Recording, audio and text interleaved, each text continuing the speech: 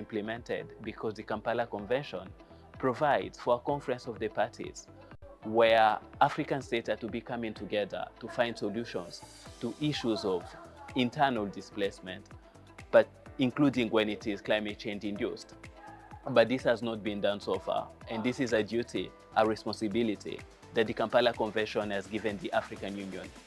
So it was really important for us to raise that during the session today with the Commissioner in charge of refugees, asylum seekers, migrant and internally displaced persons on the continent. We raised our observations, and the Commissioner said that she was taking those on board and try to see what can be done at the level of the African Union so that we have the conference of the parties under the Kampala Convention convened regularly and trying to come up with solutions, strategies on how the continent, African states, can approach this issue of climate-induced internal displacement that has been really, really alarming in the cases that we've covered. Thank you very much.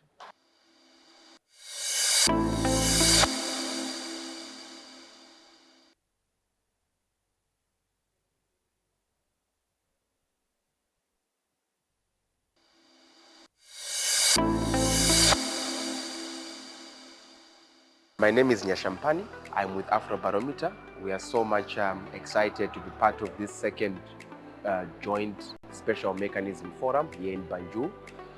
So today we presented our data on sustainable development goals, where we shared the data that we have in terms of how African countries are faring when it comes to the different sustainable development goals. The data that we presented today shows a sobering picture in terms of the performance of African countries. African countries are still struggling when it comes to addressing issues to do with poverty, issues to do with access to quality education, issues to do with access to quality healthcare. We did present this data to the different participants who are part of this forum as a way of trying to make sure that we root the conversations in what empirical evidence or empirical data we're saying. We strongly believe that as we are trying to address these issues, which are also quite key issues that are affecting people on the continent, they are going to make use of the data that we shared and then be able to come up with strategies that are also going to guide how different countries and how different development partners can also assist to make sure that sustainable development goals are achieved by our different countries on the continent.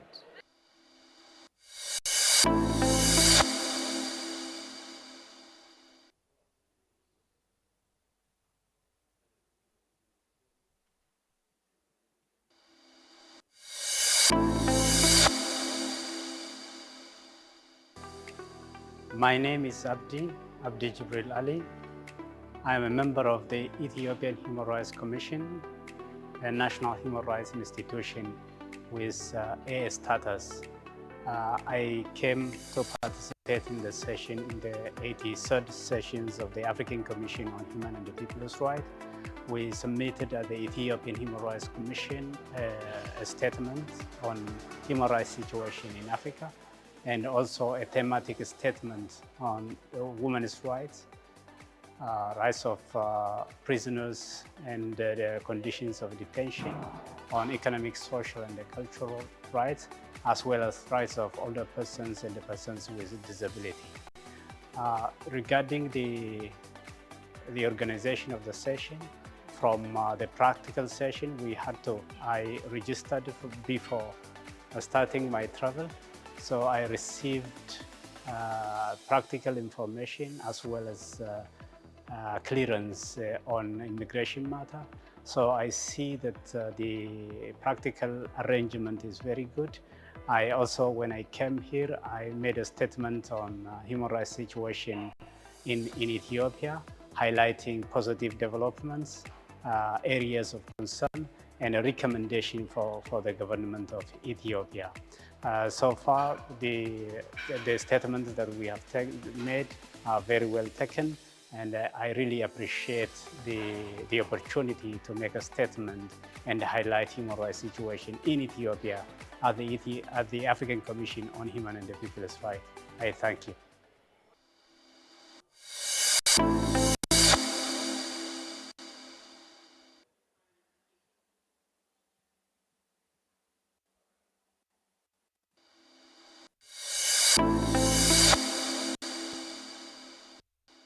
Hello, I am Abdul Malik Bello. I work with the Institute for Human Rights and Development in Africa as a legal officer. I participated in a panel today where we discussed the issue of fair and timely justice as an important ingredient of sustainable development. It was really an enlightening discussion that saw so many judges from different courts who are retired and some who are still serving with the African court.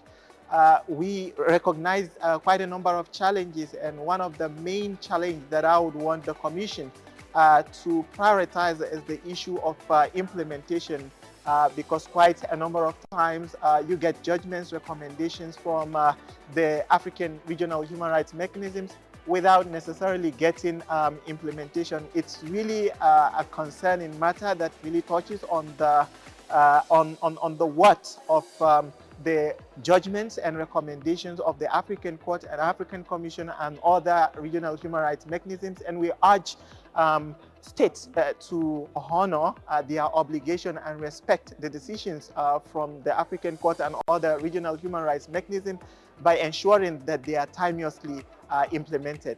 Thank you.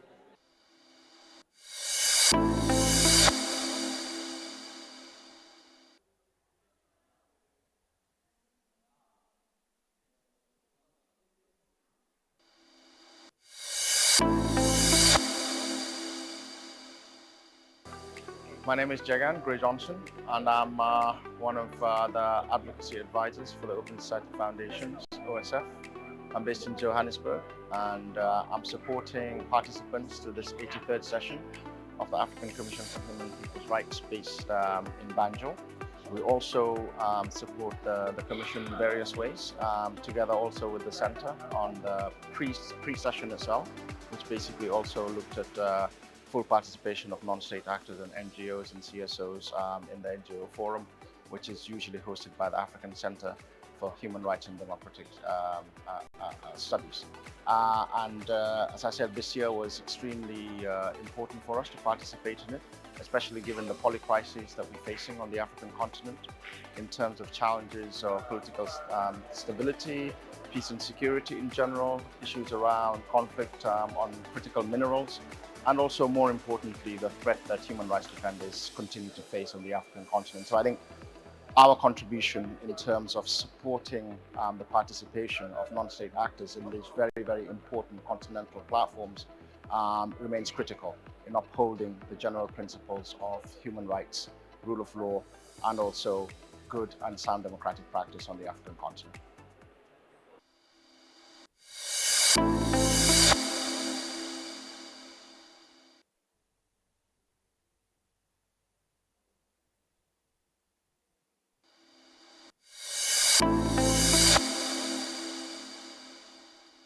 Je m'appelle Jean-Nicolas Marty, je suis le chef de la délégation régionale du CICR à Dakar. La délégation régionale du CICR couvre le Maroc, la Mauritanie, la Gambie, le Sénégal, le Cap-Vert, la Guinée-Bissau, la Sierra Leone et le Libéria. Et je suis aujourd'hui à la Commission des droits de l'homme et des peuples de l'Union africaine afin d'y délivrer un statement, comme on dit, une déclaration du CICR à propos de l'initiative globale sur le droit international humanitaire, le DIH, que le CICR a lancé en septembre 2024 et qui culminera à la fin de l'année 2026 par une réunion mondiale afin de renforcer le droit international humanitaire, à en faire une priorité politique afin de minimiser les effets dévastateurs des conflits sur les populations civiles. Le CICR appelle tous les États, et notamment tous les États africains, à se joindre à cette initiative.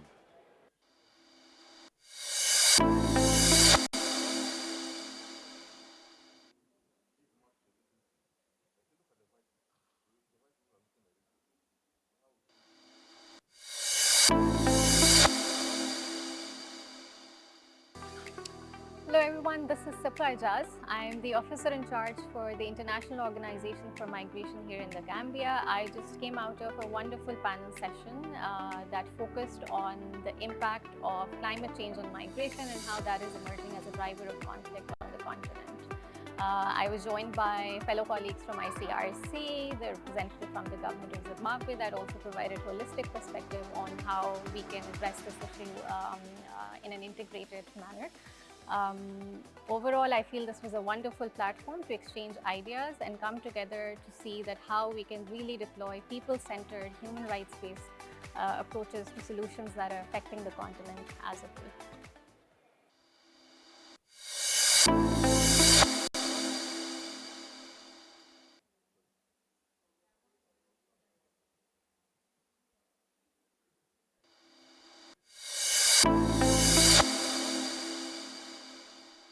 Yeah, thank you very much for this opportunity. My name is Nchiko Wanchiko, and I work as a climate justice advisor for Amnesty International in East and Southern Africa. I'm here at the 83rd Ordinary Session of the African Commission, together with my colleagues, looking into a number of thematics. And one that was really at the core of our interest is the growing issue of climate-induced internal and cross-border displacement on the continent. Over the last 1 year or so, we've been documenting the violations that people who have been displaced by climate change on the continent, both within their countries and across borders, have been undergoing. So we've done this for Somalia, we've done this for Angola into Namibia, but also people who have been internally displaced in Madagascar. And one key issue has always been this question of remedies, and many government authorities have been telling us that they didn't cause climate change. And this is what has really brought us to the importance of the Kampala Convention, of guaranteeing that it is ratified but also implemented, because the Kampala Convention provides for a conference of the parties where African states are to be coming together to find solutions to issues of internal displacement, but including when it is climate change induced. But this has not been done so far, and this is a duty, a responsibility that the Kampala Convention has given the African Union. So it was really important for us to raise that during the session today with the Commissioner in charge of refugees, asylum seekers, migrant and internally displaced persons on the continent. We raised our observations, and the Commissioner said that she was taking those on board and try to see what can be done at the level of the African Union, so that we have the conference of the parties under the Kampala Convention convened regularly and trying to come up with solutions, strategies on how the continent, African states, can approach this issue of climate-induced internal displacement that has been really alarming in the cases that we've covered. Thank you very much.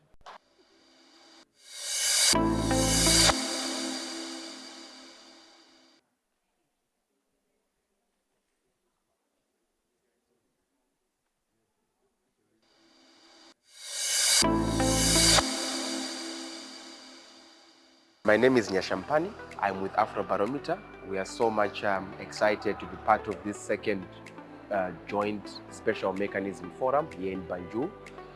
So today we presented our data on sustainable development goals, where we shared the data that we have in terms of how African countries are faring when it comes to the different sustainable development goals. The data that we presented today shows a sobering picture in terms of the performance of African countries. African countries are still struggling when it comes to addressing issues to do with poverty, issues to do with access to quality education, issues to do with access to quality healthcare. We did present this data. Different participants who are part of this forum as a way of trying to make sure that we root the conversations in what empirical evidence or empirical data we're saying. We strongly believe that as we are trying to address these issues, which are also quite key issues that are affecting people on the continent, They are going to make use of the data that we shared and then be able to come up with strategies that are also going to guide how different countries and how different development partners can also assist to make sure that sustainable development goals are achieved by our different countries on the continent.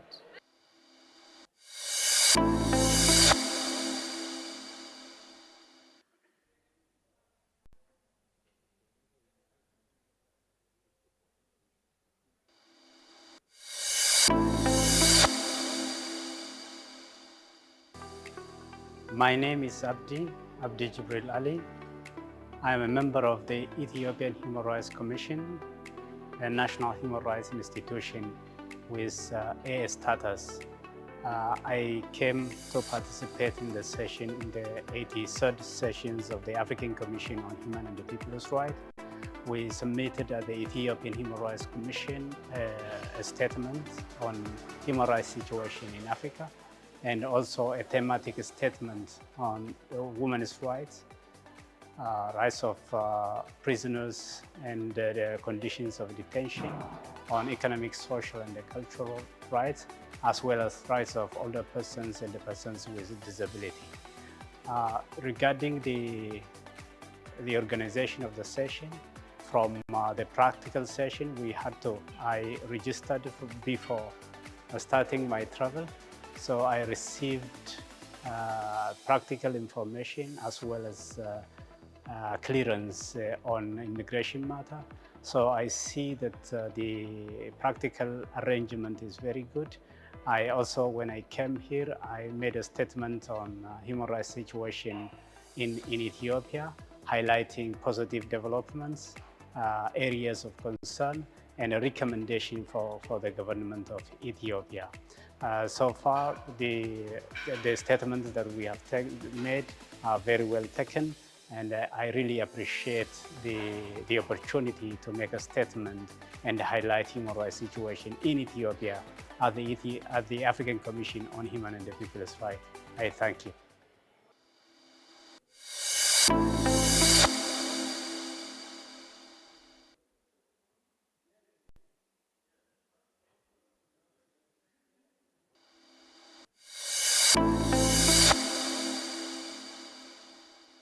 Hello, I am Abdul Bello. I work with the Institute for Human Rights and Development in Africa as a legal officer. I participated in a panel today where we discussed the issue of fair and timely justice as an important ingredient of sustainable development. It was really an enlightening discussion that saw so many judges from different courts who are retired and some who are still serving with the African court.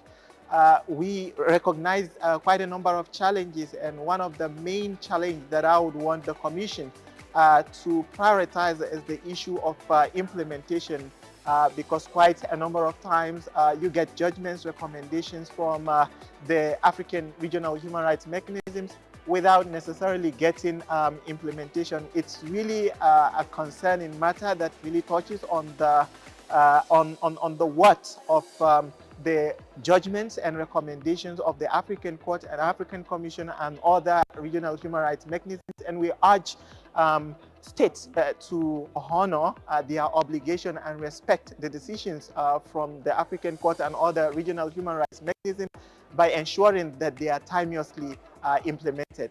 Thank you.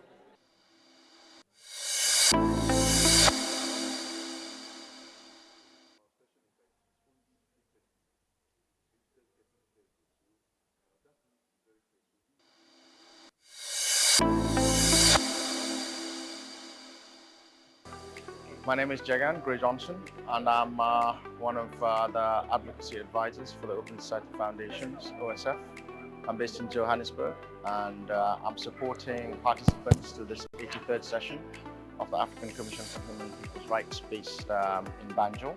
We also support the Commission in various ways, together also with the Center on the pre-session itself, which basically also looked at full participation of non-state actors and NGOs and CSOs in the NGO forum, which is usually hosted by the African Center for human rights and democratic studies. As I said, this year was extremely important for us to participate in it, especially given the polycrises that we're facing on the African continent in terms of challenges of political stability, peace and security in general, issues around conflict on critical minerals, and also, more importantly, the threat that human rights defenders continue to face on the African continent. So I think our contribution in terms of supporting the participation of non-state actors in these very, very important continental platforms remains critical in upholding the general principles of human rights, rule of law, and also good and sound democratic practice on the African continent.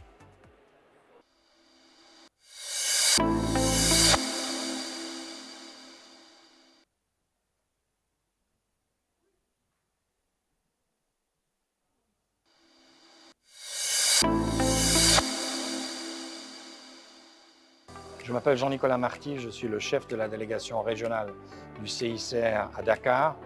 La délégation régionale du CICR couvre le Maroc, la Mauritanie, la Gambie, le Sénégal, le Cap-Vert, la Guinée-Bissau, la Sierra Leone et le Libéria.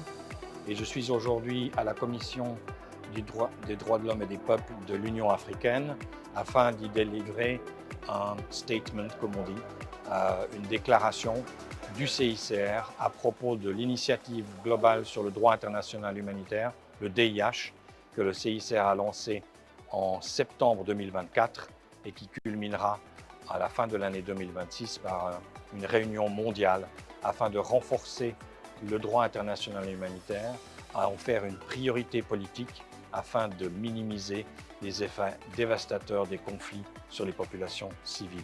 Le CICR appelle tous les États, et notamment tous les États africains, à se joindre à cette initiative.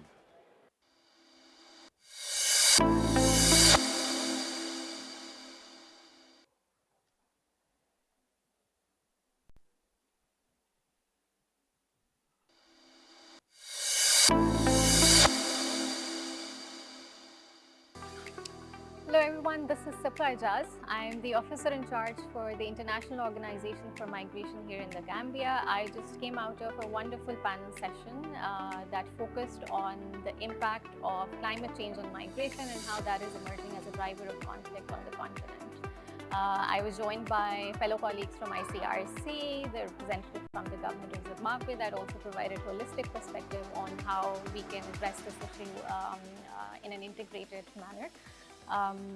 Overall, I feel this was a wonderful platform to exchange ideas and come together to see that how we can really deploy people-centered, human rights-based approaches to solutions that are affecting the continent as a whole.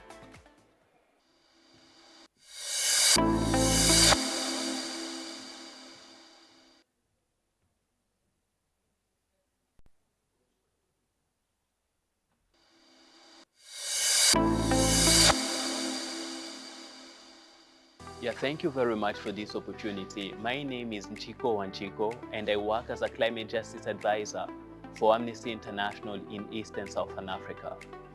I'm here at the 83rd Ordinary Session of the African Commission, together with my colleagues, looking into a number of thematics. And one that was really at the core of our interest is the growing issue of climate-induced internal and cross-border displacement on the continent. Over the last 1 year or so, we've been documenting the violations that people who have been displaced by climate change on the continent, both within their countries. Where is Zelalem?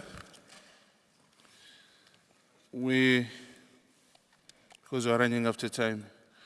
So in 1 minute we'll start.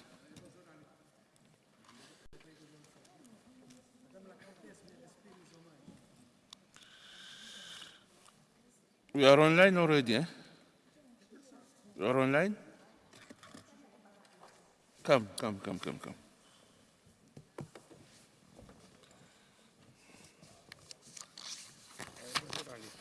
commissaire. Vous allez bien? Ça va très bien. J'ai la satellite. Oui, mais on doit commencer son rapport. Il y en a qui suivent en ligne, hein? La session est hybride, hein?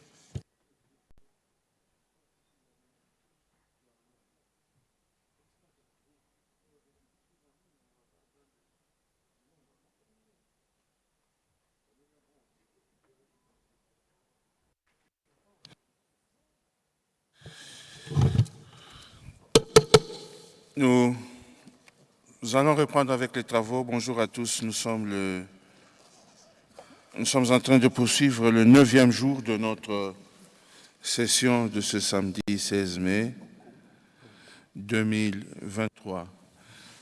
Le programme d'aujourd'hui est hyper chargé. Il nous amènera jusqu'à 17h, 5h30 d'après-midi. C'est la raison pour laquelle, même s'il n'y a pas encore beaucoup de gens, nous allons commencer. Nous voulons d'ailleurs remercier les délégations des États qui sont déjà là. L'Algérie, le Soudan du Sud et la République arabe sahraoui démocratique qui sont présents dès 9 heures. Nous saluons également le Zimbabwe que je vois. S'il y a un État que j'ai oublié, qu'on puisse m'en excuser. Je salue aussi, il y a un écho, hein? Je salue aussi le délégué de l'Angola. 6 membres sont déjà là.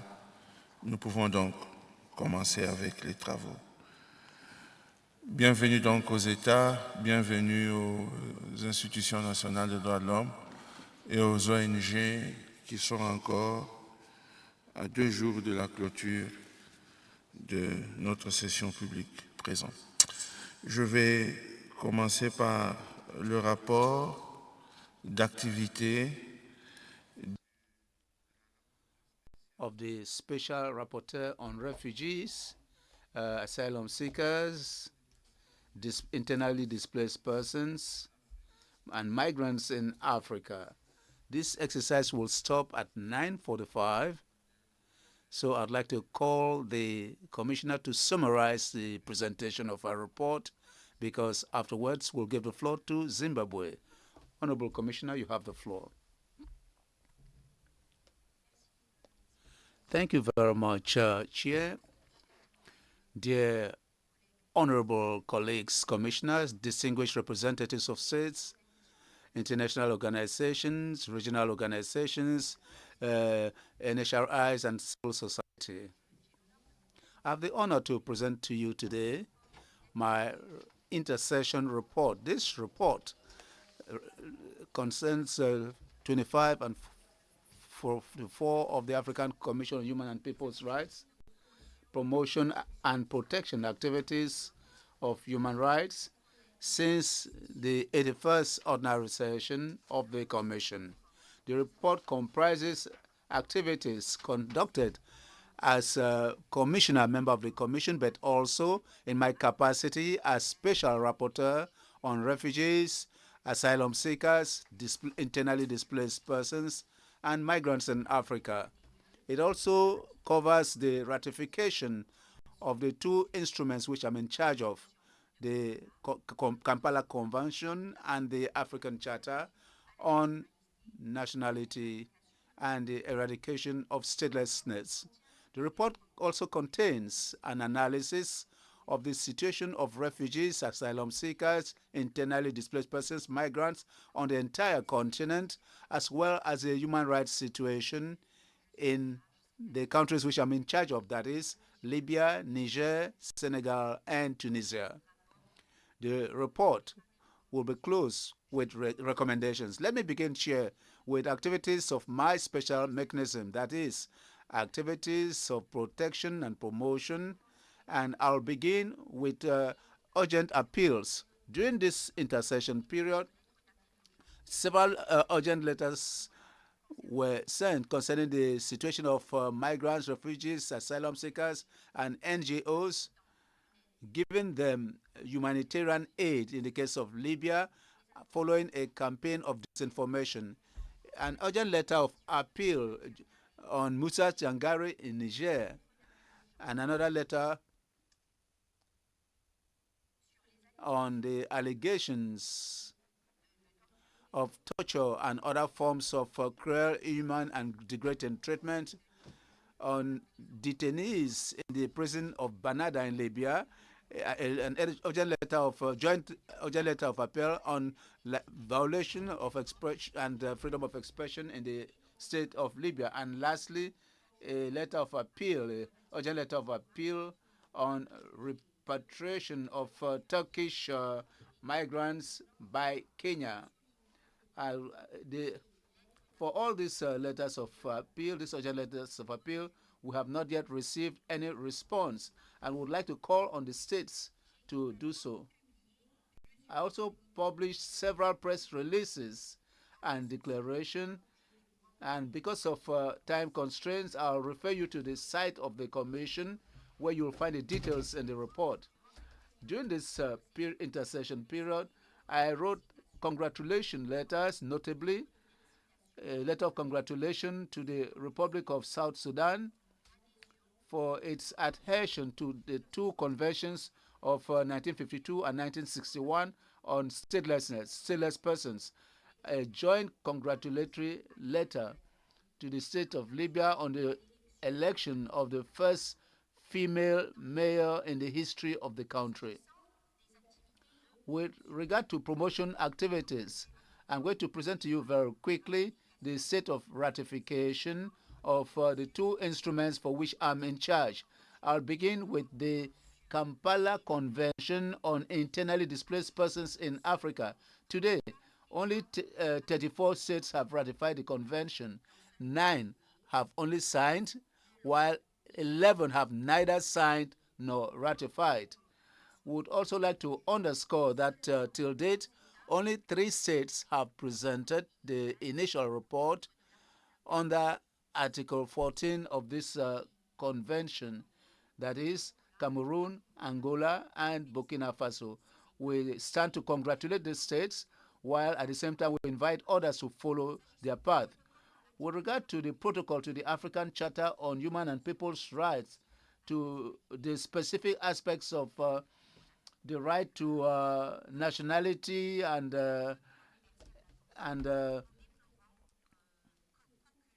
we are not happy with the fact that so far there's been neither a signature nor ratification.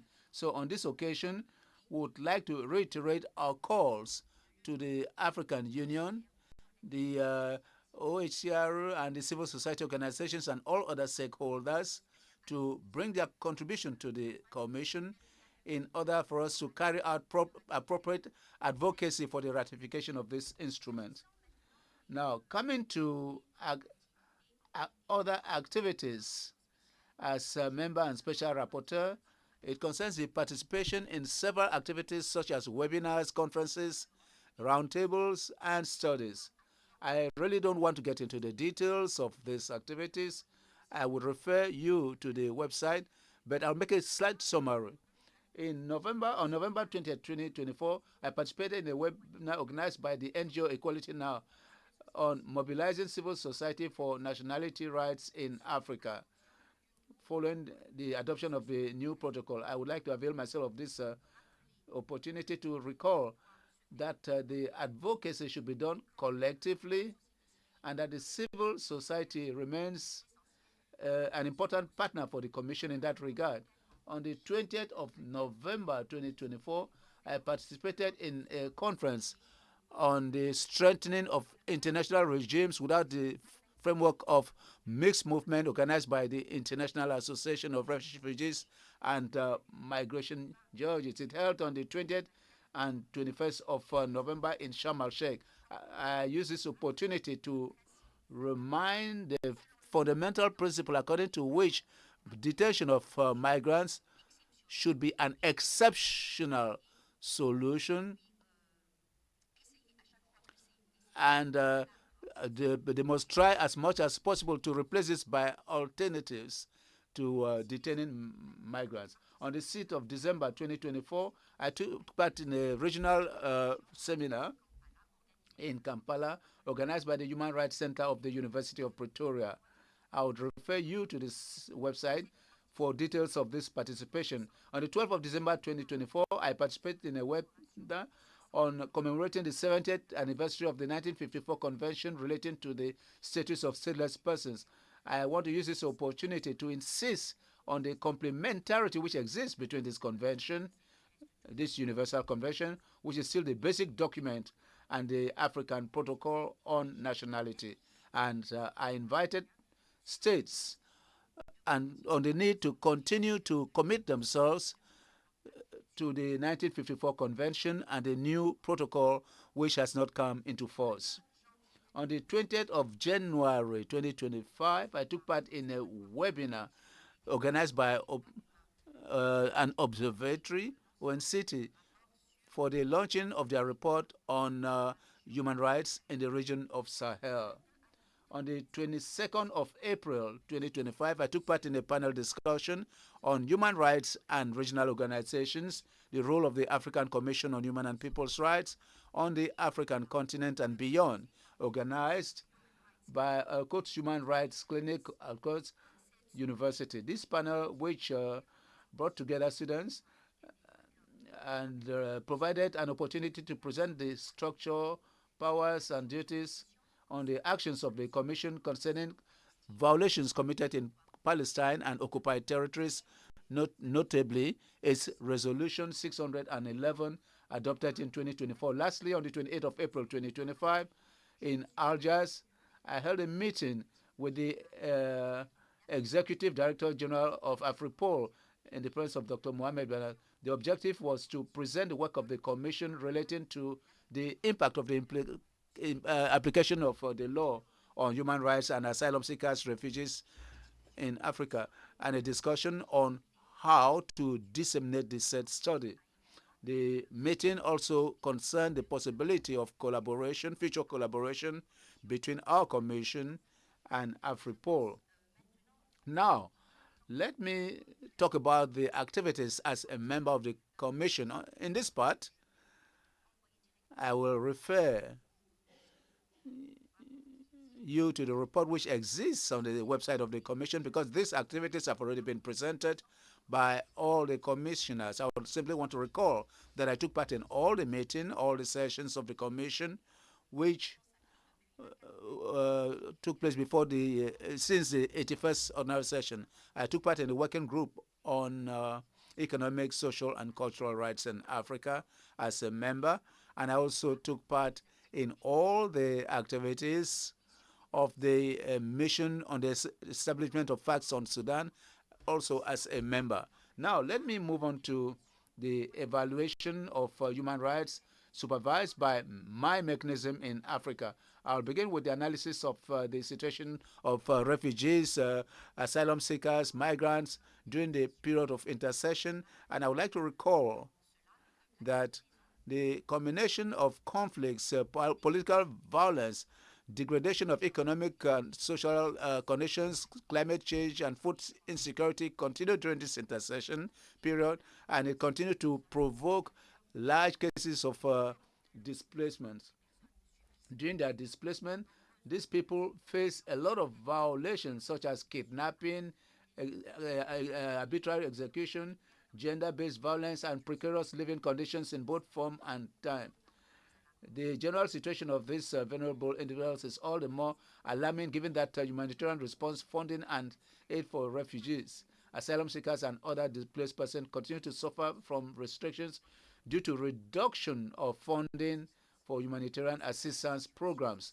Concerning the specific situation of refugees, during this intercession period, the situation of refugees and asylum seekers across the continent remains a source of worry, especially because in some states, particularly in North Africa, they are yet to adopt national asylum legislation,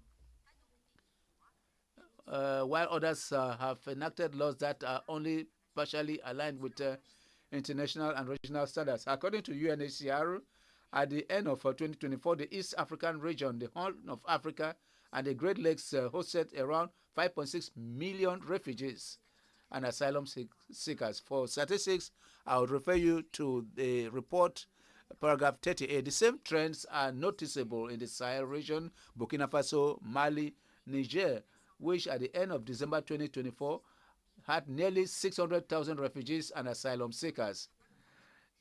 In terms of good practices, I want to underscore that Kenya started the Shirika Plan, an initiative aimed at involving refugees in reception communities, which will help improve the management of refugees and move from dependence to a development model which will be more inclusive. rooted in the philosophy of our Commission, African Solutions to African Problems. We appreciate this initiative. I would like to call on all other African states to follow this example, which is in tandem with Resolution 565 of the African Commission. Coming to internally displaced persons during this intercession period in Sudan. In Sudan, the DRC, the number of internally displaced persons has continued to increase, nearly 11 million in Sudan, nearly 8 million in the DRC. For statistics, once more, I'll refer you to the report. Now, coming to internally displaced persons and climate change, we also note that during this intercession period, the displacement caused by natural disasters continues to increase, mainly due to floods and droughts exacerbated by climate change. That's the case, for instance, of Burundi, Ethiopia, Uganda, Rwanda, Somalia, South Sudan, and Sudan, or even Mozambique. On the issue of migrants, during this intercession period, there's a decline in the irregular African migration to Europe via the Mediterranean and Atlantic routes. This is mainly due to EU-supported policies in certain African countries to regulate migration. With regard to the migrants who have disappeared, in the year 2024 in Africa has been the most deadly year. There are more than 2,000 deaths.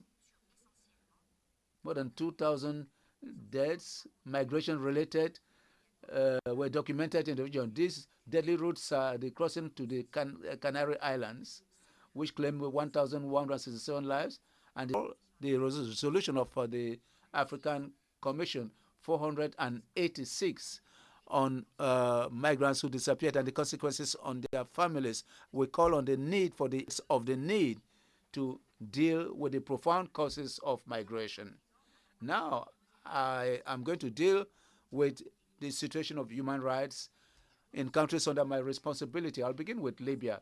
During this intercession period, Libya continued to suffer from the effects of institutional and political division, and this as a result of foreign intervention. From the humanitarian situation and the human rights situation, the situation is very concerning, and this concerns the violation of human rights due to enforced disappearances and arbitrary detentions and violence against women. In spite of all the efforts made by the Libyan authorities and their expressed willingness to adopt a human rights-based approach to migration, many difficulties remain, notably as a result of the increase in the number of people due to the conflict in Sudan. In terms of good practices, it is important to acknowledge some good achievements.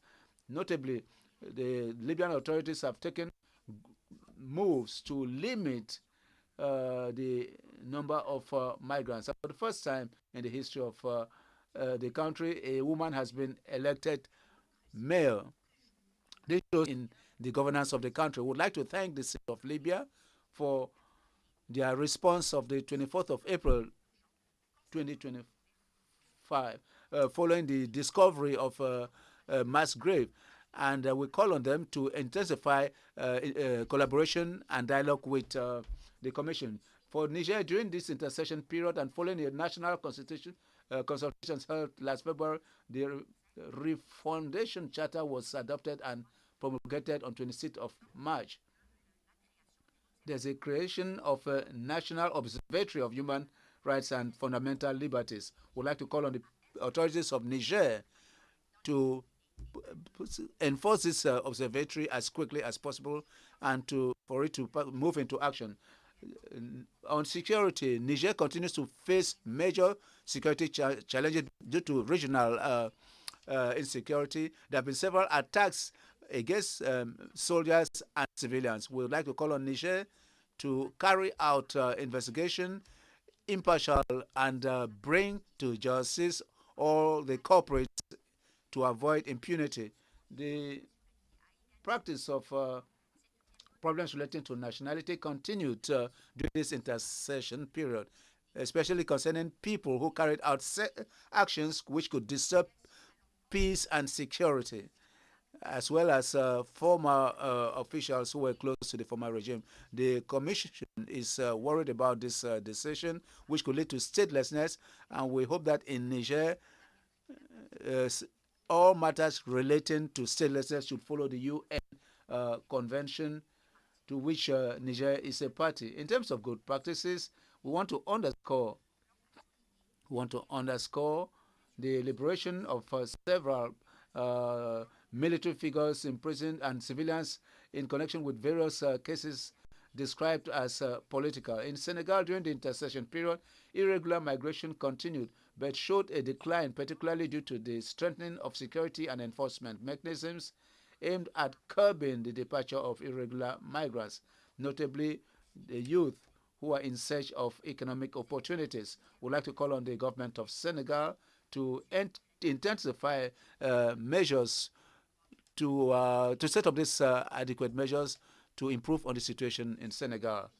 In another register, on the 2nd of April 2025, the National Assembly adopted an interpretive law related to the General Amnesty Law, excluding from amnesty in particular crimes or as torture.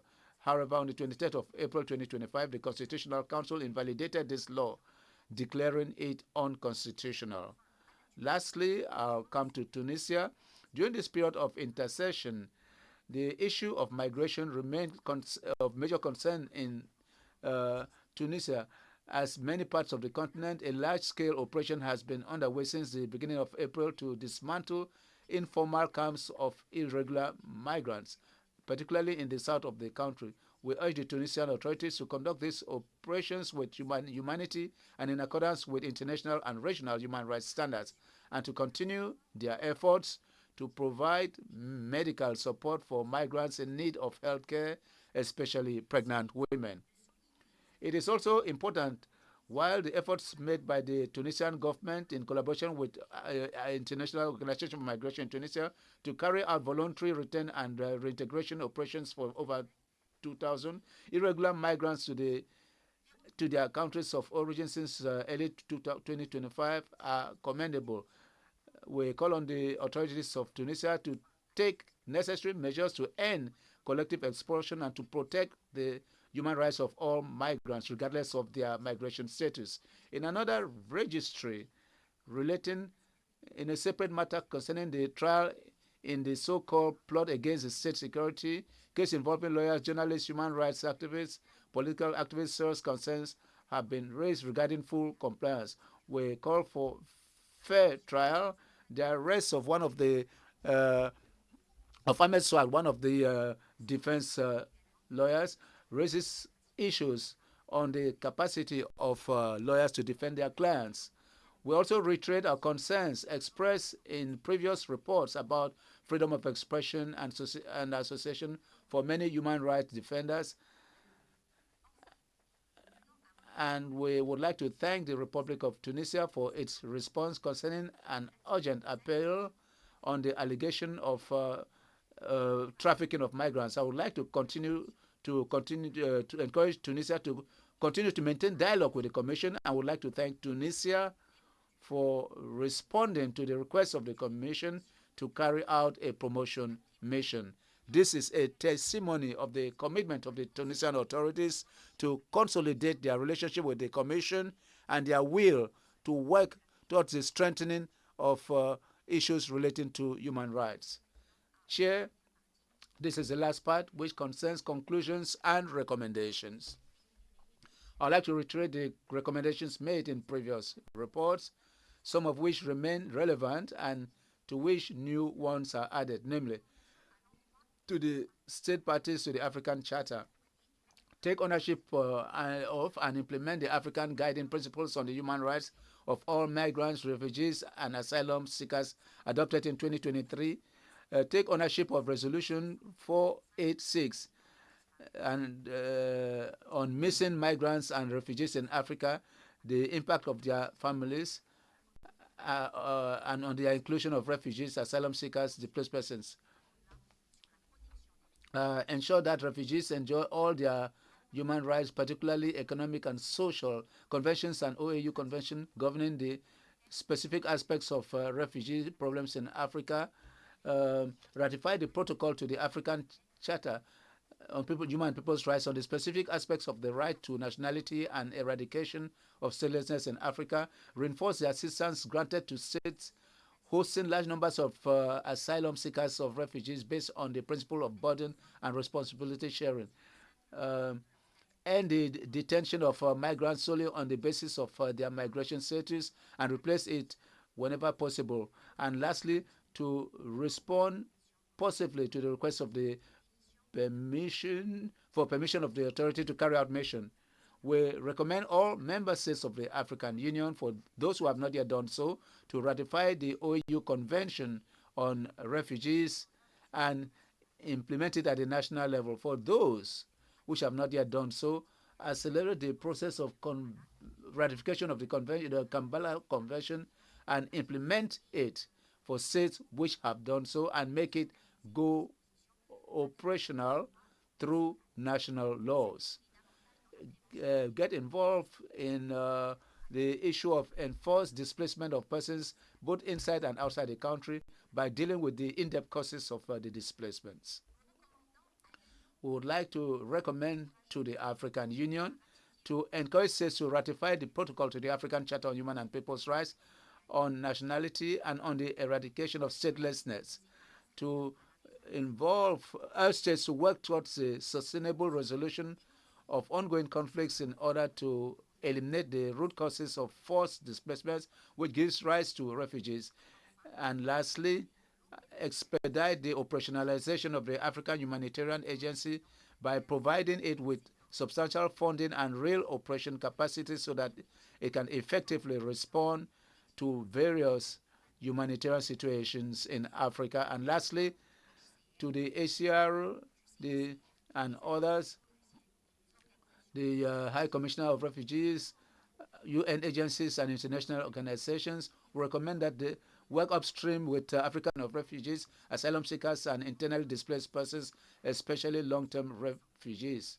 Increase humanitarian aid allocated, and also as aid to migrants and internally displaced while waiting for concrete and sustainable solutions. To conclude, Mr. Chair, would like to express our thanks to all the states, all the partners, notably the African Union Commission, the ACHPR, the National Human Rights Institutions, and all civil society organizations for their constant support given to our mechanism. And I would like to thank you for your kind attention. Thank you, Chair, and I give you back the floor. Thank you, Commissioner Selma Sesi, for the presentation of this report on asylum seekers, migrants, and internally displaced persons. And would like to congratulate you for the presentation of this report. We'll now move on to the interactive part with participants. And I'll start with a statement made by a state delegate. Embassy of the Sahrawi Republic in Addis Ababa, Ambassador Mohammed, Deputy Permanent Representative of the African Union.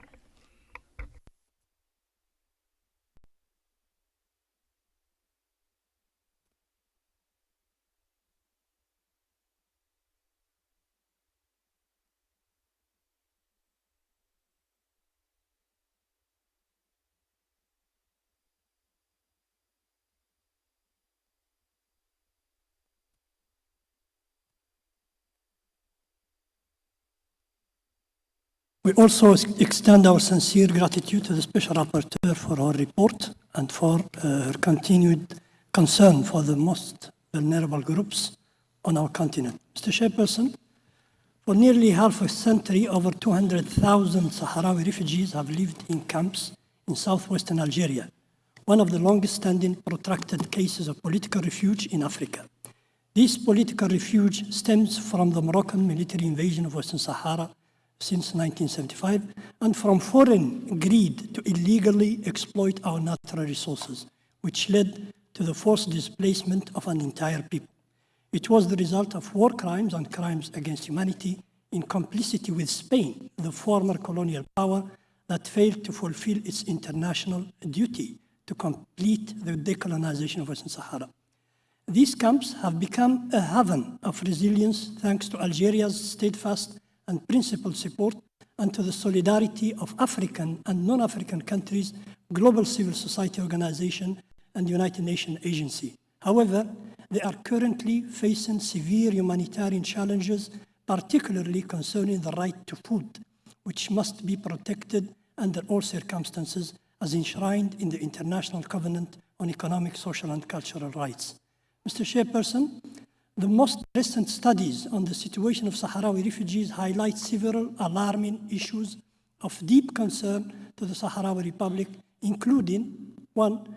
Acute malnutrition among children under 5 reached critical levels in 2022, returning to rates seen 20 years ago, according to World Health Organization classifications. Second, chronic malnutrition affects nearly 30% of children, indicating a persistent, not just temporary food deficit. 3, anemia among children has doubled over the past decade and now exceeds 40%, constituting a serious public health emergency.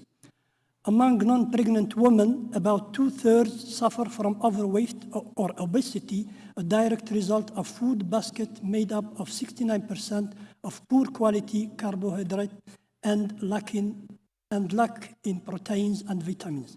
5, average daily caloric intake in 2022 was just 1,352 calories per person, only 64% of the minimum 2,100 calories required per day.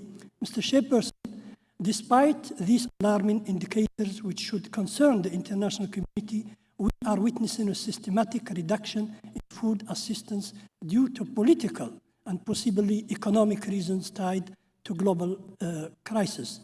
The politicization of humanitarian aid, especially by well-known international actors, punishes an entire people and constitutes a grave violation of the principles of humanitarian neutrality and justice that should guide responses to refugee situation everywhere. Mr. Chairperson, esteemed members of the Commission, the Sahrawi Republic would like to take this opportunity to extend an invitation to the Special Rapporteur on Refugees to visit the Sahrawi refugee camps, observe their situation firsthand as part of her mandate as African Rapporteur on Refugees in Africa. The Sahrawi Republic also extends the same invitation to the rapporteur in charge of the country to conduct a visit to examine the general situation in the Sahrawi Republic. Finally, the Sahrawi Republic takes this opportunity to call on all governmental and non-governmental bodies concerned with refugee affairs, both in Africa and internationally, to stand firmly against any political or inhumane weaponization of humanitarian aid by certain parties, including some international donors. These parties often aim to exploit the humanitarian situation of refugees to impose unacceptable political agendas on them. I thank you. Merci beaucoup. Thank you.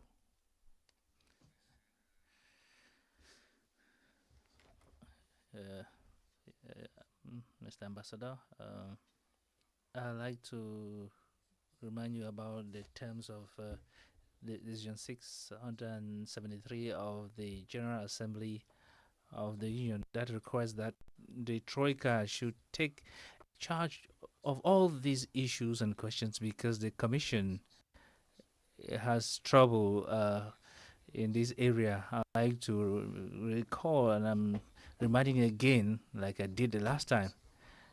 I'm now going to give the floor to Advisor Sharif, or the Legal Counsel Sharif rather, Minister of Foreign Affairs of the Democratic Republic of Algeria. Thank you, Honorable Chair. Honorable Commissioner, my delegation would like to thank the Honorable Commissioner for the presentation of his report, and we've taken due note. My delegation would like to remind that the migratory dynamics that affects our country cannot be dissociated from a historic and geopolitical complex. heritated from colonial period, from the prolonged exploitation of African resources that is characterized with armed conflicts and natural disasters and development inequality that forces millions of Africans to leave their homes are not fatalities. They translate the rebalancing of responsibilities and the answers provided to this effect. In this context, African countries, and especially those that in the migration routes like Nigeria, are on the first line, though they are not at the origin of these root causes of migration and they don't benefit from the international mobility. They assume with responsibility and make their own efforts in cooperation with the IOM and neighboring states will continue an approach which respects international law based on dignity of persons. We express our concern on the selective phenomenon of migration that externalizes the migration phenomenon without attacking the root causes. Concerning the situation of Sahrawi refugees in camps in Tindouf, my delegation would like to reaffirm our country's commitment to them. Algeria continues to provide support, multifarious assistance to the Sahrawi refugees, especially with regards to security. It should be underscored that the fate of these refugees and to exercise their inalienable right and self-determination in accordance with relevant resolutions of the United Nations. We also reiterate that the development of the national law on Asia and asylum is being finalized and seeks to strengthen the legal framework of protecting refugees and to guarantee the human treatment according to the international instruments ratified by Algeria. Thank you very much. To refugees on its territory. Now we're going to move on to the list of NGOs. There is no NHRI.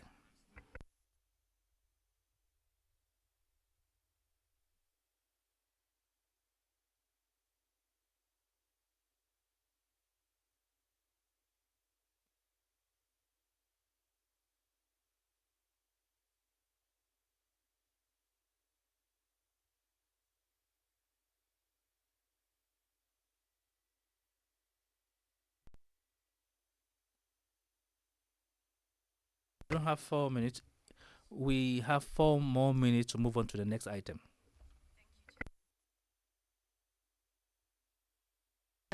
All protocols observed. Equality now commends the Special Rapporteur on your mandate for the excellent work done during the intersessional period, in spite the challenging operational environment. We note with concern that February 2025 marked the first anniversary of the adoption of the African Union Protocol on the African Charter on Human and People's Rights on specific aspects of the right to nationality and the eradication of statelessness in Africa, or the African Nationality Protocol. And it has still 0 signatures and 0 ratifications. The lack of signature and ratification is alarming, as statelessness continues to be a pervasive problem across the continent. Women, children, and persons with disabilities are disproportionately affected while facing significant barriers that prevent them from establishing or proving their nationality. Sex discriminatory laws also leave entire families without legal identity or protection. 20 African countries, including Burundi, Cameroon, Eswatini, and Togo, do not grant women equal rights to transmit nationality to their children and spouses on equal basis with men. Sex-based discrimination in nationality and citizenship laws is particularly insidious, as it results in dire consequences, including statelessness, fear of deportation of children, and leaves girls vulnerable to child and early forced marriages. Discriminatory laws are not only founded on stereotypes, they also reinforce stereotypical roles for both women and men. We call on your mandate to urge member states to repeal and/or amend sexist nationality laws to ensure that women are able to pass on their nationality and all its benefits to their children and spouses on the same basis as men. We also call upon your mandate to continue urging member states to sign and ratify the AU Nationality Protocol. We finally call on your mandate to support the recommendations of a webinar we convened in November 2024 to mobilize civil society organizations to advocate for the signature and ratification of the AU Nationality Protocol. These recommendations include placing stateless persons at the center of advocacy efforts, ensuring that they drive the design of the advocacy efforts and share their lived experiences to demonstrate the impact of statelessness. I thank you. Merci beaucoup, Equality Now, pour le statement. Il va y répondre. Amnesty International, le professeur Selma va y répondre. Professor Selma, Amnesty International, they're here. Wada Shaka, not here either. Defenders, absent. I was informed that the person who was online, that's the International Detention Coalition. International Detention Coalition. Zalab, can you allow them to speak, please, and do well to be brief. Rajesh Waku, Motende, Rogers.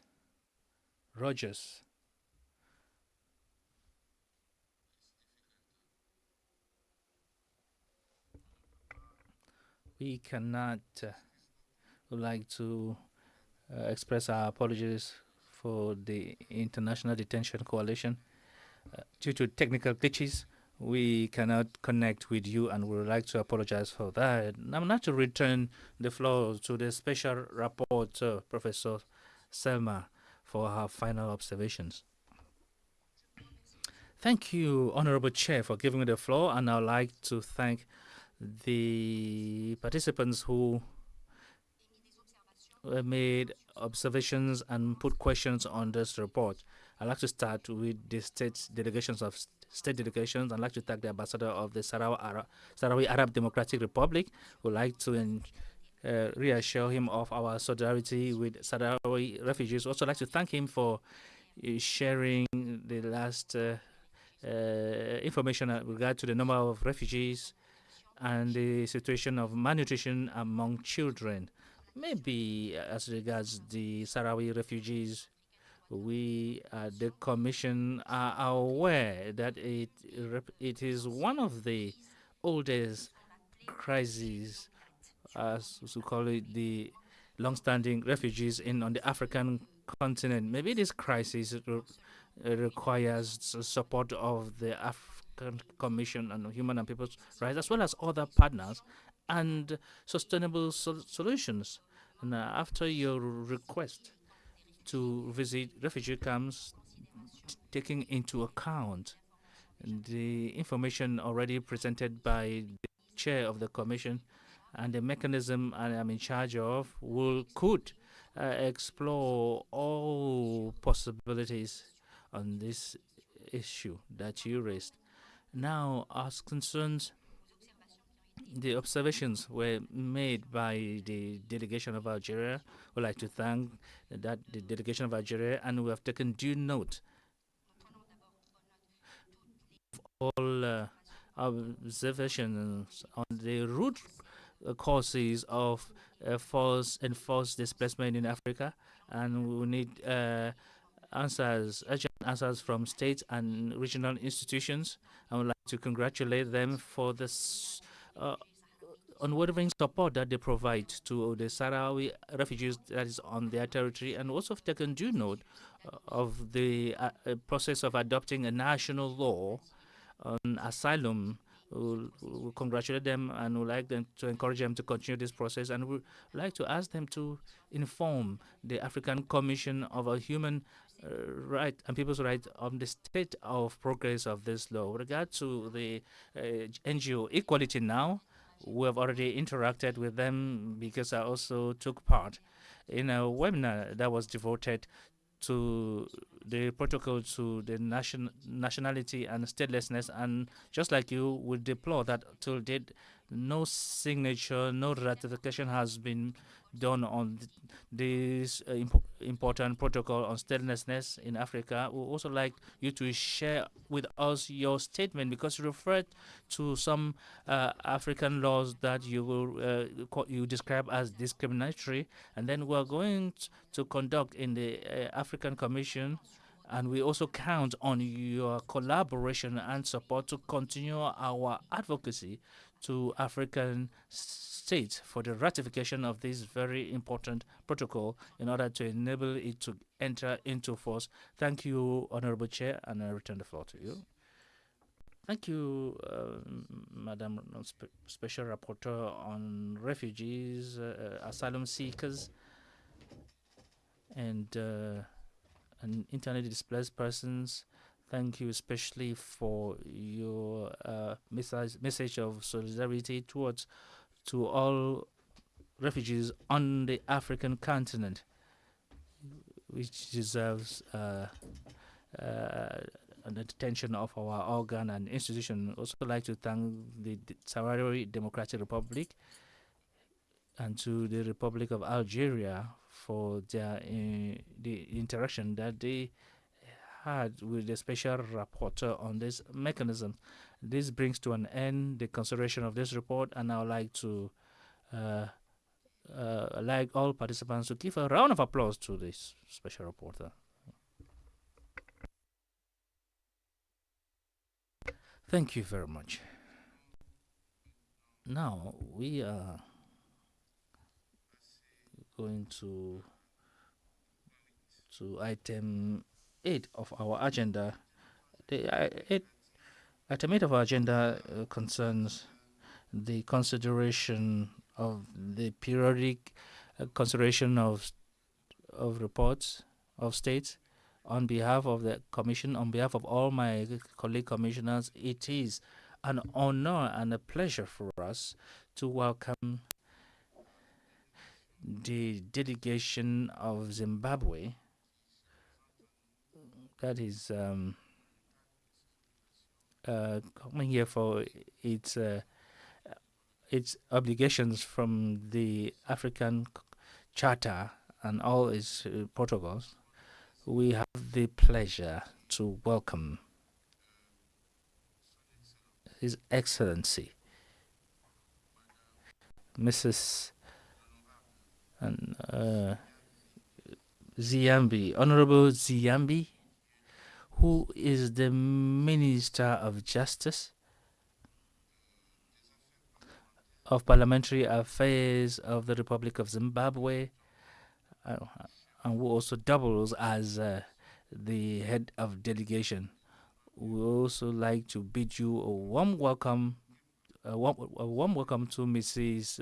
Nyemba, the Secretary of State in the same ministry, that is the Ministry of Justice and Parliamentary Affairs. Would like to express our gratitude to her because she has been with us since the beginning of deliberations, and she has even taken part in some panels in a very remarkable way. You're welcome, Madam Secretary of State. The other members of the delegation would like to bid them one welcome as well. Dr. Sibanda, who's the Secretary of Feminine Affairs, Development and Enterprises. Mr. Godi, who's the Director of the Ministry of Justice. Mrs. Nyambura, Director of the Ministry of Justice. Mrs. Maresha, who works for the Zimbabwe Republic Police. Mrs. Shiwenga, who also works in the Ministry of Justice. Ms. Shumba, who I don't really know how to pronounce the criminals. MS. I don't know if it's Mrs. or Mrs. Shumba, Attorney General Office.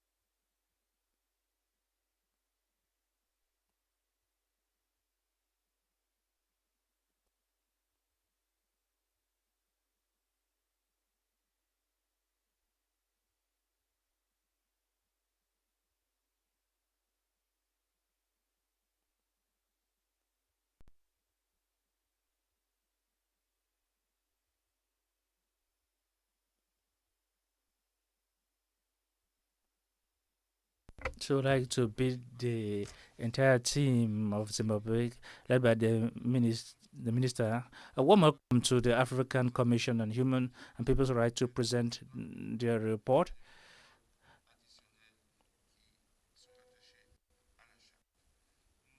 So, before we give you the floor, Excellency Minister of Justice, we're going to request the country rapporteur of Zimbabwe to take the floor for being to wish you a warm welcome among us, as tradition demands in the African Commission on Human and People's Report. So it's with a pleasure that I'm going to give the floor to the country rapporteur. We'll have the Commissioner Ramatola Salanjai to welcome you in less than 5 minutes in order to enable the delegation of Zimbabwe to start. You have the floor, Vice President and country rapporteur.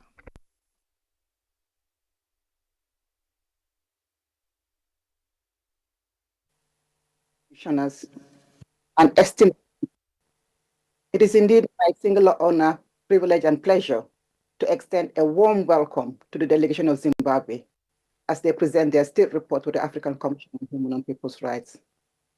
This engagement and the strength of their delegation, ably led by formidable women in the persons of Honorable Ziambi,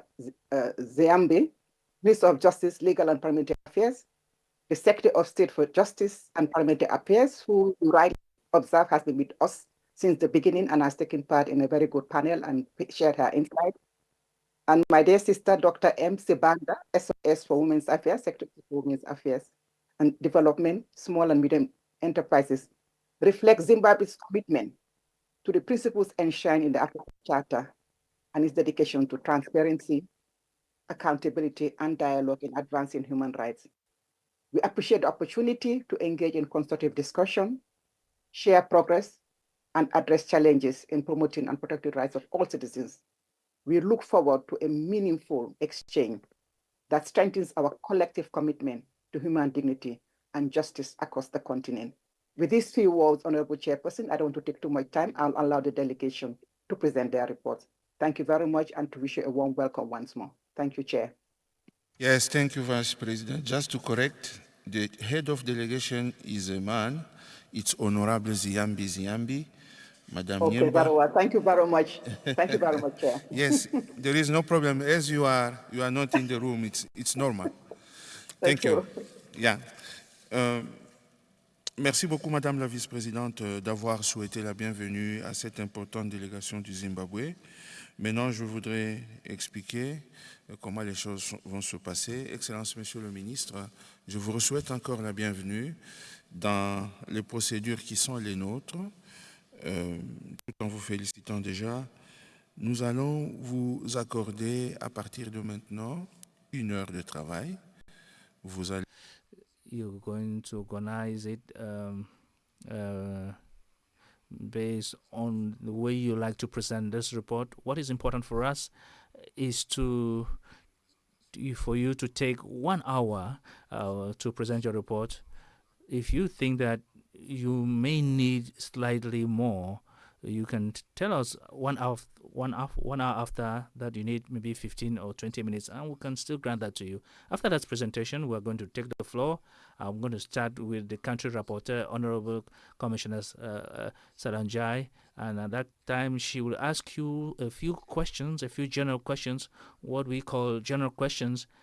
And since the country rapporteur or special rapporteur on women, she will also ask questions as the special rapporteur on women. After her, and in order of seniority, I'm going to give the floor to all the commissioners who are present here, starting with Honorable Commissioner Atem Esaya, who's to my right, and then followed by the other commissioners, and then I will bring up the rear because the humble servant will come at the end for his own comments. Excellency, I'm going to give you the floor so that you can present this beautiful report orally. Thank you. You have the floor.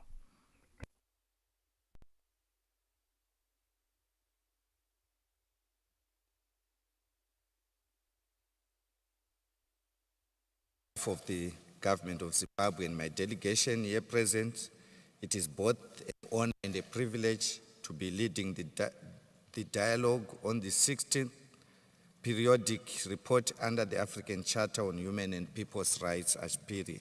Allow me also to extend my congratulations to the chair of the commission and your team on successfully convening the 83rd ordinary session of ACHPR. Honorable Chair, Zimbabwe is among the state parties compliant with reporting obligations, a commitment demonstrated by its timely submission of the report I will present during the period from 2019 to date in the promotion and protection of human rights for the people of Zimbabwe, showing the state party's steadfast commitment to improving and upholding human rights. Information shall be provided under each article detailing constitutional, legislative, and other administrative measures undertaken by the government to implement obligations arising from ACHPR. In addition, we shall engage with the Commission on challenges being faced by the government in the implementation of its obligations. Further, Honorable Chair, this presentation shall provide an update on the implementation of recommendations you made in your concluding observation on Zimbabwe's 11th to 15th periodic reports submitted in 2019.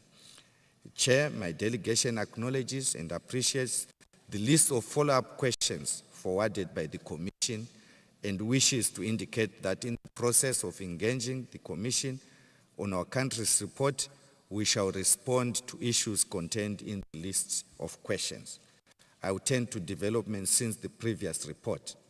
Honorable Chair, on the economic front, Zimbabwe has adopted economic blueprints aimed at addressing economic challenges facing the country, managing risks and exploiting emerging opportunities that will transform lives in pursuit of the nation's vision of achieving a prosperous and empowered upper middle economy by 2030.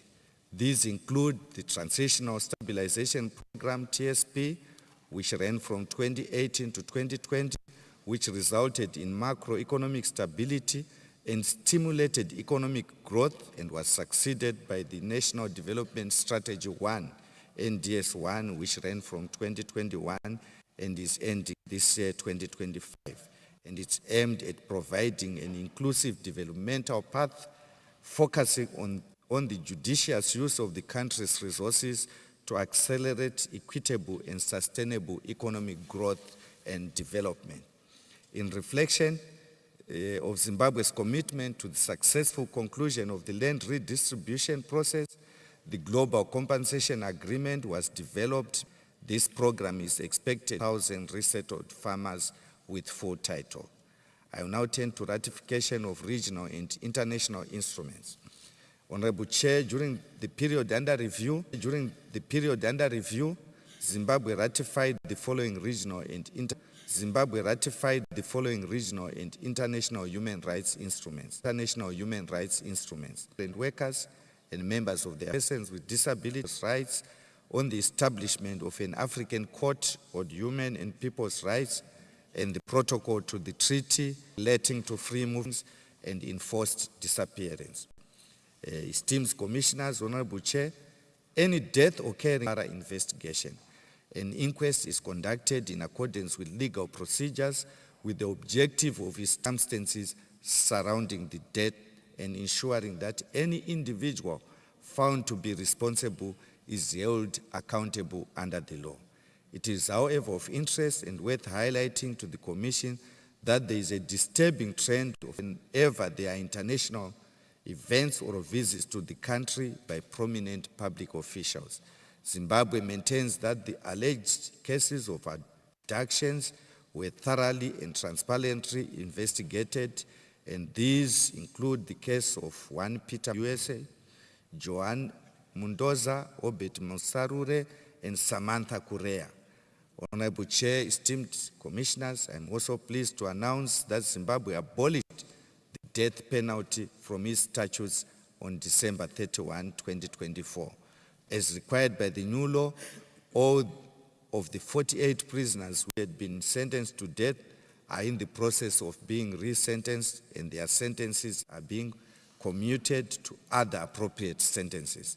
As of 7 April 2025, 12 such prisoners have been resentenced and their sentences commuted. For and inhumane and degrading treatment, Honorable Chair, esteemed commissioners, Zimbabwe does not condone torture. In fact, the Constitution and laws of Zimbabwe outlaw torture. In particular, Section 53 of the Constitution provides for freedom from torture or cruel, inhumane, or degrading treatment or punishment. The Constitution further provides in Section 86 that no law may limit this right. In terms of Section 89 of the Criminal Law Codification and Reform Act, the Code, physical torture can be prosecuted. Serious cases, attempted murder. Other forms of torture, such as starving prisoners or detaining them under harsh and intolerable conditions, can be prosecuted as criminal abuse of duty on the part of the perpetrator. Zimbabwean laws, by and large, reflect conformity with provisions of the Convention Against Torture and the Robben Island Guidelines. There are continuous efforts, Honorable Chair, to strengthen mechanisms and institutions to receive and investigate complaints of the public. To this end, independent constitutional commissions continue to be strengthened with votes from Treasury legislation. For example, Section 242 of the Constitution establishes which can give directives to investigate cases of criminal or human rights violations, and the Commissioner with such directives. In line with the Constitution, Honorable Chair, Zimbabwe also enacted the Zimbabwe Independent Complaints Commission Act, whose commissioners were sworn in on 18 October 2024. The mandate of this commission is to receive and investigate complaints against members of the security services and to remedy any harm caused by such misconduct. In addition, Honorable Chair, to the independent mechanisms cited above, the Zimbabwe Republic Police, ZRP, conducts regular trainings and refresher courses on public order management and human rights at its provincial updating centers. These trainings are also an integral component of the basic training program for police recruits. I will turn now to due process and conditions of detention. Honorable Chair, esteemed commissioners, Zimbabwe has extended the open prison system to cater for female prisoners through the opening of the first female open prison in Marondera in June 2022. Proposals and positive commitments in the Zimbabwe Prisons and Correctional Service Act are being made to include correctional community centers and temporary correctional facilities as facilities for detention. I am also pleased to report that Zimbabwe is utilizing the Commission's guidelines on the conditions of arrest, police custody, and pre-trial detention in Africa, the so-called Luanda guidelines. However, it must be reiterated that the conduct of the security services is also informed by the Zimbabwe Constitution and our legislation. And in order to maintain the dignity and humanity of arrested and detained persons, the Constitution comprehensively guarantees the right of arrested persons, the right to access to a legal practitioner and medical practitioner of one's choice, separation of female and male accused persons, as well as pre-trial detention that does not exceed 48 hours unless extended by a competent court. While with regards to juvenile offenders, the government has established a young offenders prison where the inmates pursue educational programs in addition to other community-based juvenile rehabilitation initiatives, including the provision of educational tools and machinery to facilitate skills training for the reintegration of these young offenders. In upholding the principles of the best interests of the child and constitutionally enshrined rights, a child has the right not to be detained except as a measure of last resort, and if detained, to be kept separately from detained persons over the age of 18 years. The government is working on a child justice law. It seeks to establish a separate juvenile justice system that is centered on principles of restoration and rehabilitation of juvenile offenders without bringing them through the formal justice system. The law intends, among other objectives, to increase the minimum age of criminal responsibility to 12 years and take into account specific vulnerabilities of children in conflict with the law, including the needs of children with disabilities. Honorable Chair, esteemed commissioners, the pre-trial diversion program dealing with children in conflict with the law, established in 2009, is now in 32 districts and will be statutorily provided for with the enactment of the Child Justice Bill. I now turn to right to freedom of expression and access to information. Chair, Zimbabwe passed into law on the 1st of July 2020 the Freedom of Information Act, which guarantees the right to access to information as enshrined in the Constitution. The Act provides for voluntary and mandatory mechanisms or procedures to give effect to the right of access to information so as to facilitate swift, inexpensive, and simple access to information. Whilst there is no specific law that deals with access to internet and social media, Section 163 of the Code is applicable and criminalizes abuse of information communication technology and social media. The Cyber and Data Protection Act was also enacted to consolidate cyber-related offenses and provide for data protection with due regard to the Declaration of Rights under the Constitution in public and national interest. The Act establishes a cybersecurity center and data protection authority, and it also provides for investigation and collection of evidence of cybercrime, unauthorized data collection, as well as the Constitution guaranteeing the right to freedom of assembly and association. In a bid to entrench these democratic values and align legislation with the Constitution, Zimbabwe enacted the Maintenance of Peace and Order Act, which repealed the Public Order and Security Act. The previous act required conveners of meetings to seek authorization from the police of intention to assembly. However, under the current law, there is no requirements to seek authorization, and the notification requirement is not burdensome. The police are mandated to protect assemblies free of charge, thereby facilitating the enjoyment of the right to assemble.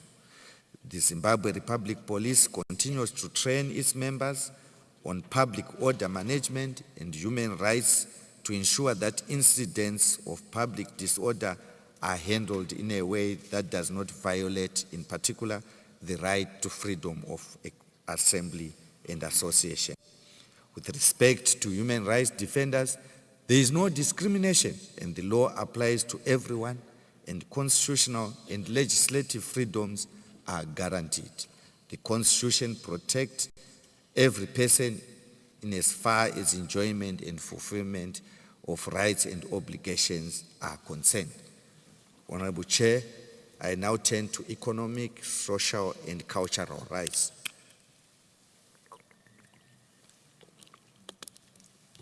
On the right to health, over the years, additional measures have been taken to address harmful cultural and religious practices that negatively affect the health and well-being of children, especially the girl child. And these include: 1, dialogue and capacitation of community leaders, including apostolic sects, on harmful practices. 2, policy shifts, such as requiring survivors of sexual violence to be attended to at the first port of call, which is usually the health institution, overriding the previous policy where a survivor of sexual violence was expected to report to the police first before being attended to. Children who are survivors of harmful practices have access to free maternity services to promote access, prevention, and complications and mortality. And we also now have the New Marriages Act that now criminalizes child marriages, and appropriate reproductive educational content on harmful cultural and religious practices has been mainstreamed into the curriculum for primary and secondary education. Honorable Chair, esteemed commissioners, government is working on a national health insurance scheme to ensure that every citizen has access of service at point of care without facing any financial difficulty. Zimbabwe's health service delivery is established at 4 levels to ensure access to health, and farm workers remains a priority. Government relies on the Labor Relations, Domestic Workers Employment Regulations of 1992 and the Salaries and Wages Advisory Board and the National Employment Council of the agricultural sector, which are a tripartite set up to review the wages and salaries of employees in the domestic sector and farming community. Now, Social Security Authority, Zimbabwe has been providing social security to workers in both the public and private sectors, although some private pension schemes have been established. Honorable Chair, government, with technical support from ILO, is currently seized with the development of social security schemes for workers in the informal sector.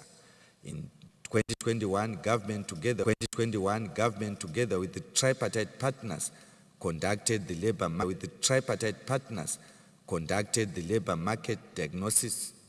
diagnostic analysis with a view to proffer policy options to address challenges in employment creation. Response to this, as well as to support small and medium enterprises in various sectors, a total of 230 businesses in the sectors of manufacturing, retail, agriculture, and financial services were funded through the Small to Medium Enterprise Development Corporation.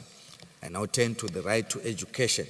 Honorable Chair, government in 2024 introduced the heritage-based curriculum aimed at aligning Zimbabwe's education system with the nation's rich heritage, whilst fostering development of graduates who are creative, innovative, and of goods and services.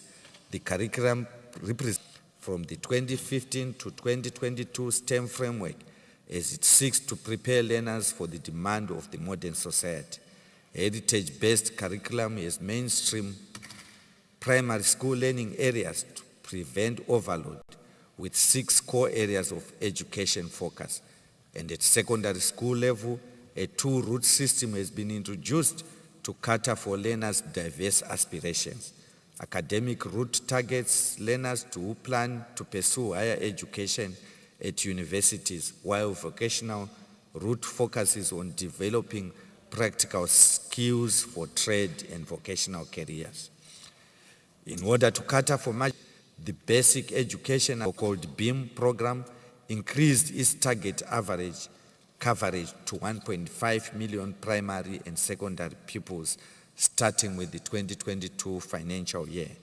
These children, as beneficiaries of BEAM, receive assistance of school fees, uniforms, examination fees, and stationery as part of the social protection pillar under NDS 1.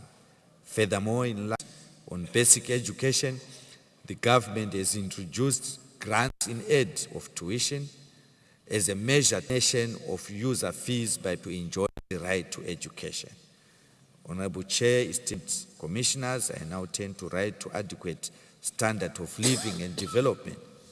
Recognizing the threat of climate change and the high vulnerability of its people and community, Zimbabwe adopted its national climate policy in 2017 to guide climate change management in the country. Inherently, scale up mitigation actions, facilitate domestication of climate-related global policies, and ensure compliance to the global mechanisms.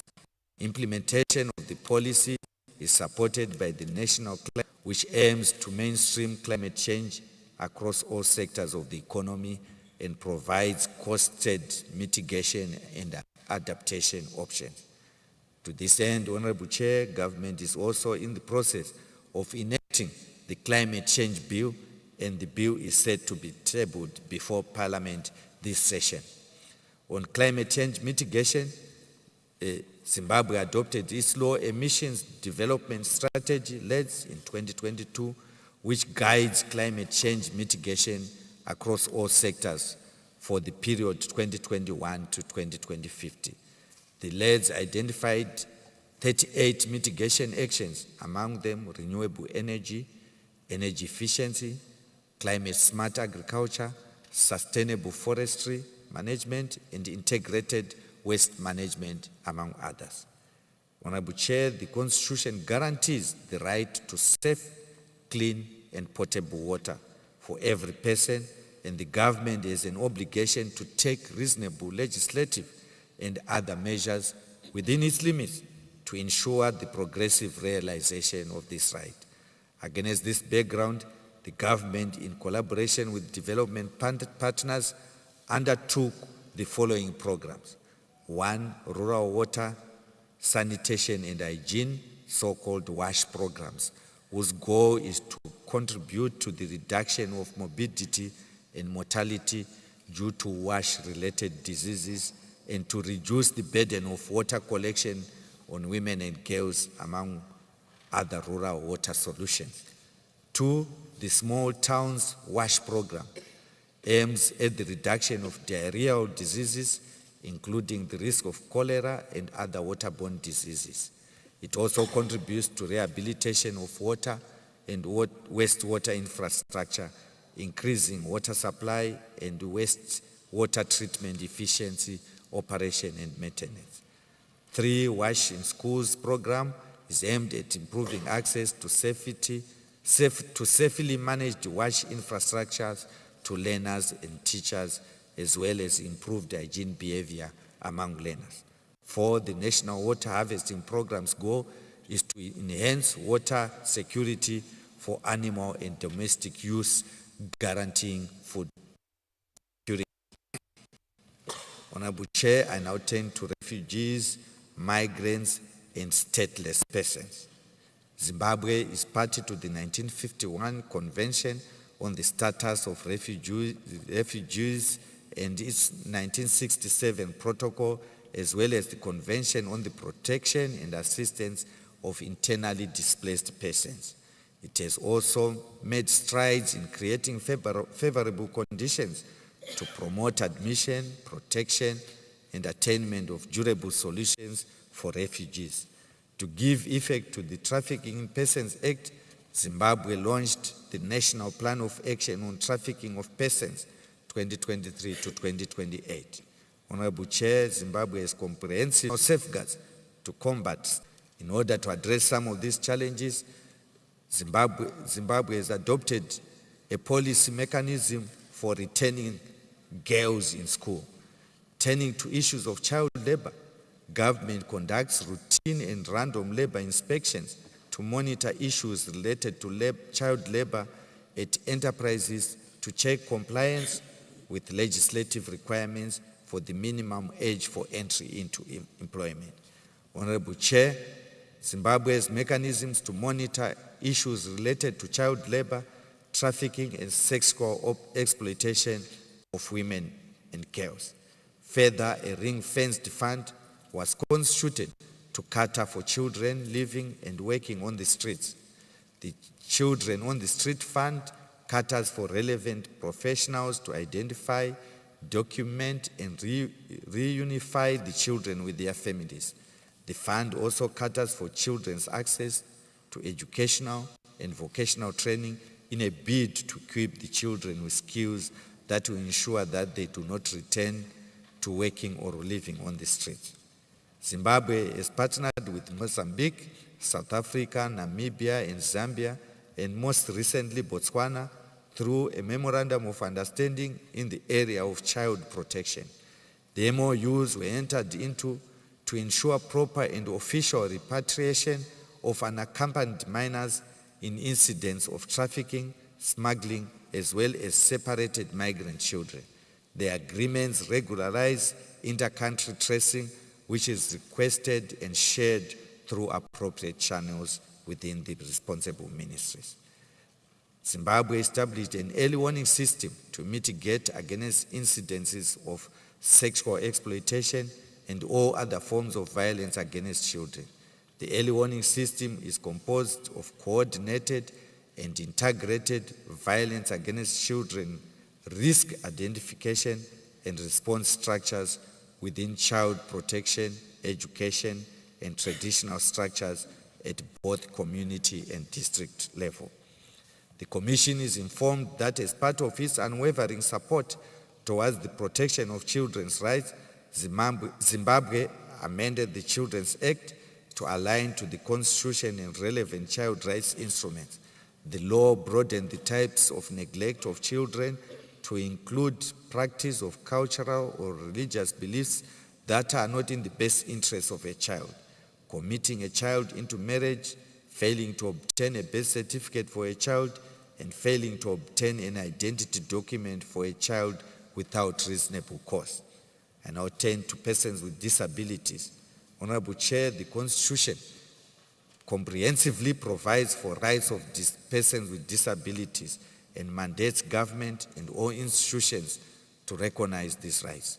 In that regard, government has launched the National Disability Policy, which seeks to address the marginalization and discrimination, setting standards for inclusion. All other statutes relevant to persons with disability have been aligned to the Constitution. Further, at all levels, government has adjusted infrastructural designs to allow for reasonable accommodation of persons with disabilities and to ensure physical access to courts. A total number of 44 out of 55 court stations countrywide, including the 30 new court facilities constructed in the last 5 years, have access to ramps. And in line with Labour Act, government has adopted the equalization of employment opportunities for persons with disability in the public service of Zimbabwe, leading to recruitment by the Public Service Commission. During the period under review, the recruitment of persons with disability in the public sector has increased from 703 to 1,267. I now turn to older persons. Esteemed Commissioners, Honorable Chair, the welfare of older persons is catered for in the Constitution, which provides that older persons have the right to reasonable care and assistance from their families and the state. In this regard, government set up the Older Persons Board, which is working on policy formulation for their well-being. There are also several social safety nets which older persons are benefiting from and receive priority consideration. These include the Harmonized Cash Transfer Program, where government pays out a monthly cash stipend per every household, and the Assisted Medical Treatment Order, which is a facility where government pays medical bills for the vulnerable groups, including older persons and persons with disability. I now turn to extractive industries and the environment. Honorable Chair, regarding the extractive industries, the environmental issues connected to it, we have sufficient legislative framework to protect the rights of communities. In order to strike a balance between the right to development and the rights of communities, the Mines and Minerals Act provides for the need to ensure meaningful engagement with the affected communities. Honorable Commissioners, as more fully appears in our main report, several safeguards, including the requirement of environmental impact assessment and the prevention of forced displacement of communities, are major legislative considerations before extraction takes place. Honorable Chair, I now turn to human rights institutions.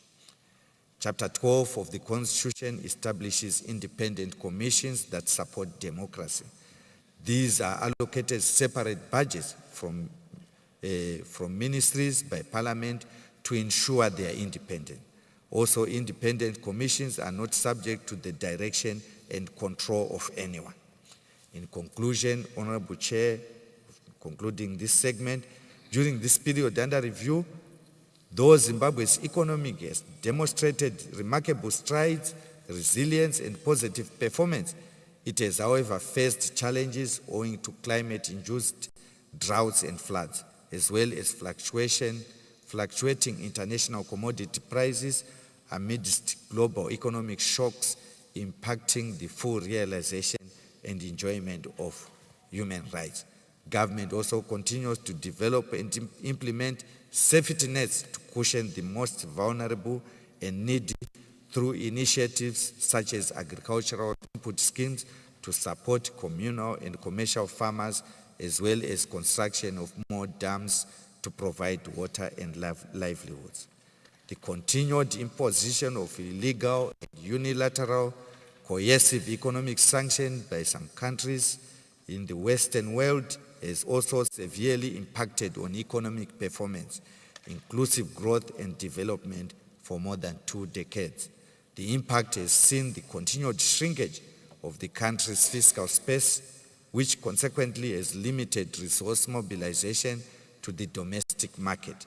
In turn, the government continues to be strained in meeting its human rights obligations and commitment, which is negatively impacting the full enjoyment of rights by the people of Zimbabwe.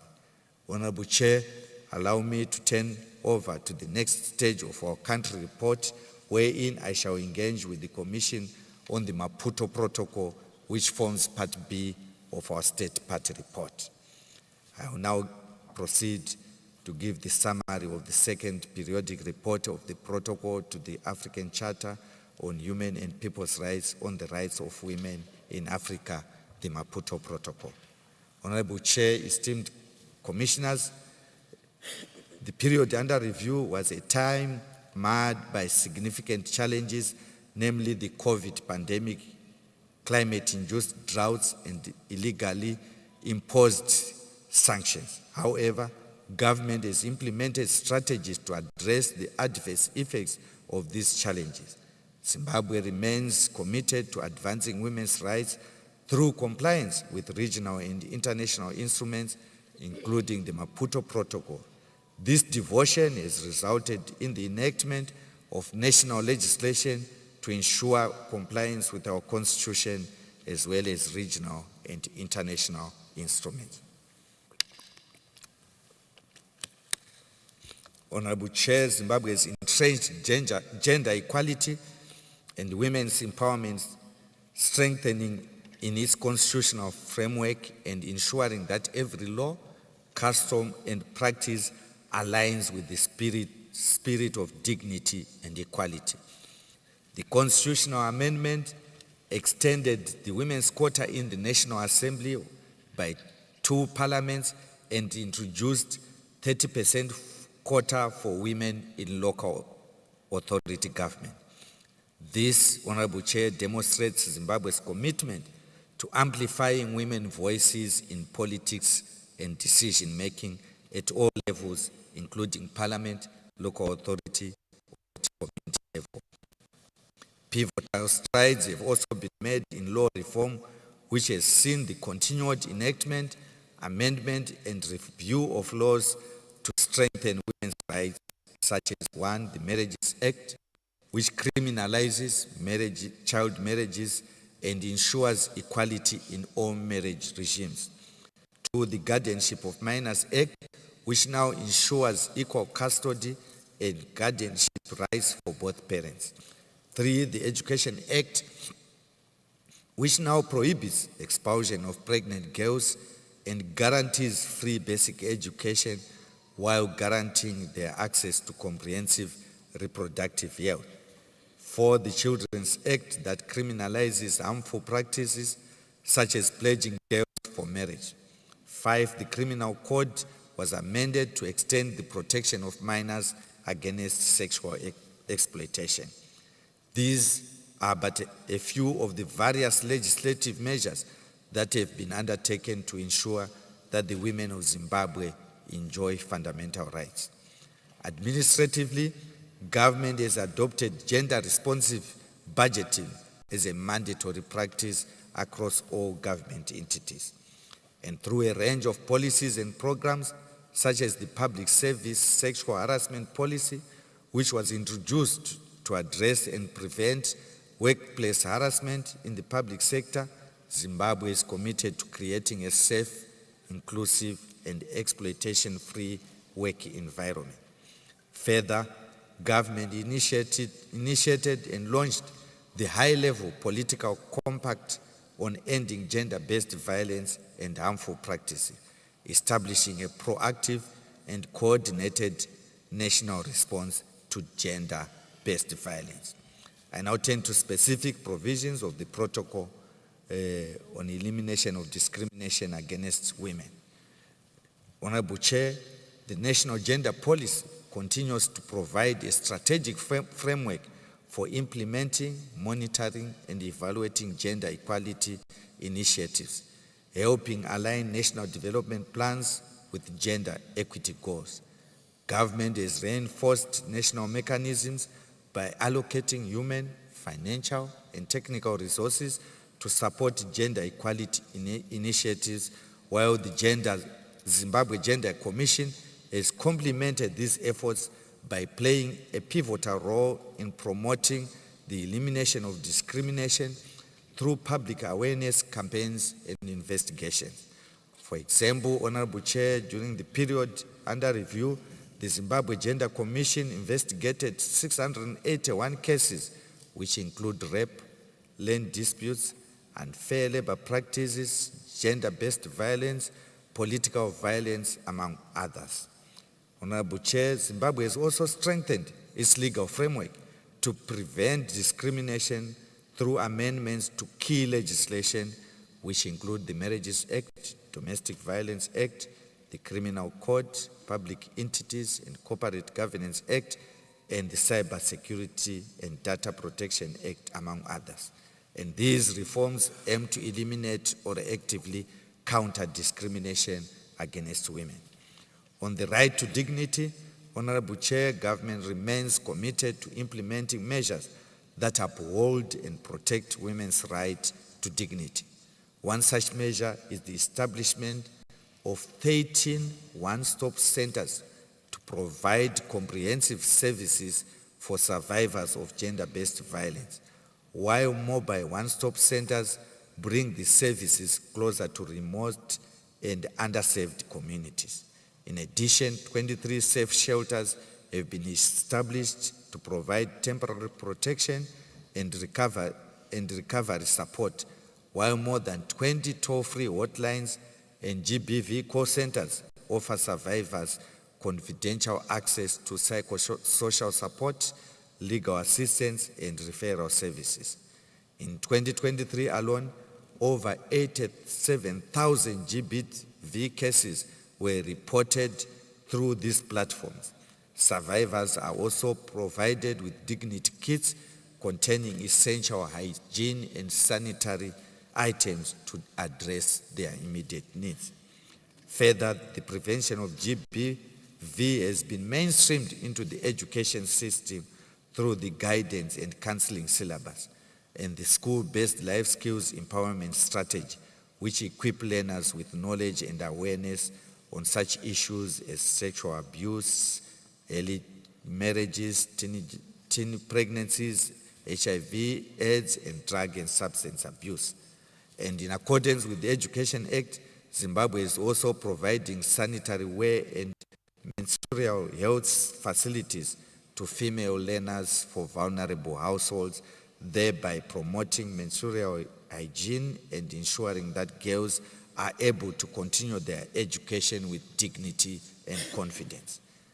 Turning to right to life, integrity, and security, Honorable Chair, government continues to uphold and protect the fundamental rights to life, bodily integrity, and personal security, particularly for women and girls who face violence in both private and public spheres. To address evolving threats, Legislation such as the Cyber and Data Protection Act criminalizes online offenses such as cyberbullying and the non-consensual sharing of intimate content. The criminal code was also amended to cover sexual offenses to better protect minors aged 16 to 18 from exploitation from offenses such as grooming, facilitating sexual abuse of minors, and child marriages. In furtherance of protecting women, government has developed the National Strategy for Prevention and Addressing Gender-Based Violence and adheres to the Protocol on the Multi-Sectorial Management of Sexual Abuse and Violence. On elimination of harmful cultural practice, government has taken significant legal and policy measures against the violation of the rights of women and girls. The Constitution, along the Domestic Violence Act, prohibits and criminalizes practices such as forced virginity testing, pledging for marriage, and other forms of violence against women. The Marriage Act further criminalizes child marriages. On marriage, separation, divorce, and annulment, Honorable Chair, as alluded above, Zimbabwe enacted the Marriages Act to harmonize marriage regimes and promote equality between spouses regardless of marriage type. The Act addresses past injustices faced by women in such areas as inheritance, property rights, and divorce, and offers protection to spouses in polygamous customary marriages to ensure protection before the law. It also criminalizes harmful practices such as child marriages, forced marriages, pledging of girls, and more importantly, the Act upholds women's right to own property independently and affirm equality in matters of guardianship, custody, and maintenance of children. The government, in order to raise awareness about the Marriages Act, has been engaging communities around the country through public awareness programs and media outreach. On access to justice and equal protection, Honorable Chair, government is committed to ensuring access to justice for indigent individuals, especially women and children, by providing free legal aid in both civil and criminal matters. Over 23,000 women have benefited from these services on issues such as custody, protection orders, and divorce during the period under review. Legal aid centers are currently in all 10 provinces of Zimbabwe, and decentralization to districts has commenced, with 4 district offices having been opened. Additionally, government is advancing women's legal empowerment through initiatives such as the Family Laws Project and Inheritance Laws Awareness Program, among others. Government continues to decentralize courts, and the country now has high court stations in 5 of the country's 10 provinces. Magistrate courts are also being established closer to the people. Honorable Chair, in reflection of realities and greater access to justice, government established virtual courts in each of the 10 provinces in the country during the COVID-19 pandemic to overcome barriers to justice caused by restricted physical access, aiming also to enhance the justice system's affordability, transparency, speed, accountability, and efficiency. I now turn to participation in politics and decision-making.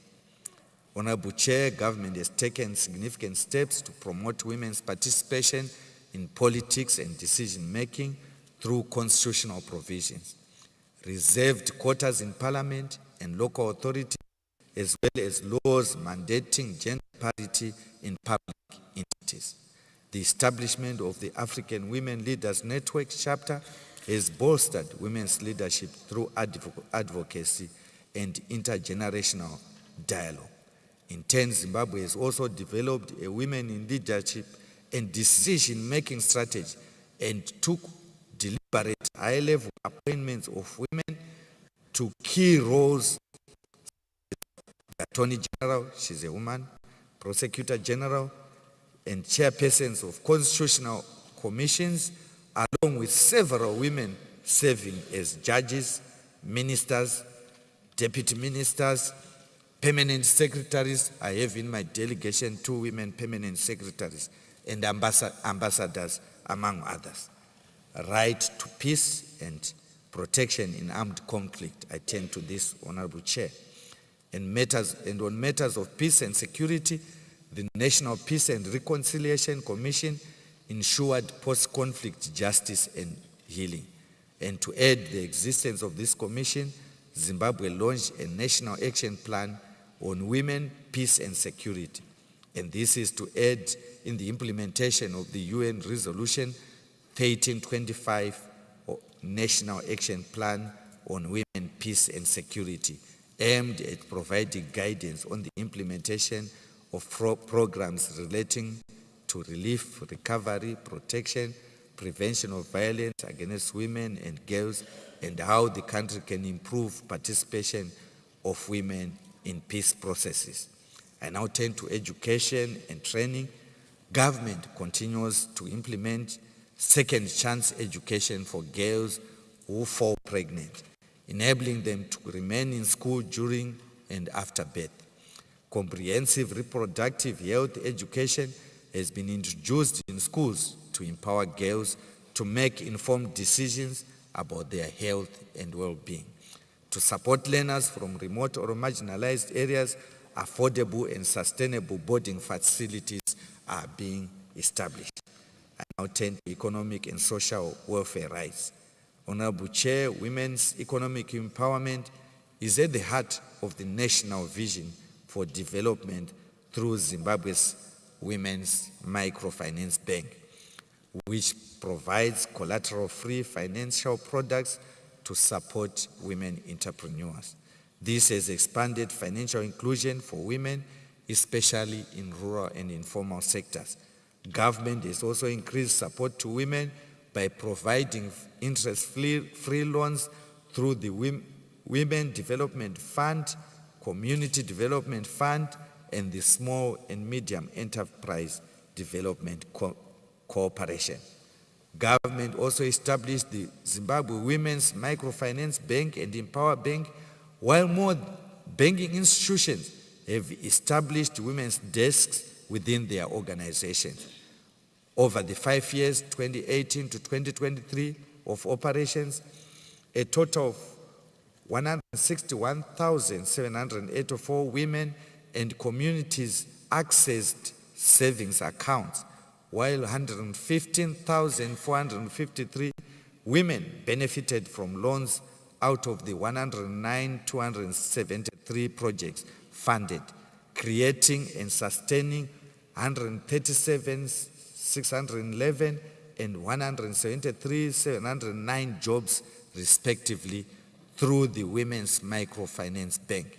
Most of the projects were from the agricultural sector, constituting 82%, reaching out to women in rural and marginalized areas.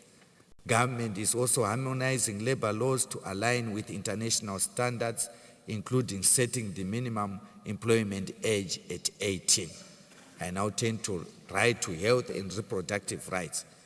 Honorable Chair, esteemed commissioners, my government has improved maternal health services, expanded sexual and reproductive health programs, and increased access to family planning and antenatal care.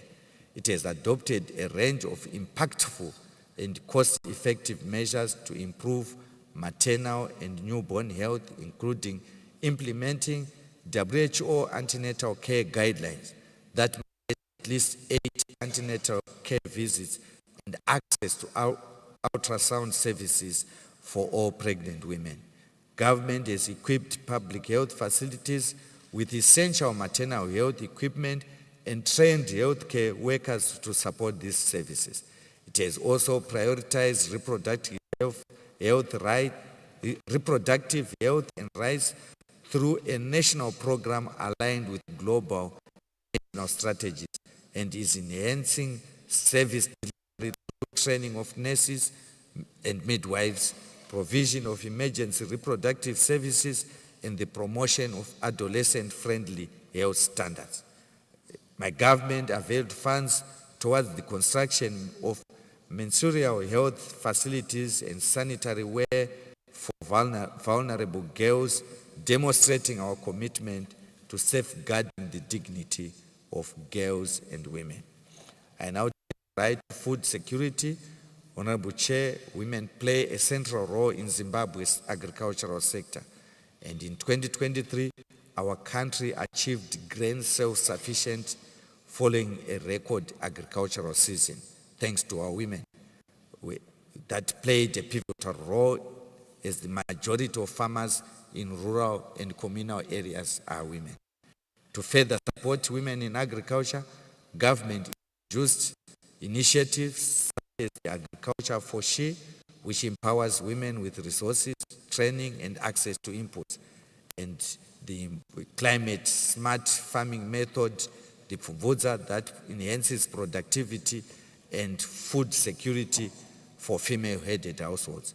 Additionally, government continues to empower women in the energy sector through the Rural Electrification Program, Renewable Energy Scheme, and the Presidential Board Drilling Scheme, which alleviate domestic burdens and enable women to participate more fully in economic and social development.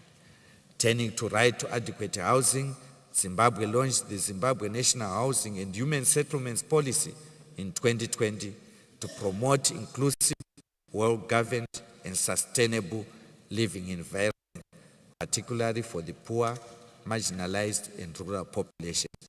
The policy includes social housing, regularization of informal settlements through improved water and sanitation infrastructure, and mandates that 10% of housing, goods, and services be reserved for women. Additionally, efforts are underway to review legislation to eliminate gender-based discrimination in inheritance and other marital succession-related issues.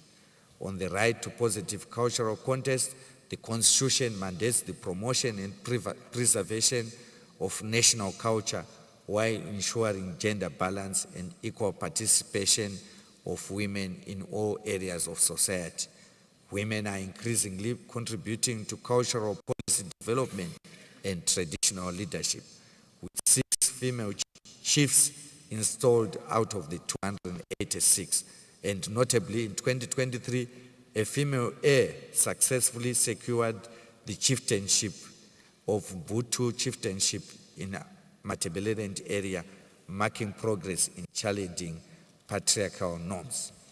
On right to health and sustainable environment, health and sustainable development remain a priority, and my government has adopted a climate change gender action plan to promote inclusive and gender-responsive climate action, focusing on the needs of women and marginalized groups. As part of its implementation, government is supporting women through solar-powered and smart irrigated community gardens funded by the Zimbabwe Community Development Fund and the Women Development Fund, helping communities to adapt to the effects of climate change.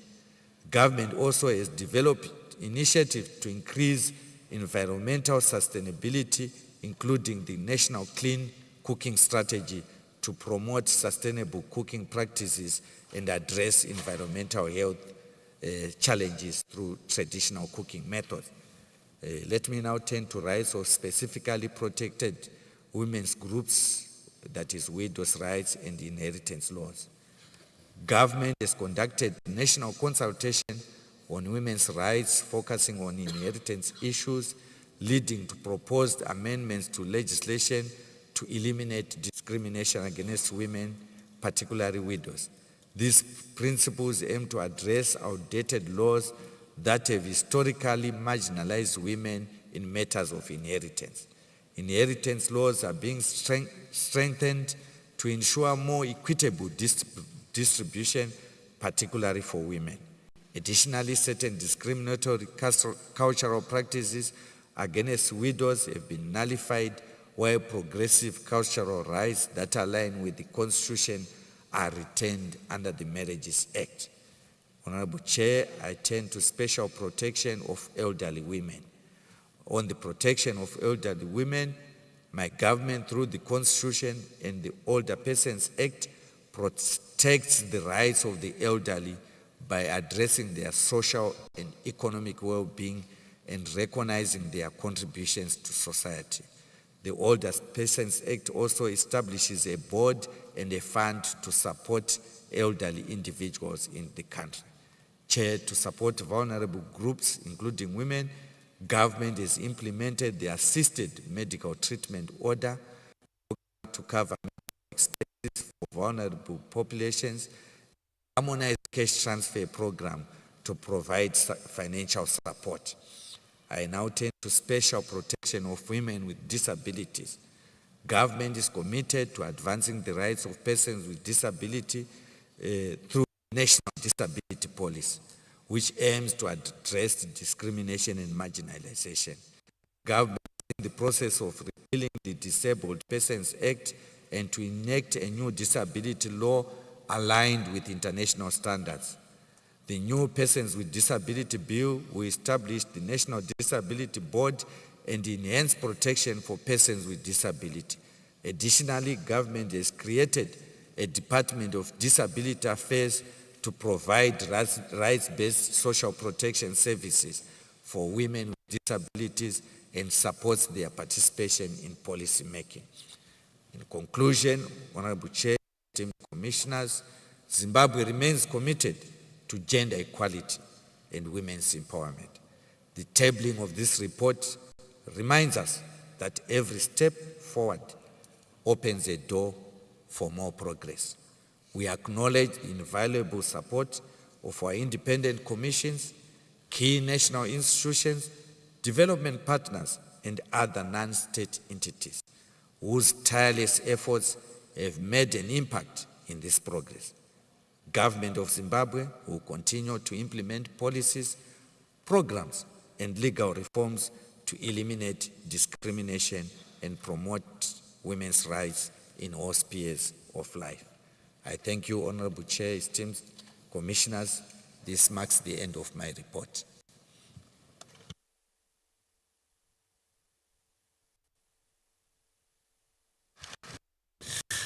La Commission africaine des droits de l'homme et des peuples.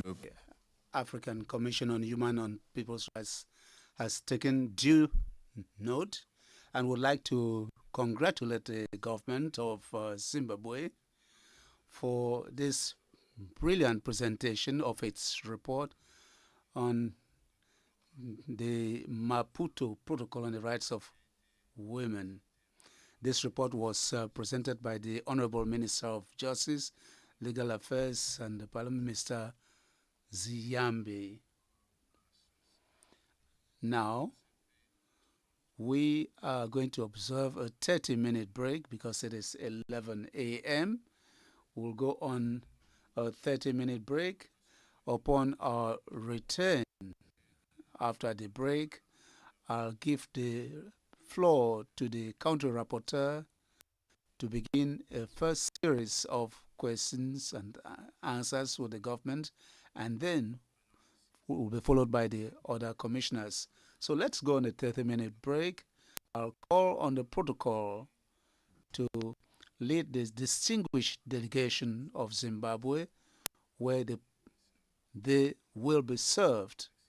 Thank you very much, and see you in 30 minutes. We'll be resuming at 11:02.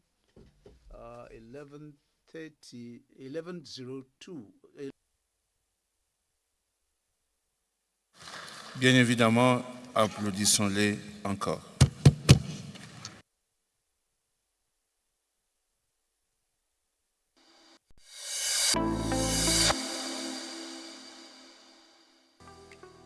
My name is Abdi Jibril Ali.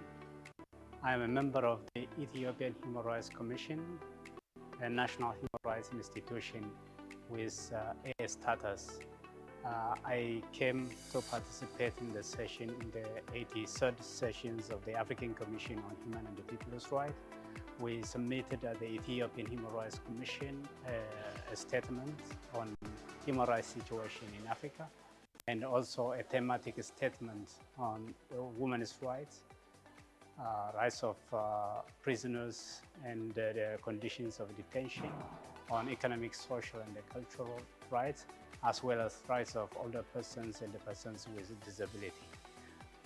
Regarding the organization of the session, from the practical session, I registered before starting my travel.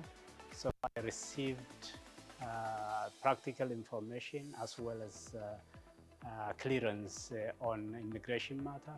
So I see that the practical arrangement is very good. I also, when I came here, I made a statement on human rights situation in Ethiopia, highlighting positive developments, areas of concern, and a recommendation for the government of Ethiopia. So far, the statements that we have made are very well taken, and I really appreciate the opportunity to make a statement and highlight human rights situation in Ethiopia at the African Commission on Human and People's Rights. I thank you.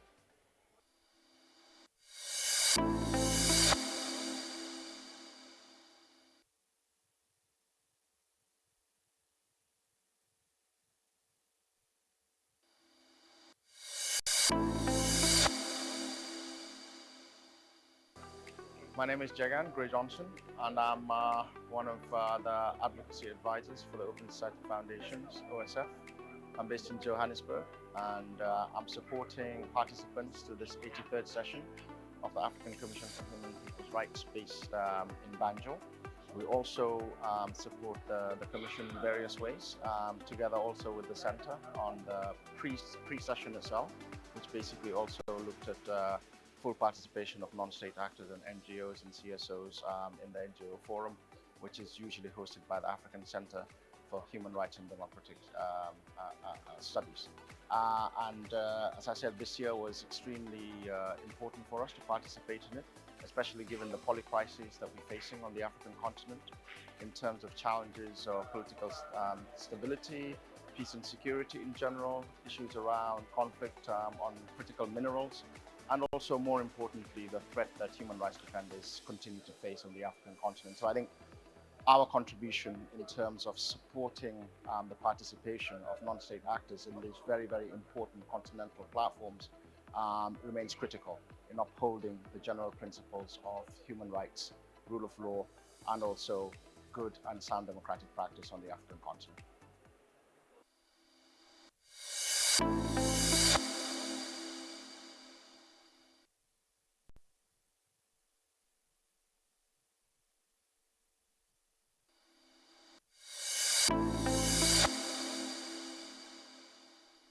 Hello, I am Abdul Malik Bello. I work with the Institute for Human Rights and Development in Africa as a legal officer.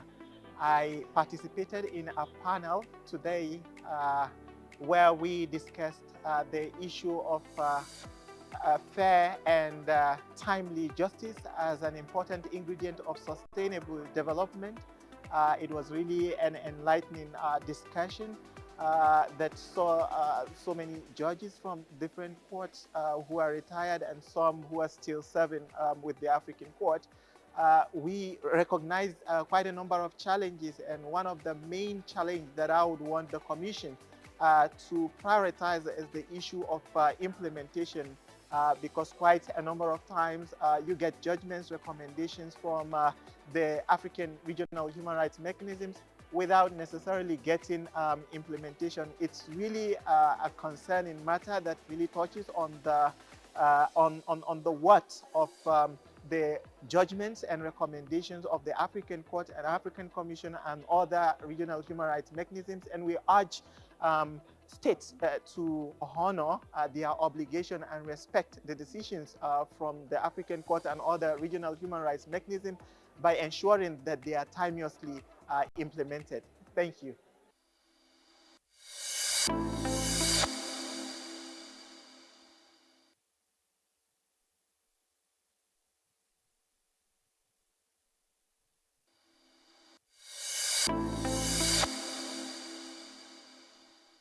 Yeah, thank you very much for this opportunity. My name is Nchiko Wanchiko, and I work as a climate justice advisor for Amnesty International in East and Southern Africa. I'm here at the 83rd Ordinary Session of the African Commission, together with my colleagues, looking into a number of thematics. And one that was really at the core of our interest is the growing issue of climate-induced internal and cross-border displacement on the continent. Over the last 1 year or so, we've been documenting the violations that people who have been displaced by climate change on the continent, both within their countries and across borders, have been undergoing. So we've done this for Somalia, we've done this for Angola into Namibia, but also people who have been internally displaced in Madagascar. And one key issue has always been this question of remedies, and many government authorities have been telling us that they didn't cause climate change. And this is what has really brought us to the importance of the Kampala Convention, of guaranteeing that it is ratified but also implemented, because the Kampala Convention provides for a conference of the parties where African states are to be coming together to find solutions to issues of internal displacement, but including when it is climate change induced. But this has not been done so far, and this is a duty, a responsibility that the Kampala Convention has given the African Union. So it was really important for us to raise that during the session today with the Commissioner in charge of refugees, asylum seekers, migrant and internally displaced persons on the continent. We raised our observations, and the Commissioner said that she was taking those on board and try to see what can be done at the level of the African Union, so that we have the conference of the parties under the Kampala Convention convened regularly and trying to come up with solutions, strategies on how the continent, African states, can approach this issue of climate-induced internal displacement that has been really alarming in the cases that we've covered. Thank you very much.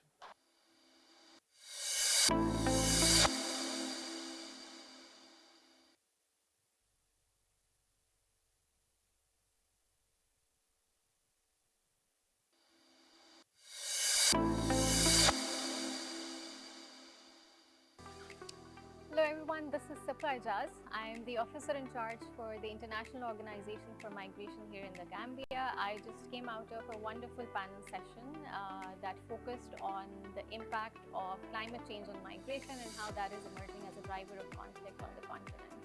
I was joined by fellow colleagues from ICRC, the representative from the government of Zimbabwe that also provided holistic perspective on how we can address this issue in an integrated manner.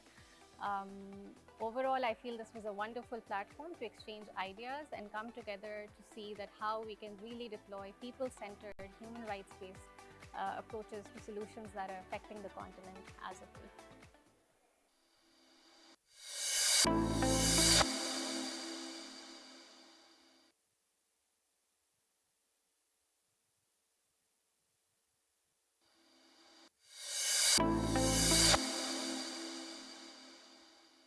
Je m'appelle Jean-Nicolas Marty, je suis le chef de la délégation régionale du CICR à Dakar. La délégation régionale du CICR couvre le Maroc, la Mauritanie, la Gambie, le Sénégal, le Cap-Vert, la Guinée-Bissau, la Sierra Leone et le Libéria. Et je suis aujourd'hui à la Commission des droits de l'homme et des peuples de l'Union africaine afin d'y délivrer un statement, comme on dit, une déclaration du CICR à propos de l'initiative globale sur le droit international humanitaire, le DIH, que le CICR a lancé en septembre 2024 et qui culminera à la fin de l'année 2026 par une réunion mondiale afin de renforcer le droit international humanitaire, à en faire une priorité politique afin de minimiser les effets dévastateurs des conflits sur les populations civiles. Le CICR appelle tous les États, et notamment tous les États africains, à se joindre à cette initiative.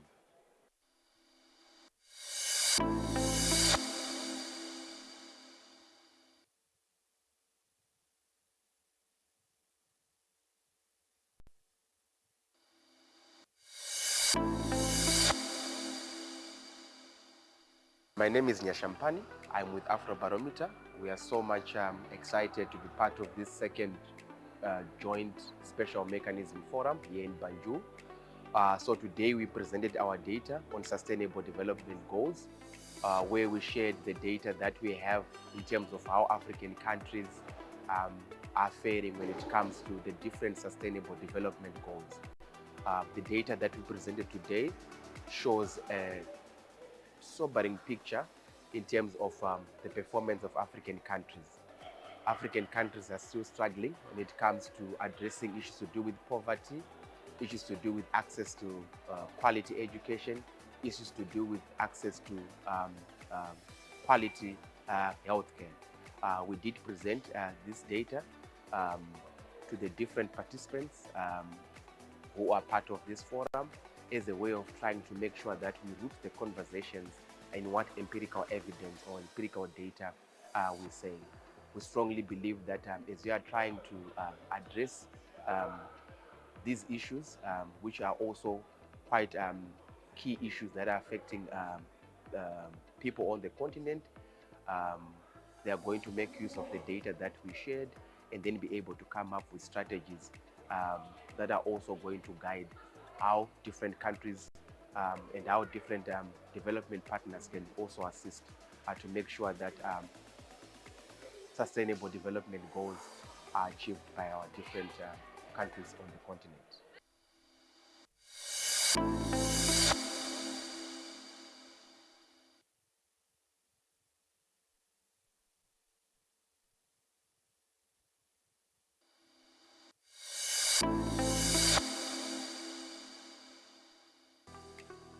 My name is Abdi Jibril Ali. I am a member of the Ethiopian Human Rights Commission, a national human rights institution with AA status. I came to participate in the session, in the 83rd sessions of the African Commission on Human and People's Rights.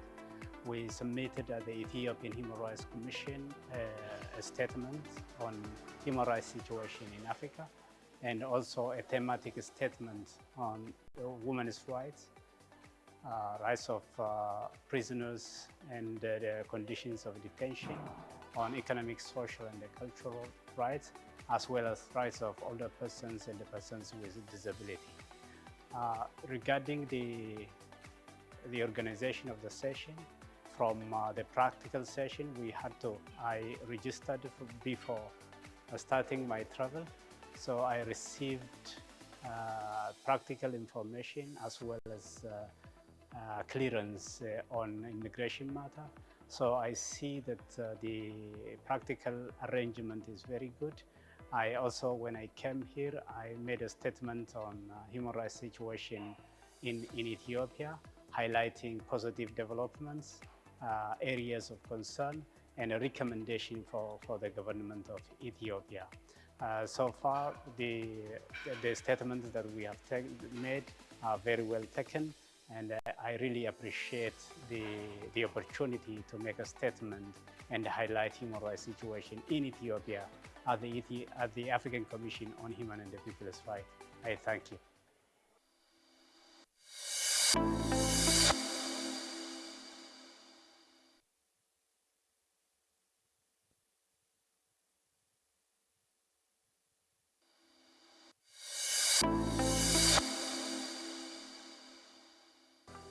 My name is Jagan Gray Johnson, and I'm one of the advocacy advisors for the Open Society Foundation's OSF. I'm based in Johannesburg, and I'm supporting participants to this 83rd session of the African Commission for Human and People's Rights based in Banjul. We also support the Commission in various ways, together also with the Center on the pre-session itself, which basically also looked at full participation of non-state actors and NGOs and CSOs in the NGO forum, which is usually hosted by the African Center for Human Rights and Democratic Studies.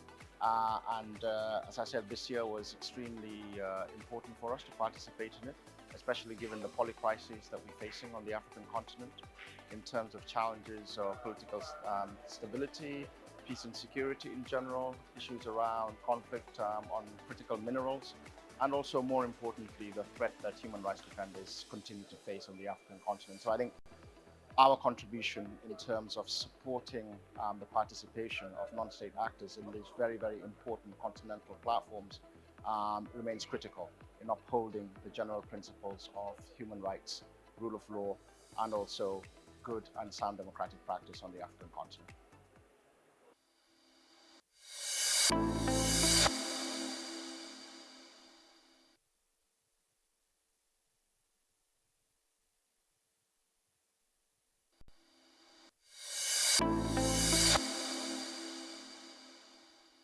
Hello, I am Abdul Malik Bello. I work with the Institute for Human Rights and Development in Africa as a legal officer. I participated in a panel today where we discussed the issue of fair and timely justice as an important ingredient of sustainable development. It was really an enlightening discussion that saw so many judges from different courts who are retired and some who are still serving with the African court. We recognized quite a number of challenges, and one of the main challenges that I would want the Commission to prioritize is the issue of implementation, because quite a number of times you get judgments, recommendations from the African regional human rights mechanisms without necessarily getting implementation. It's really a concerning matter that really touches on the what of the judgments and recommendations of the African Court and African Commission and other regional human rights mechanisms, and we urge states to honor their obligation and respect the decisions from the African Court and other regional human rights mechanisms by ensuring that they are timeously implemented. Thank you.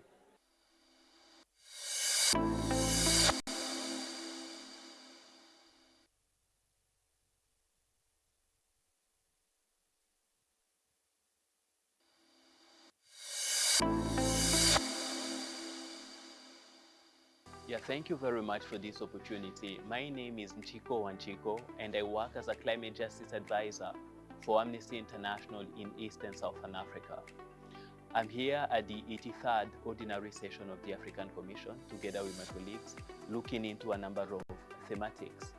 And one that was really at the core of our interest is the growing issue of climate-induced internal and cross-border displacement on the continent.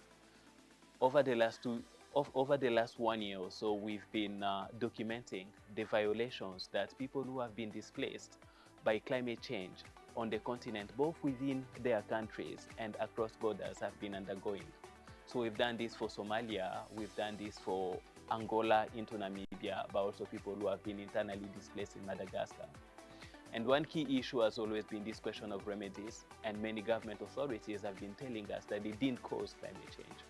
And this is what has really brought us to the importance of the Kampala Convention, of guaranteeing that it is ratified but also implemented, because the Kampala Convention provides for a conference of the parties where African states are to be coming together to find solutions to issues of internal displacement, but including when it is climate change induced. But this has not been done so far, and this is a duty, a responsibility that the Kampala Convention has given the African Union. So it was really important for us to raise that during the session today with the Commissioner in charge of refugees, asylum seekers, migrant and internally displaced persons on the continent. We raised our observations, and the Commissioner said that she was taking those on board and try to see what can be done at the level of the African Union, so that we have the conference of the parties under the Kampala Convention convened regularly and trying to come up with solutions, strategies on how the continent, African states, can approach this issue of climate-induced internal displacement that has been really alarming in the cases that we've covered. Thank you very much.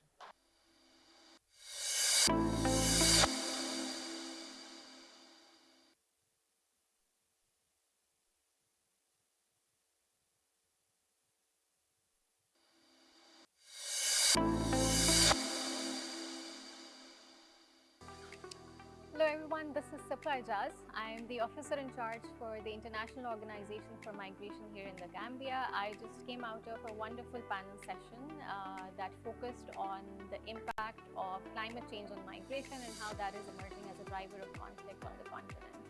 I was joined by fellow colleagues from ICRC, representative from the government of Zimbabwe that also provided holistic perspective on how we can address this issue in an integrated manner. Overall, I feel this was a wonderful platform to exchange ideas and come together to see that how we can really deploy people-centered, human rights-based approaches to solutions that are affecting the continent as a whole.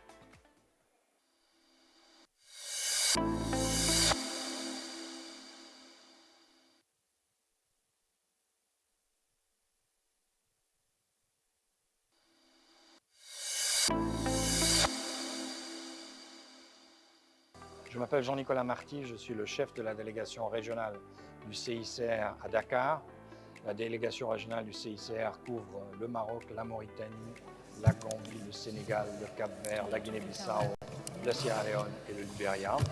Et je suis aujourd'hui à la Commission des droits de l'homme et des peuples de l'Union africaine afin d'y délivrer un statement, comme on dit, une déclaration du CICR à propos de l'initiative globale sur le droit international humanitaire, le DIH, que le CICR a lancé en septembre 2024 et qui culminera à la fin de l'année 2026 par une réunion mondiale afin de renforcer le droit international humanitaire, à en faire une priorité politique afin de minimiser les effets dévastateurs des conflits sur les populations civiles. Le CICR appelle tous les États, et notamment tous les États africains, à se joindre à cette initiative.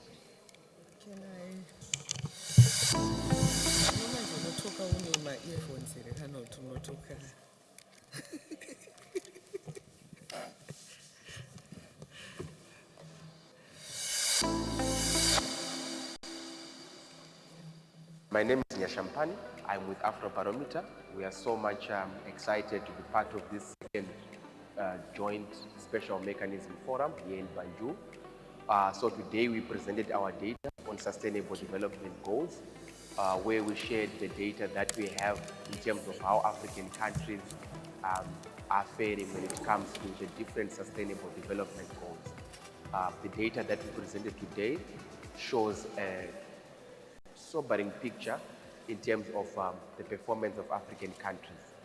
African countries are still struggling when it comes to addressing issues to do with poverty, issues to do with access to quality education, issues to do with access to quality healthcare. We did present this data to the different participants who are part of this forum as a way of trying to make sure that we root the conversations in what empirical evidence or empirical data we're saying. We strongly believe that as we are trying to address these issues, which are also quite key issues that are affecting people on the continent, they are going to make use of the data that we shared and then be able to come up with strategies that are also going to guide how different countries and how different development partners can also assist to make sure that sustainable development goals are achieved by our different countries on the continent.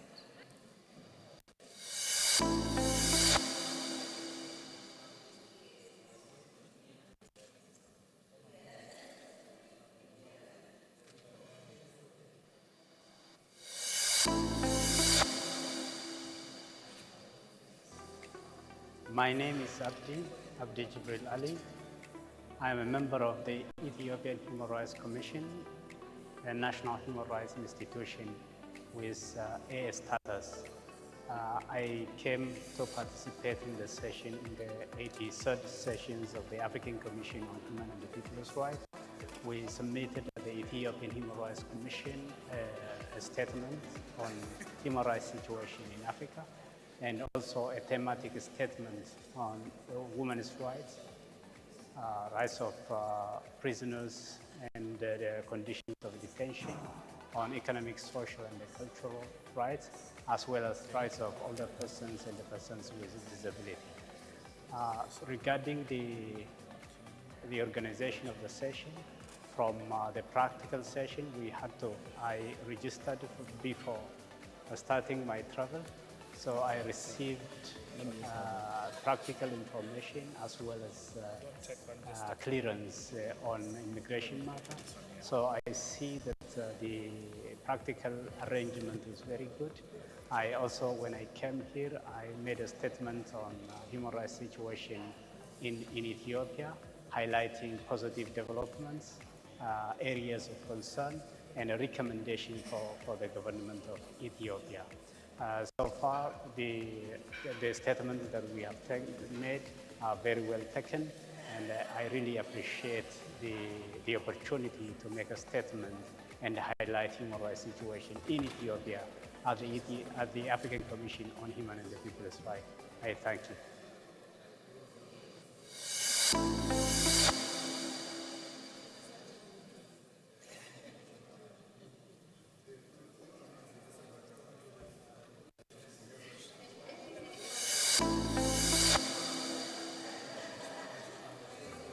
My name is Jagan Gray Johnson, and I'm one of the advocacy advisors for the Open Society Foundation's OSF.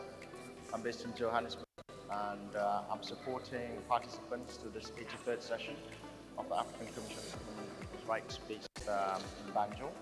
We also support the Commission in various ways, together also with the Center on the pre-session itself, which basically also looked at full participation of non-state actors and NGOs and CSOs in the NGO forum, which is usually hosted by the African Center for Human Rights and Democratic Studies. As I said, this year was extremely important for us to participate in it, especially given the polycrises that we're facing on the African continent in terms of challenges of political stability, peace and security in general, issues around conflict on critical minerals, and also, more importantly, the threat that human rights defenders continue to face on the African continent. So I think our contribution in terms of supporting the participation of non-state actors in those very, very important continental platforms remains critical in upholding the general principles of human rights, rule of law, and also good and sound democratic practice on the African continent.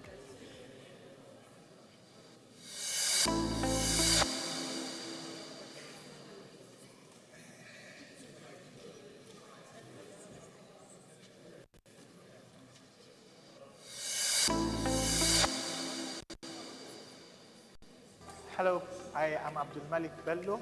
I work with the Institute for Human Rights and Development in Africa as a legal officer. I participated in a panel today where we discussed the issue of fair and timely justice as an important ingredient of sustainable development.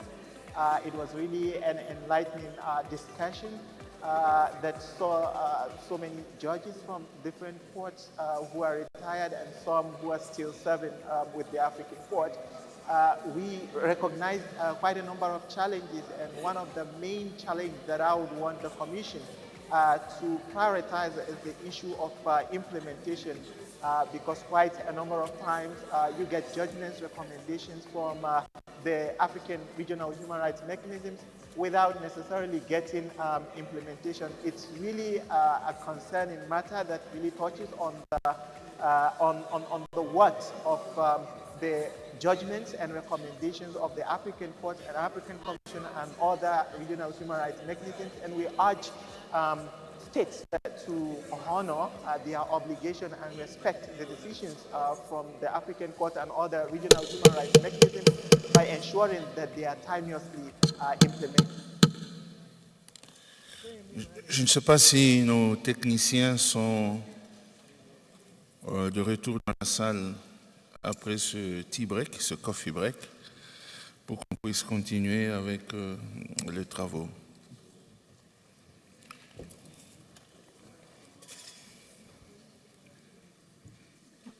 Je voudrais reprendre les travaux en indiquant que, comme il m'a été fait une observation, tous ceux qui ont été présentés par la Commission avec parfois une distinction, madame, mademoiselle, nous les présentons officiellement tous comme étant des madames, parce que c'est ça la nouvelle norme, madame ou mademoiselle. Tout le monde est madame officiellement. Donc je corrige ce que j'ai dit, au début. C'est pour cette raison que j'avais très vite switché en anglais, parce que mon document avait des acronymes auxquels je ne suis pas habitué, MS, MRS, qui créaient une différence. Nous disons à tout le monde que nous avons présenté ce matin comme étant des madames. Il faut respecter le protocole de Maputo et le nouveau protocole de lutte contre les violences faites aux femmes et aux enfants et les normes internationales en cette matière. Cette correction faite, nous souhaitons encore la bienvenue à la délégation du Zimbabwe, conduite par son Excellence Ziambi. J'espère que Madame la rapporteure pays est en ligne, mais je ne vois pas les techniciens dans la salle. Je me demande comment on va lui ouvrir le micro pour qu'elle puisse se présenter. Ceci dit, je vais demander au protocole de vite faire appel à Zelalem et aux membres de son équipe de nous rejoindre pour que nous puissions permettre à la vice-présidente et rapporteure spéciale sur les femmes, rapporteur pays, de prendre la parole. Protocole, est-ce que vous pouvez résoudre pour nous cette difficulté technique? Protocole.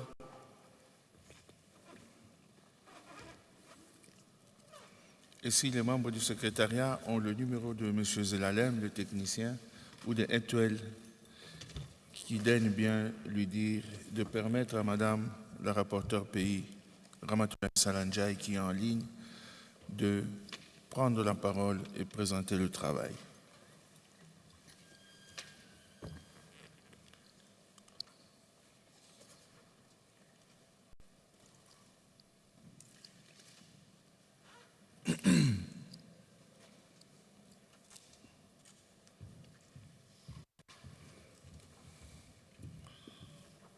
Il y a quelqu'un qui est allé vers Zelalem ou pas?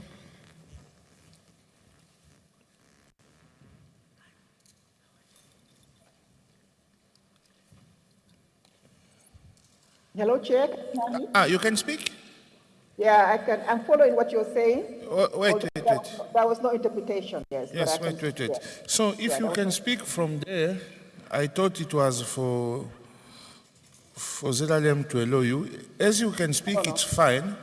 So now I will give you the floor for your questions as country rapporteur, and immediately you will continue as special rapporteur of women so that we can finish with your questions. So you have the floor.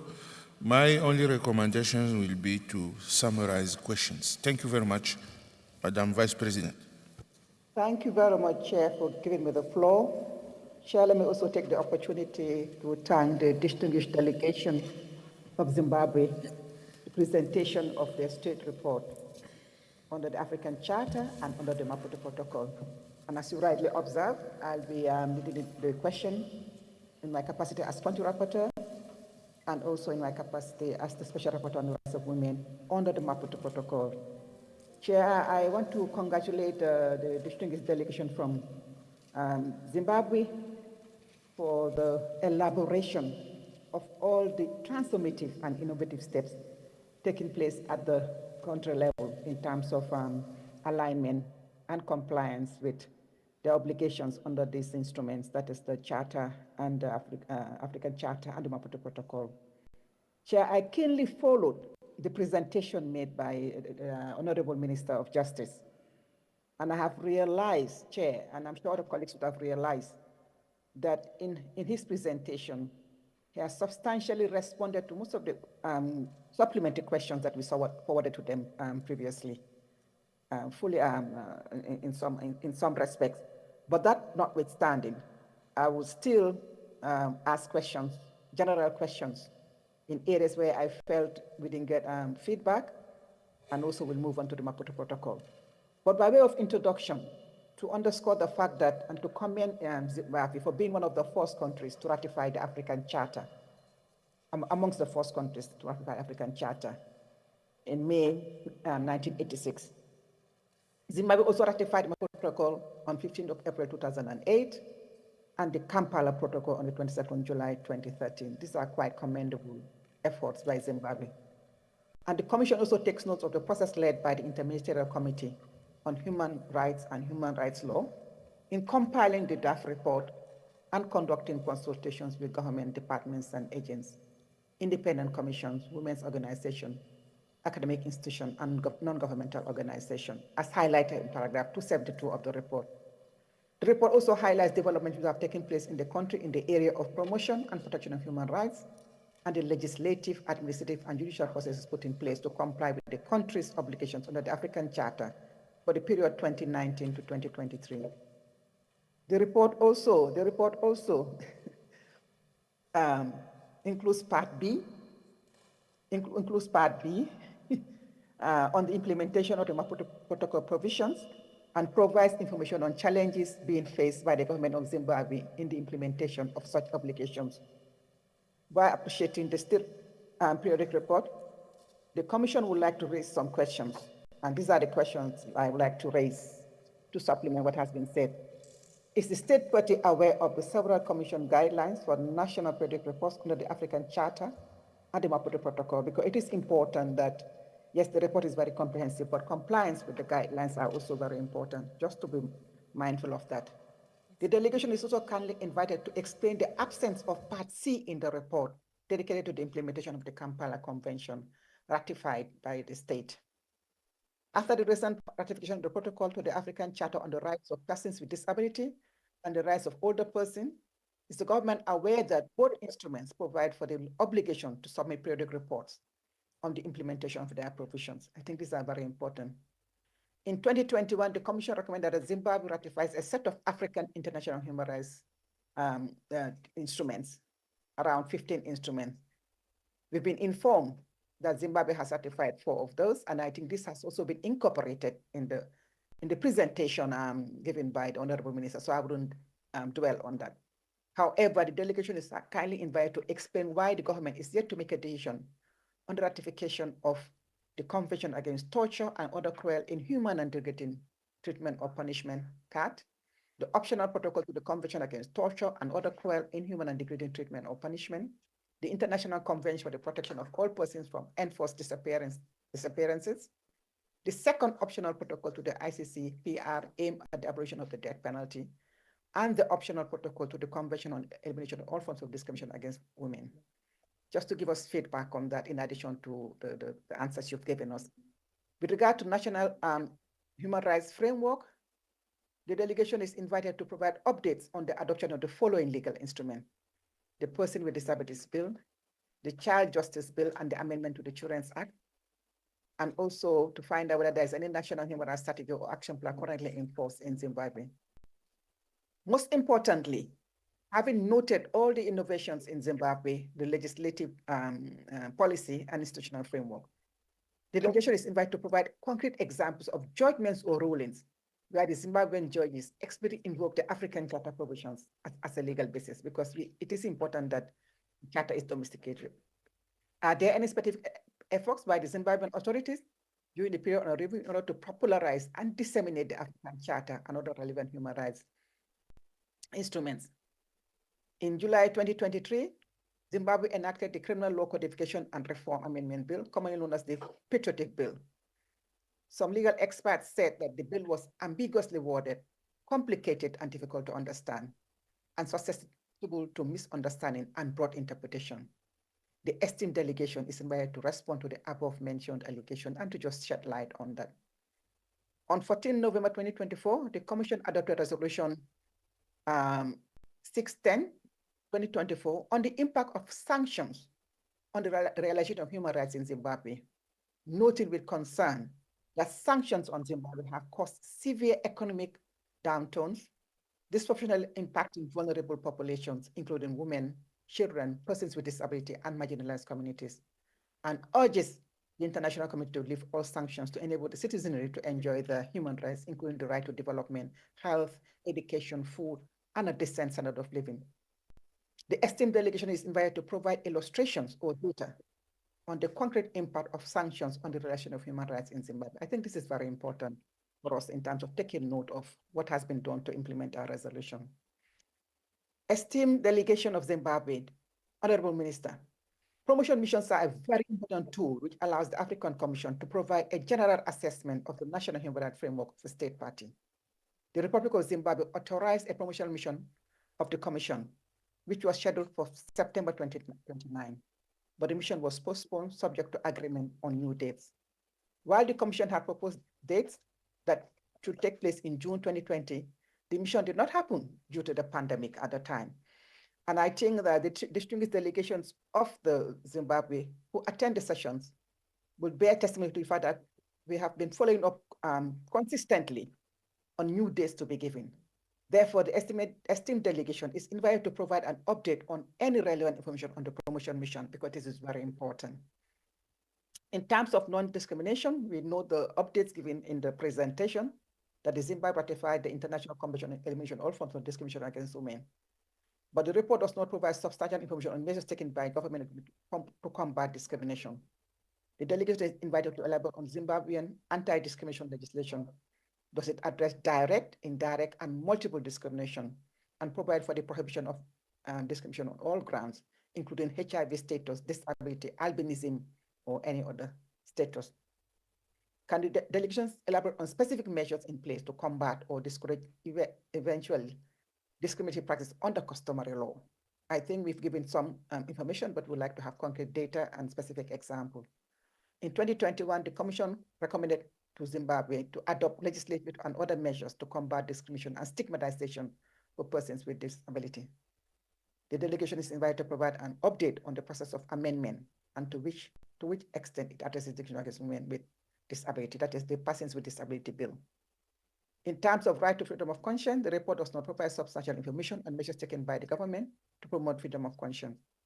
So what are the concrete efforts to promote religious dialogue and to prevent discrimination on religious grounds? There are other questions there which had been responded to, but I would like to know more of that. The delegation should inform the Commission or provide update on the amendment to the Private Voluntary Organization Act and its potential impact on religious groups in Zimbabwe. In terms of rights to participate in public affairs, we note the progress that has been made, but the report does not provide substantial information on measures taken by the government to promote the right to participate in public affairs enshrined in Article 13 of the Charter. I think in terms of the feedback and presentation, some progress has been reported, but what are the concrete measures taken by the government to implement the recommendation of the African Union and the Common Market for Eastern and Southern Africa? Short-term election observer mission deployed from 16 to 19 August 2023. The delegation is invited to provide information on the 2023 amendment of the Electoral Act 2024 and to inform us as to what extent the above-mentioned amendment is aligned to the 2013 Constitution. What are the main guarantees of independence for the Zimbabwe Electoral Commission? The SADC Electoral Observer Mission noted that the composition of the Zimbabwe Electoral Commission had the potential to affect the independence or the perception of independence of the Commission and compromise the Commission's impartiality in line with Section 11.2 of the Electoral Act and Section 41.9 of the SADC Principles and Guidelines governing democratic election. Have there been any steps taken to remedy this situation? The African Commission also issued a communique on 31st July 2020 to express deep concern over reports of alleged escalating political tensions and incidents that have resulted in offline and online attacks targeting voters and members of political parties with a particular focus on women. What are the measures taken by the government to strengthen the respect of all human rights in anticipation of during election and after the results of elections are announced? Are there any national mechanisms that address election-related disputes in Zimbabwe, including access to quality medical and psychosocial support for survivors and victims? Has the government conducted prompt, thorough, impartial, and independent, effective, and transparent investigation into the cases of abduction and torture of human rights defenders, activists, and members of opposition, including the killing of Tapfumania Masawa that happened following the August 2023 general election?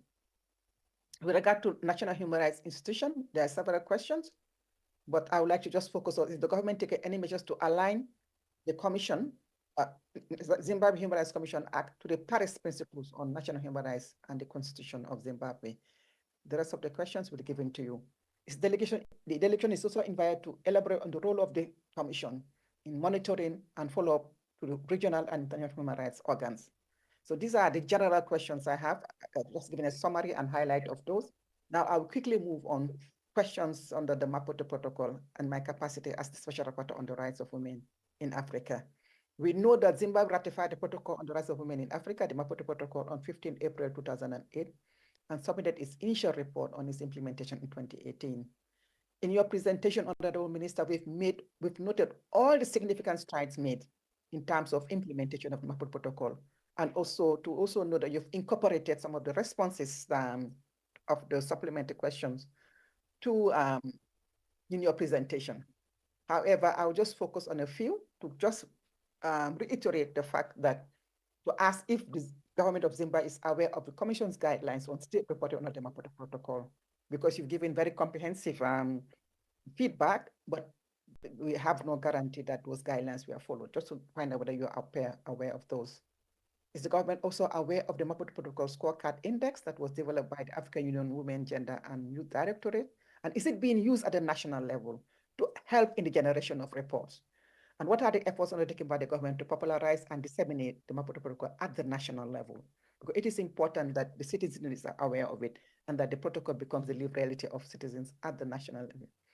The Commission takes note of Zimbabwe Gender Commission established by the Constitution, as well as the Zimbabwe Gender Commission.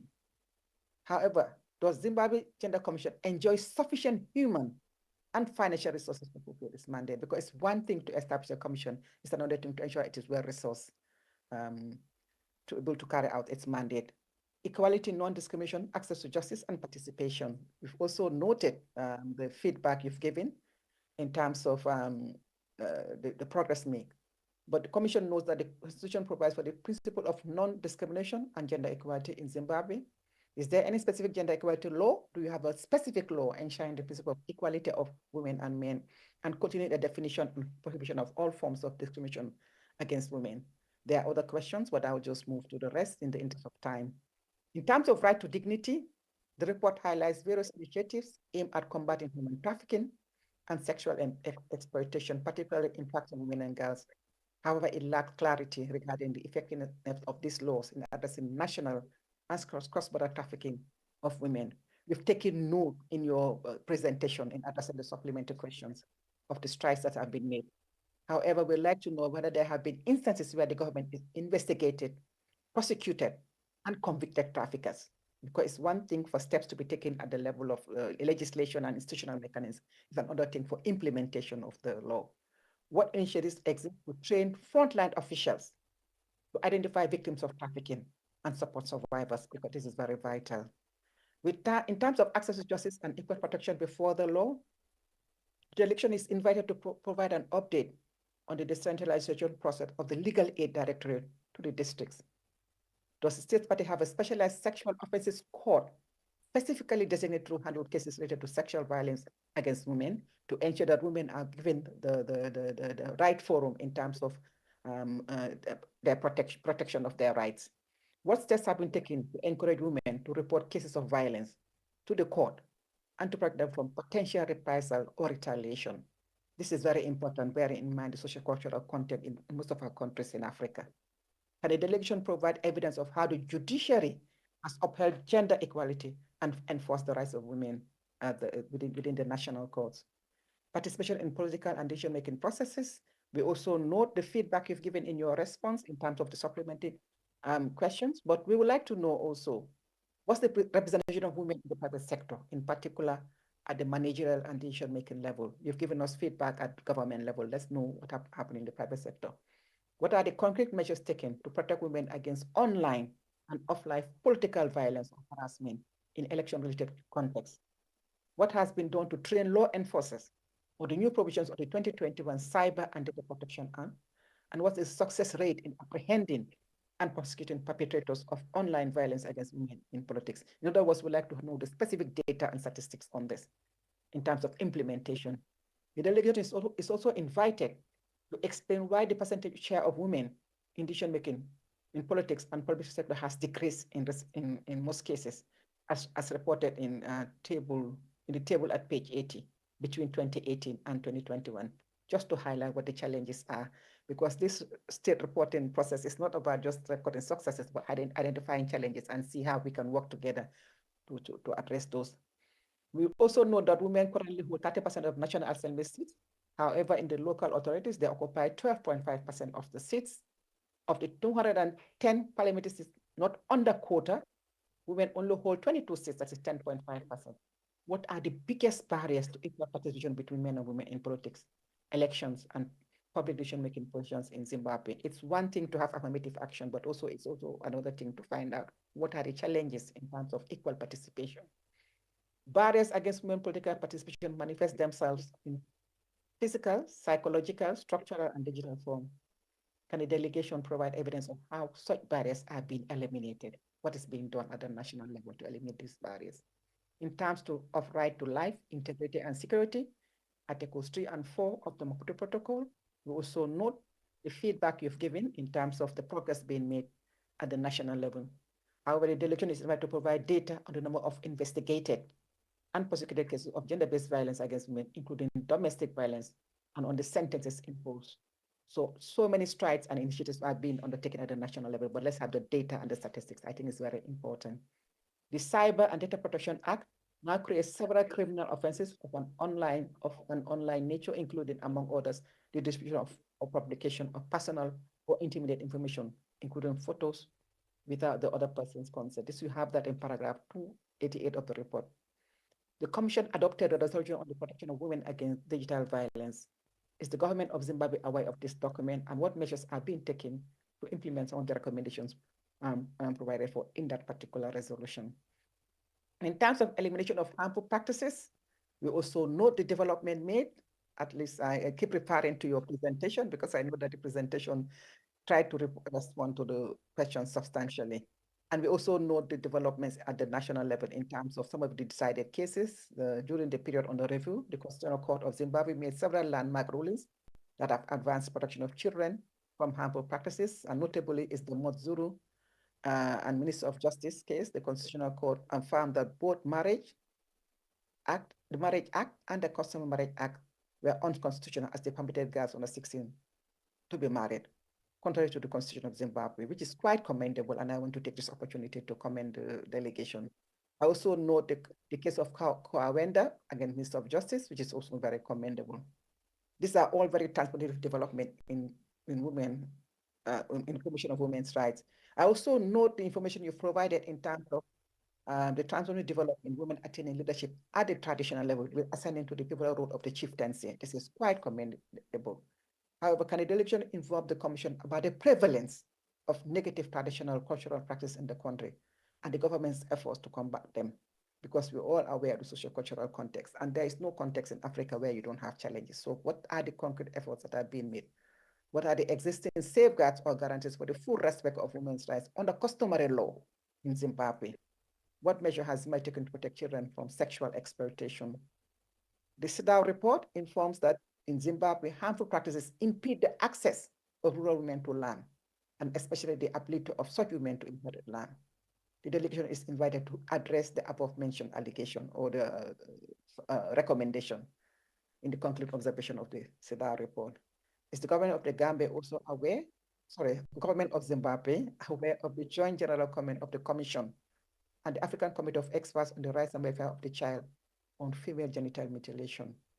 If you are aware what is being done in terms of implementation of the specific recommendation, we just want to have specific feedback on the implementations on the recommendations for the state in terms of measures that need to be put in place for the prohibition and protection of women from female genital mutilation. In relation to right to marriage, Articles 6 and 7, in 2021, the Commission recommended that Zimbabwe adopt proactive, multifaceted strategies at the national and community levels to end harmful practice of early and forced marriages. The delegation is invited to provide an update and detailed statistics and data on the implementation of the above-mentioned recommendation, while noting the strides made in terms of legislative inroads. We want to have detailed statistics and data on the implementation of the above recommendation. The African Committee of Experts on the Rights of the Child also concluded that child marriage is prevalent and harmful practices in the state party, where 1/3 of girls are married before they reach the age of 18 years, despite the progressive laws. So is the government of Zimbabwe aware of the joint general comment of the African Commission and the African Committee on ending child marriage? And is child marriage criminalized expressly in Zimbabwe? The delegation is invited to provide information on any prosecution and conviction led in this regard, if that is the case, so that we have the data in terms of the prosecution of perpetrators, of marriage. Can the delegation explain how the protection of women's rights and of marriage rights are extended to non-registered marriage? Because we note all the strides made, but Madam Vice Chair. Yes. Yes, you have used the 20 minutes that have Have been used the 20 allocated minutes. to Okay, you. I will just. Hold on. I'll just wrap up. Wait. Is the government? Wait. Yes. Sorry. Yes, just to remind you that you have used the 20 minutes. Yeah. If I can ask you to summarize the rest, because Very the well. other commissioners have also to ask questions. Thank you. Very well. Thank you very much. I think, Chair, as I indicated at the very beginning, I noted that the delegation substantially responded to some of the supplementary questions that were submitted to them. And but in essence, what I'm trying to do now is just to reinforce the issue of concrete data and statistics, to reinforce the information that has been provided in terms of the feedback we got, in terms of implementation of the Maputo Protocol, in terms of implementation of the African Charter. I think, Chair, I think that we would use up the time of the other commissioners. But, and I also note that one of the things I note is the fact that the prevalence of conflict or conflict in neighboring countries surrounding the country, just to find out whether in the implementation of the action plan on women, peace and security, to have concrete data on the involvement of women in peace-building efforts in Zimbabwe. What is the data and what steps are being taken in terms of implementation, and giving us concrete data beyond the legislative inroads that have been made? And also, are there any challenges or gaps in the implementation of the rights of protected women, and what efforts are being made to overcome them? Because we all know that despite the progressive laws, despite the institutional framework, challenges still remain at the national level. So I think the report should, the feedback should bring out the challenges and what efforts are being made to address those challenges generally. And then the rest of the questions, I guess, will be given back to them, and in terms of the additional follow-up questions. Thank you very much, Chair. And I apologize for going over the time. Pour la dernière question, je pense que le ministre avait été clair sur cette question. Droit à la paix et à la sécurité dans le cadre du protocole de Maputo. That's talking about peace and security within the Maputo Protocol, that women are very much involved. They're even trying to implement. That's Resolution 1325 of the United Nations. Now I'll give the floor to Honorable Commissioner Hatem for his questions. Thank you. Thank you for giving me the floor, Chair. First of all, I would like to extend congratulations and respect to the Minister and the entire delegation for the excellent report which they've presented to us this morning. I would endeavor to ask a few questions on my mandate and that of prevention of torture in Africa. I have a first question which is general in nature.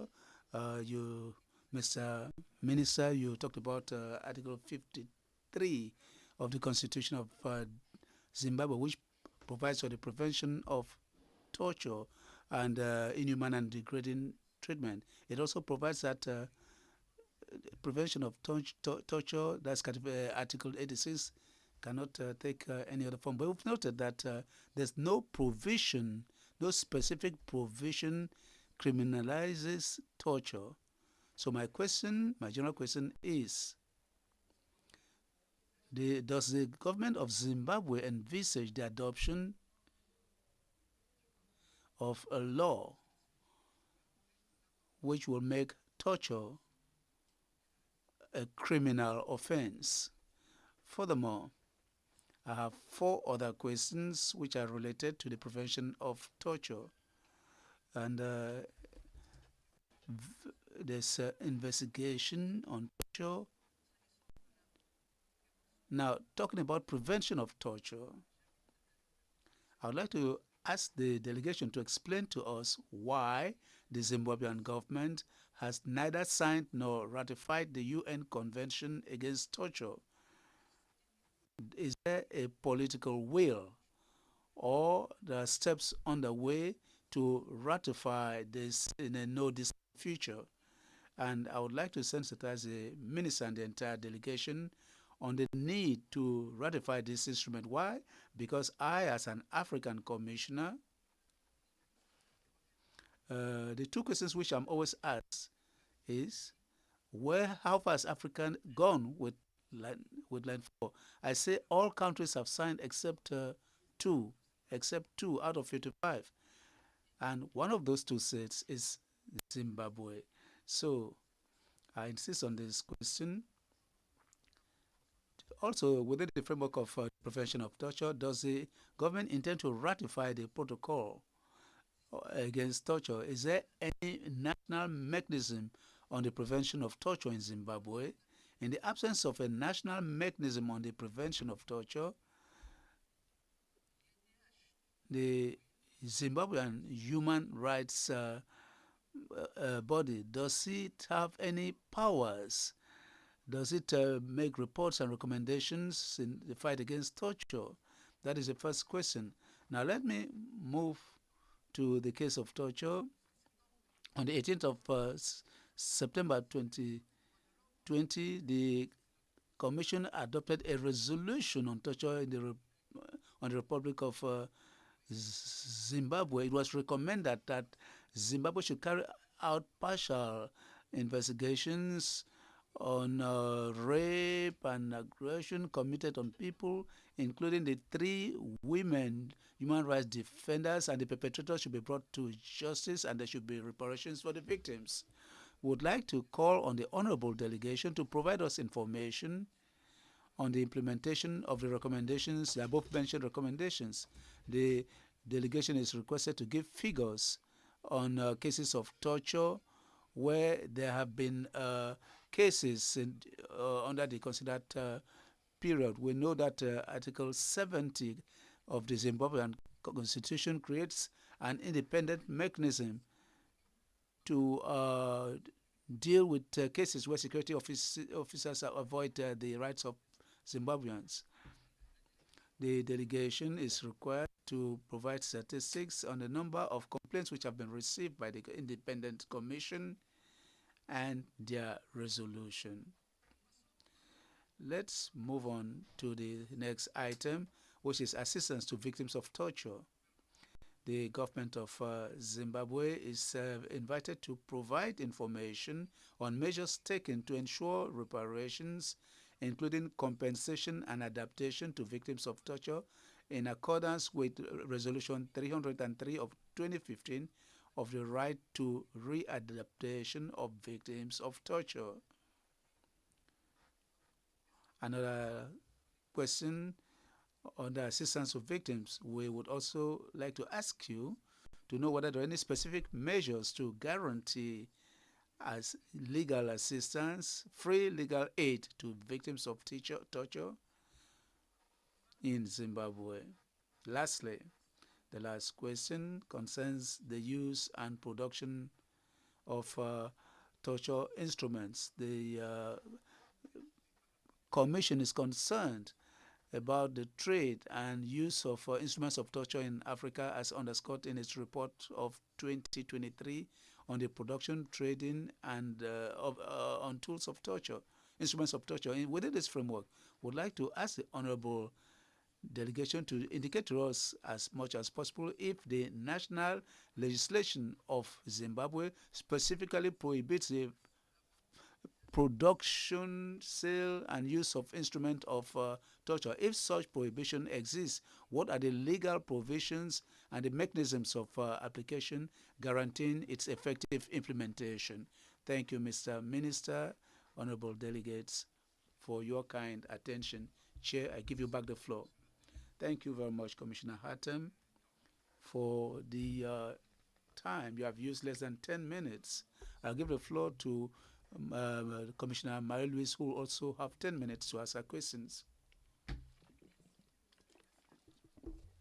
Thank you for giving me the floor, Chair. I'd like to extend greetings and respect to the delegation of Zimbabwe and to all the participants of this session this morning. I would like to discuss with you issues relating to elderly persons and those living with disabilities. In that regard, the Commission would like to extend its reiterate its congratulations to your country for the ratification of the protocol on older persons and people living with disabilities. For people living with disabilities, kindly give us detailed statistics on people living with disabilities in your country. And you talked about the ongoing amendment of the current law on people living with disabilities. We would like to know whether this law takes into consideration the recent ratification of the protocol of persons living with disabilities. In other words, will your law integrate the provisions of that protocol? Besides that, persons living with disabilities, have they been involved? Were they involved in the amendment process? We noted with interest that you have the National Council of Persons Living with Disabilities. The programs and legal guarantees, are they well known to these people living with disabilities? We also note that you have established a national policy on people living with disabilities since 2021.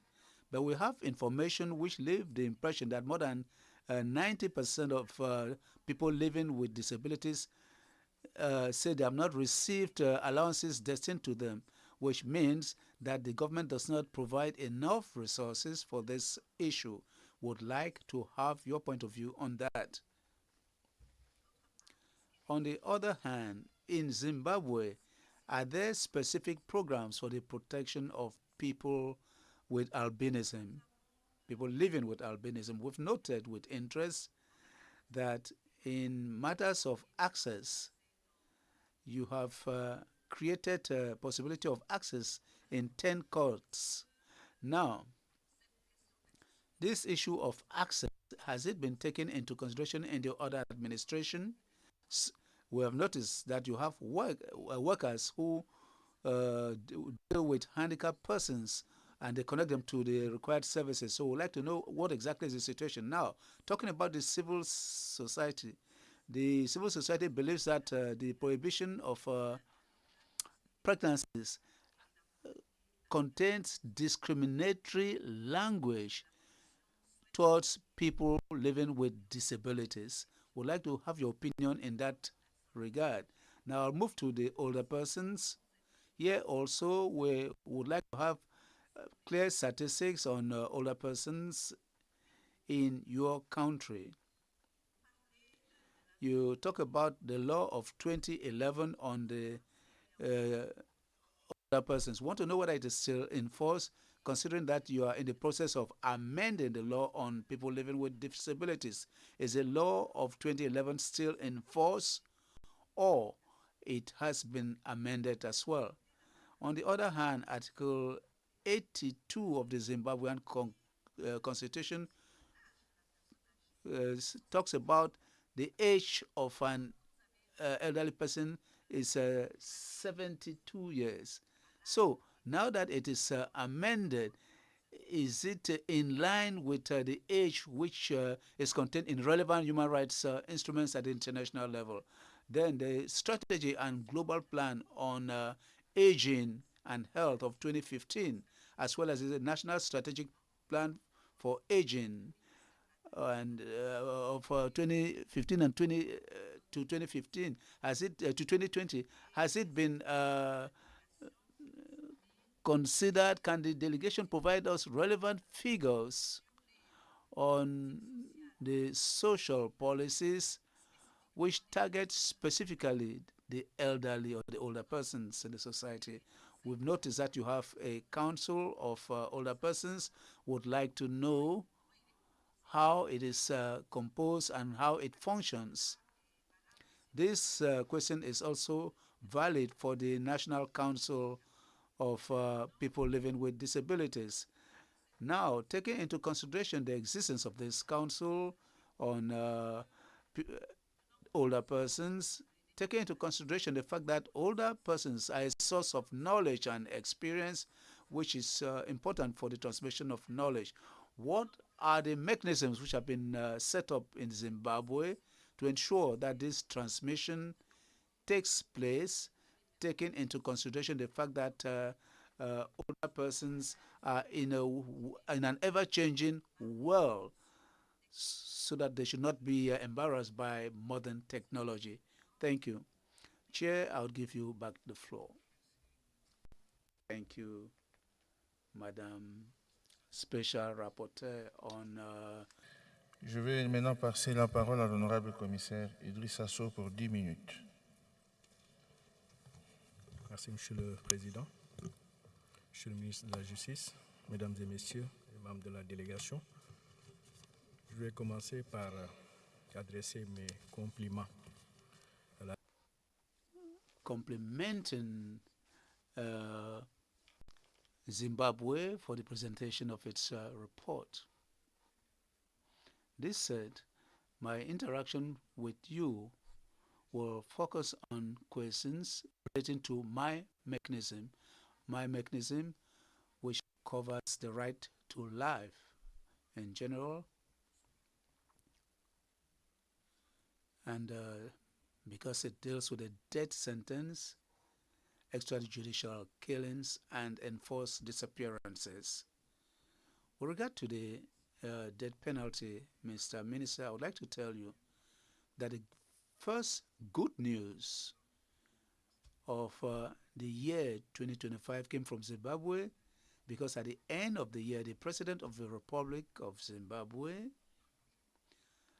repealed, or rather promulgated into law, the law abolishing the death sentence. And he also announced the possibility of commuting death sentences concerning the 60 people who were in the death row. At the time, we wrote a letter of congratulations to the President, and I would like to avail myself of this opportunity to reiterate that the content of that letter. And even before that, Zimbabwe was in a consolidated moratorium, because since 2005 there has been no executions in your country.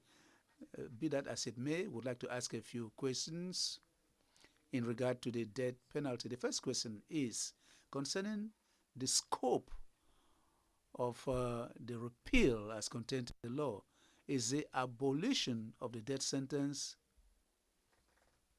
going to lead to many other crimes? That's the first question which I would want to ask. Secondly, the law which abolishes the death sentence, is it applicable even during a state of emergency? I just want to get the general idea and scope of this new law. The second question I would want to ask on this concerns your intentions. Do you intend to ratify the second protocol on the International Covenant on Civil and Political Rights on the death penalty to better secure the abolition of the death penalty? My second question concerns a project, or rather a draft text on the protocol, which is being drafted by the Commission and which concerns the abolition of the death sentence. Now that you have crossed the threshold and you are in favor of abolition, clearly, can you take the commitment here that you'll support us in the drafting of this protocol against the death penalty?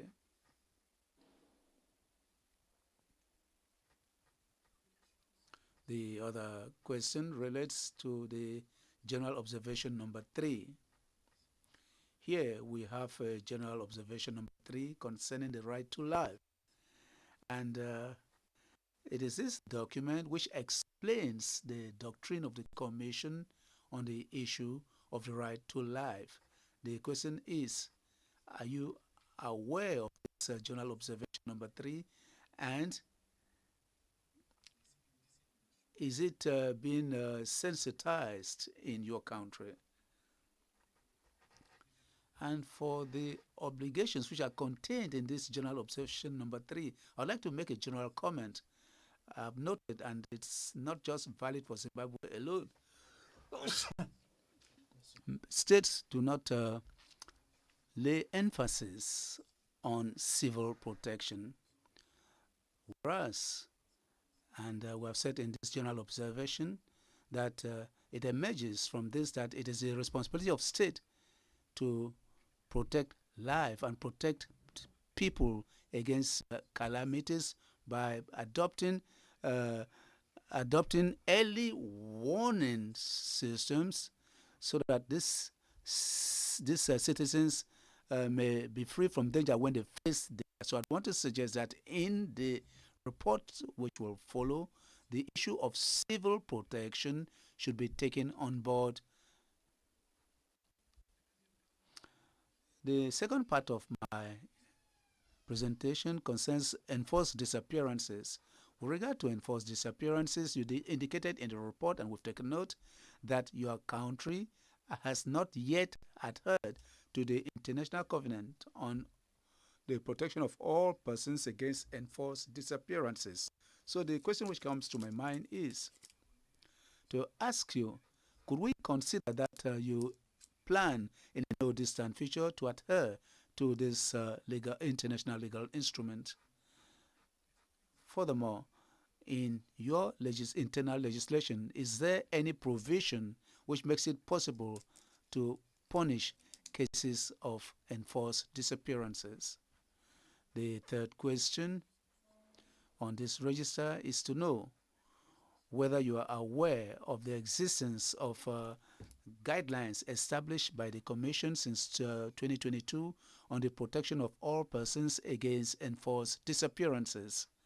If the answer is yes, are these guidelines still being used in your country? Now I'll be more factual after dealing with the legal framework of extrajudicial killings. So I'll go to chapter 26 of your report, where we talk about enforced disappearances. These are not proven cases, but I'll talk about the case of Mr. Peter Nokombe, Joan Makonza, as well as 3 women who are members of an opposition political party. You said that these cases were not proven. We want to know whether this has led to an effective investigation, whether or not it has led to an effective investigation in your country. The second thing I would want to say on this register is to ask the state of progress of your investigation, which was opened according to the report on the disappearance since 2015 of the journalist Itai Zamara. Can you give us some information to the progress that has been made on the investigations concerning the disappearance? Now, I would like to deal with the last part of my mechanism, which concerns extrajudicial killings. You have noted that we have a positive appreciation on that, but during the period under study, there was no case of extrajudicial killings in your country. We have a positive appreciation in that regard. However, I would like to ask you whether in the training programs of workers who are in charge of applying the law, is there any module on the issue of extrajudicial killings in the training of these police officers or other workers? Furthermore, I'd like to ask whether there's a specific law to prevent and punish cases of extrajudicial killings or even summary killings in your country. In a nutshell, Chair, ladies and gentlemen, these are the questions which I wanted to put to you.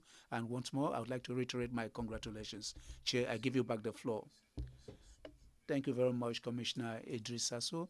I'll give the floor to Honorable Commissioner Lita for 10 minutes. Commissioner Lita, you have the floor. By congratulating His Honorable Minister for a very eloquent presentation this morning, and congratulate his entire team for a comprehensive report. I'll start with the indigenous people's issues.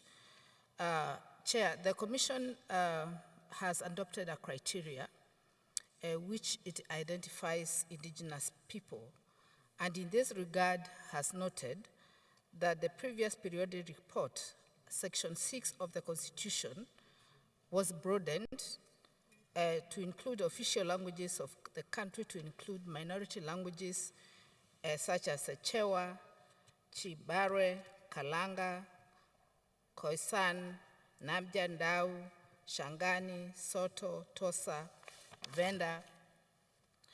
And this is much acknowledged, and the Commission wishes to congratulate your government for this progress.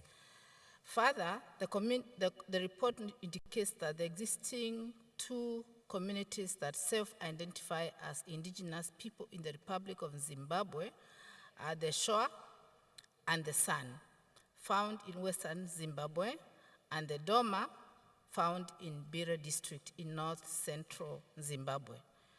The 2 communities constitute about 5,000 people and 0.031% of the country's population. The Commission further notes and commends Zimbabwe for voting in favor of a UN Declaration on the Rights of Indigenous People. And in this regard, we would like to find out from the government what forms of recognition the government has accorded to the 2 indigenous communities, mainly the Shoa and the San, as well as the Doma. Secondly, what targeted interventions and programs has the government put in place to support these communities? And thirdly, while we note that Zimbabwe has ratified other ILO conventions, such as Convention 100 on Equal Remuneration and 111 on discrimination, the country is yet to ratify ILO Convention 169 on indigenous and tribal people, and we wonder what the challenge could be, noting that you actually voted positively the UN Declaration on the Rights of Indigenous People. So we think that you're on the right track, and like to know what could be holding you back on 169. The periodic report has considered that the Human Rights Commission of Zimbabwe has got 8 thematic working groups, and that there is actually a working group on special interests, which also covers indigenous people, and we'd like to commend you on this. However, what are the communities recognized by the government as marginalized communities or indigenous minorities? This is in paragraph 168. We need clarity on that. Secondly, is there any government's legal or administrative framework that specifically recognizes and protects the rights of ethnic minorities and religious as well as linguistic minorities? On the issue of land, are there efforts that have been put in place, 1, to register land titles for indigenous peoples and minorities in the country, both individual and collective? Secondly, to adjudicate claims on collective rights to land, territories, and resources. And if this is the case, could you please share with us? On marginalization and discrimination, this is a major issue when it comes to indigenous peoples, and we would like to know if the government has put in place any laws or measures to raise awareness and redress any injustices or inequalities affecting indigenous communities and their treatment. And lastly, if there are any political quotas for indigenous peoples and persons belonging to the national or ethnic, religious, and linguistic minorities, and if they have access to public office, civil service positions, political participation, and if so, if this can be made clear. So thank you for this. I now wish to go to the next mandate. This is the mandate on the protection of the rights of people with HIV and AIDS, those at risk, vulnerable, and affected by HIV in Africa. According to the current ranking, Zimbabwe ranks number 3 among the top countries with HIV and AIDS in Africa. And I would like to say that the top 9 countries are in SADC region. So this is not far-fetched. However, we realize that in the 2020 CEDAW committee, CEDAW is the Committee on Elimination of Discrimination Against Women, in its concluding observation on 6th periodic report of Zimbabwe, it indicated that HIV/AIDS prevalence, which is the third highest, is more, the prevalence is higher among women than among men. And this is a big disparity, 7.9% for men and 13% for women. And this is something we would like to know what the challenge is. The report also talks about the amended Education Act that Zimbabwe's School Health Policy and Curriculum Framework has incorporated comprehensive sexual reproductive health and HIV/AIDS education. This is paragraph 292. We commend Zimbabwe for this, and would like to find out if the delegation can be able to share with us the successes it has recorded in the implementation of this, important policy. We also note that Zimbabwe is on track to achieve the UNAIDS 95-95-95 targets on HIV/AIDS. And while we realize that these targets, the country aims to achieve by 2030, we would like to know what the status is as of now towards the achievement. What is the variation between the total national HIV/AIDS prevalence over the reporting period in Zimbabwe? With regard to the UNAIDS observation of the disparities as well as CEDAW, we would like to find out what is the preference of women in preference, first of all, of people in prisons and correctional services, and secondly, between men and women in prison and correctional services. We would also like to know what targeted intervention and measures the government has adopted in order to address discrimination and stigma against people living with HIV/AIDS in the country. We have come across situations where forced sterilization has happened in the SADC region, and would like to find out from Zimbabwe if you have any cases where women with HIV/AIDS have been sterilized without consent. Are there any legislative measures to place or to criminalize intentional, deliberate transmission of HIV/AIDS in the country? What are the practical measures and arrangements in place to ensure that accessibility, access, and participation of people living with HIV/AIDS in the country is guaranteed? Are there government budgetary provisions for this?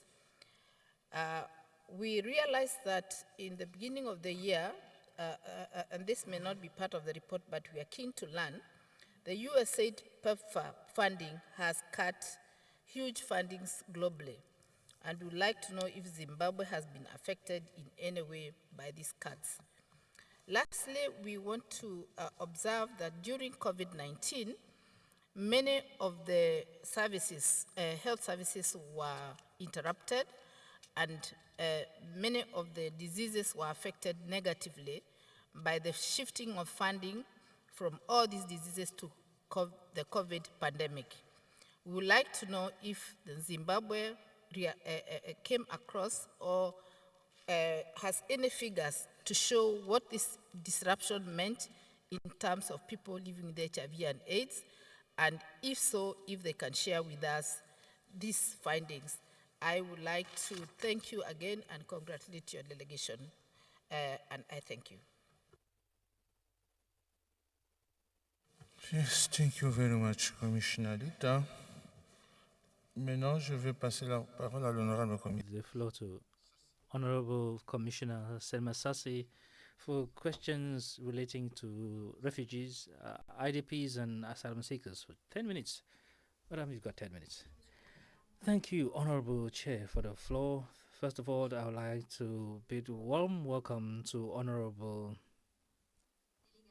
the Honorable Delegation of the Republic of Zimbabwe, presented by the Minister of Justice, and then congratulate them as well for the presentation of their report. And now I'm going to ask you a few questions and raise some concerns that under my mandate as Special Rapporteur on Refugees, Asylum Seekers, IDPs, and Migrants in Africa. I would like to start with the first category, which concerns the refugees and asylum seekers. Zimbabwe, as the report mentions, signed the 1951 Convention on the Status of Refugees, as well as the OAU Convention of 1969 on specific aspects of refugee issues in Africa. The Commission would like to know if Zimbabwe plans to withdraw that reserves of the Convention of the 1951 to fully adhere to this provision. The delegation also invited to provide statistics of refugees, of asylum seekers in the country, with the statistics according to sex, age, and country of origin. The report also mentions that the government of Zimbabwe has adopted initiatives with regard to the Global Pact for Refugees and the Global Pact for Migrations, as mentioned in paragraph 101. The Commission would like to know if your delegation could provide us with an update on the monitoring of commitments that were taken by the government of Zimbabwe during the Global Forum of Refugees. Furthermore, in 2021, the Commission recommended Zimbabwe to operationalize the Interministerial Committee of Refugees as provided for in the law on refugees, so that they can receive and review the various requests for asylum. The delegation is requested to provide information on the implementation and operationalization of this recommendation. The Commission would also like to request the delegation if any concrete criteria of admissibility and a procedure of quick consideration and that is impartial of seeking asylum. What is the method? What is the approach in case of excessive delay? Are there remedies for people concerned to make an appeal before a court or another administrative instrument? Do measures exist to facilitate the birth registration for children born under asylum or parents under asylum? Moreover, in paragraph 114 of the report that was presented, we find information on that refugees in Zimbabwe that have been living there for 10 years can be granted Zimbabwean nationality through registration, as it is In Article 38 of your Constitution, delegation is requested to provide statistics on the naturalization of refugees from 2019 to 2023. The delegation is it aware of the resolution 565 adopted by the African Commission on Human and People's Rights in 2021 on the inclusion of refugees, asylum seekers, IDPs, and stateless persons in the socio-economic system in Africa? Now I'd like to go to the part concerning migrants. The Commission would first of all like to congratulate Zimbabwe for the recent ratification of the International Convention on the Rights of Migrant Workers in November 2024. The report also informs that the government of Zimbabwe, with the assistance of its development partners, is developing a migration policy. The delegation is therefore invited to provide an update on the adoption of the said policy. The Commission would also like to have information, that updated information on the legal and institutional framework governing issues on migration. Moreover, the Commission would like to know the specific measures that the Zimbabwe government has taken to fight against discrimination of migrant workers in the country and to ensure their protection against exploitation, and especially if there are cases of court cases or any sentences by the courts during the period. Has the Zimbabwean government planned to ratify all the treaty establishing the Economic Community of Africa on the free movement of persons, the right to residence, and the right to establishment as was adopted in March 2018? Some reports received by the Commission mentioned the detention of many migrants in Zimbabwe as country of transit. The delegation is requested to provide specifics on this by clarifying the state of the law that is applicable and specify the government's approach regarding giving priority to alternatives of migrants as advocated for by the African Commission. Finally, on this aspect, the delegation is the delegation aware of the African guidelines on the human rights on migrants, refugees, asylum seekers adopted by the Commission in 2023? I would like to move on to the category of statelessness. The Zimbabwe ratified the Convention on the Status of Stateless Persons of 1994 of the United Nations.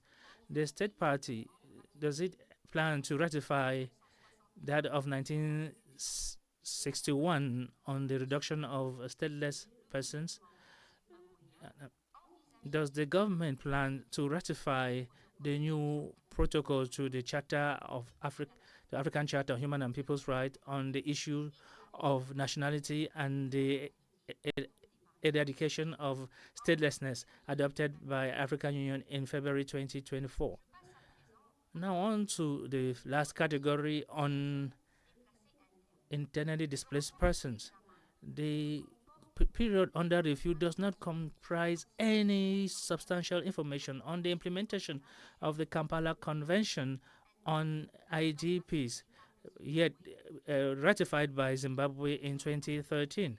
The question has already been put by the country rapporteur, but I'd like to underscore that to know why the Part C was not included in the report. The delegation is also invited to provide statistics on IDPs during the period covered by the report, based on sustainable solutions that put an end to their movement, their displacement. Are, are there specific policies or measures for IDPs related to the climate change? You mentioned during your oral presentation that there is a draft law on climate change, and we would like to know if this draft law takes into account the relationship between climate change and IGPs. I'm going to end here, and I yield at this point. Thank you. I know that you have so many other concerns that will be transmitted to the government in writing. Since this is just a sample of the questions that we expect a response, it doesn't have to be today. So I'm going to ask the colleagues who are online to ask their questions. Zeralem, is Commissioner Manuela online? Commissioner Manuela, you have 10 minutes.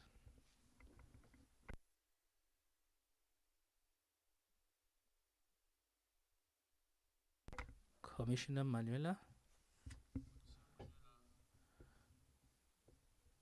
Are you there, Commissioner Manuela? Good afternoon, Chair. I can hear you. Yes, you have the floor. 10 minutes. Good afternoon, colleagues. Good afternoon, delegation of Zimbabwe that shared the reality of Zimbabwe. The questions related to my mechanism were already addressed in writing, and I would like to highlight some of them in the 10 minutes that I have. The first question is in paragraph 39. The report indicates the law of prisons was updated. And we would like to understand which ones were the main areas that were updated, and if it's aligned to the guidelines and the laws that have been issued by the Commission. The other issue is that we know that there are several legal systems in our continent, and Zimbabwe is not an exception. Our question is to understand that if all these traditional legal systems are operational and they can safeguard human rights, because that is not clear in the report that was presented. Another simple question is that, are there legal instruments in Zimbabwe that indicate that police detention cannot be more than 48 hours, because that coincides with the guidelines we have. But we would like to understand if, in addition to these formal aspects, physically, the prisoners are separated, condemned and detained, men and women, and there is an age group from 18 to 21 years old that is mixed with adults. We would like to understand if this issue is safeguarded in Zimbabwe. Regarding the alternative sentences, because we have the situation of overlocation in the prisons, we would like to understand if the sentence with alternative sentences, and what is the impact of this for the overpopulation in the prisons in Zimbabwe. Another issue is health and legal assistance. How chronic patients are treated in the prisons, because these are patients that require a permanent assistance. Is the prison system in Zimbabwe able to ensure that these patients, chronic patients and mental illness patients, can be assisted?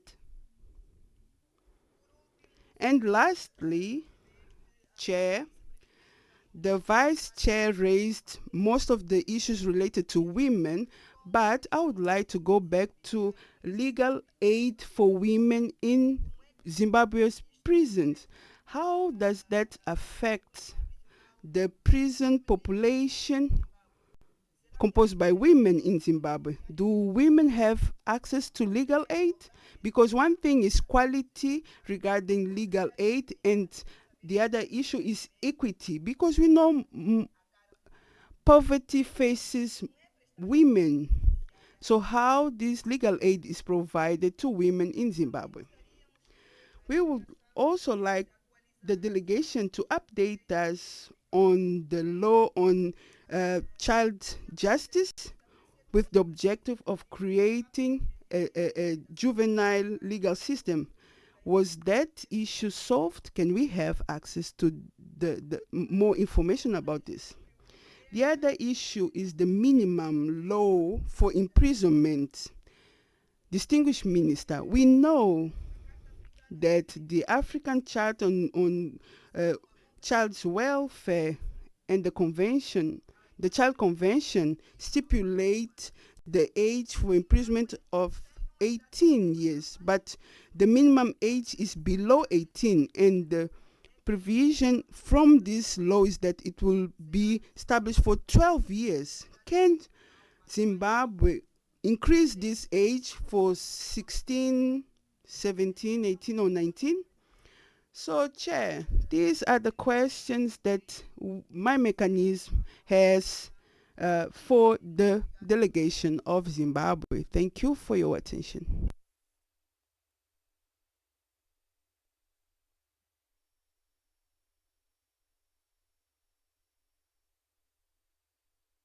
Now, on behalf of the Commissioner Mondera, Madam Vice Chair on the working group of economic rights and socio-cultural rights, Honorable Cesar will be in charge of that for 10 minutes. Thank you, Mr. Chair, for the floor. Allow me to read on behalf of the working group on socio-cultural rights. I'd like to start by saying that the Commission learned that Zimbabwe recently ratified the protocol to the African Charter of Citizens and Social Protection and Social Security. Zimbabwe will be the first state of the African Union to ratify that instrument. While congratulating you for that evolution, the delegation is invited to confirm this ratification and to provide more details. The government of Zimbabwe, does it plan to ratify the optional protocol on the International Pact on Socio-Economic and Cultural Rights of the United Nations? Now I'd like to talk about its socio-economic rights, starting with Article 14 on the right to ownership. The report mentions that the Attorney General is working on a draft law to amend laws on the organizational charts that will modify some laws in order to make the lease of 9 years, as you find in the paragraph 83 of the report. The delegation is invited to provide more information on this initiative and to explain to what extent It will strengthen the ownership right in or law in Zimbabwe. In 2021, the Commission recommended Zimbabwe to assess this legislative framework and the land system in order to develop policies and programs. The report mentions the Global Compensation Act. The Commission would like to know if the legal system of the expropriation for public utility in Zimbabwe exists, and how the government is dealing with the discriminatory practice inspired by the customary right of access to land, especially for women. Now on to the right to housing. The delegation is invited to provide to the Commission information on the share of the public budget allocated to the housing program and what are the main achievements of the national housing policy and human establishment. Now on to Article 15 on the right to work in fair conditions. The African Commission on Human and People's Rights would like to request the delegation of Zimbabwe the concrete measures taken by the government to ensure that growth and economic diversification should translate into possibilities of increased employment, and what is the minimum age to work in Zimbabwe, and does it comply with the school going age, which is obligatory? Now, as regards Article 16 on the right to benefit from the best mental and physical health, the Commission notes in the report the many measures taken by the government of Zimbabwe to fight against cultural and religious practices that are prejudicial, that harms the health of children, especially younger. As concerned universal coverage, the delegation is invited to provide update on the strategy of obstetric surgical strategy that defines a series of surgical measures in order to increase access to surgical operations. The Commission would like to know as well if the health infrastructure of Zimbabwe has medical equipment and necessary consumables, as well as the necessary maintenance. Now on to the right to education. The Commission takes due note of the evaluation of the impact of the STIM program, Science, Technology, Engineering, and Mathematics, presented in the report under paragraph 678 to 20. The report also mentions that the Basic Education Assistant increases objective to 1.5 million primary school students and secondary students during the 2022 academic year. The Commission would like to know if there are other classes, other costs borne by the family for children at the primary level. The delegation is also requested to provide data on the level of education completion in the primary and secondary school level during the period considered or under review. The Commission would also like to know from the delegation the measures that the government has taken to supervise an investigation on and allegations of attack on education. Now on to the right to economic, social, and cultural development. as provided for under Article 22 of the Charter. The Commission takes due note of support programs to the most vulnerable groups, such as sanitation and hygiene programs and in the rural area, and the wash program in small towns. The Kwanda program, social protection and money transfer, with the support of the World Bank and the Valor Kinyacha program for social money transfer with technical assistance from UNICEF.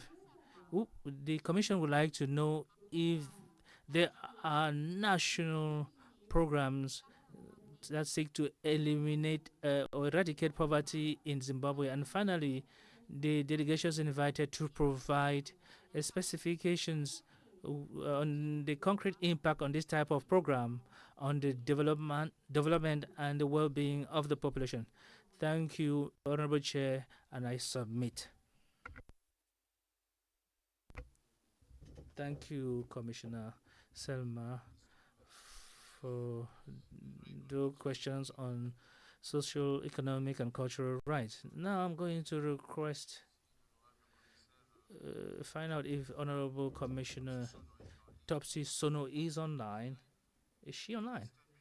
You have 10 minutes, Commissioner Topsy Sono. You have 10 minutes.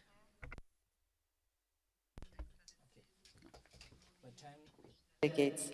I'd like to join others to congratulate the delegation of the Republic of Zimbabwe for a presentation of a report. So my questions relate to my mandate, that is as Special Rapporteur on freedom of expression and access to information. I'd like to start with the right to receive information.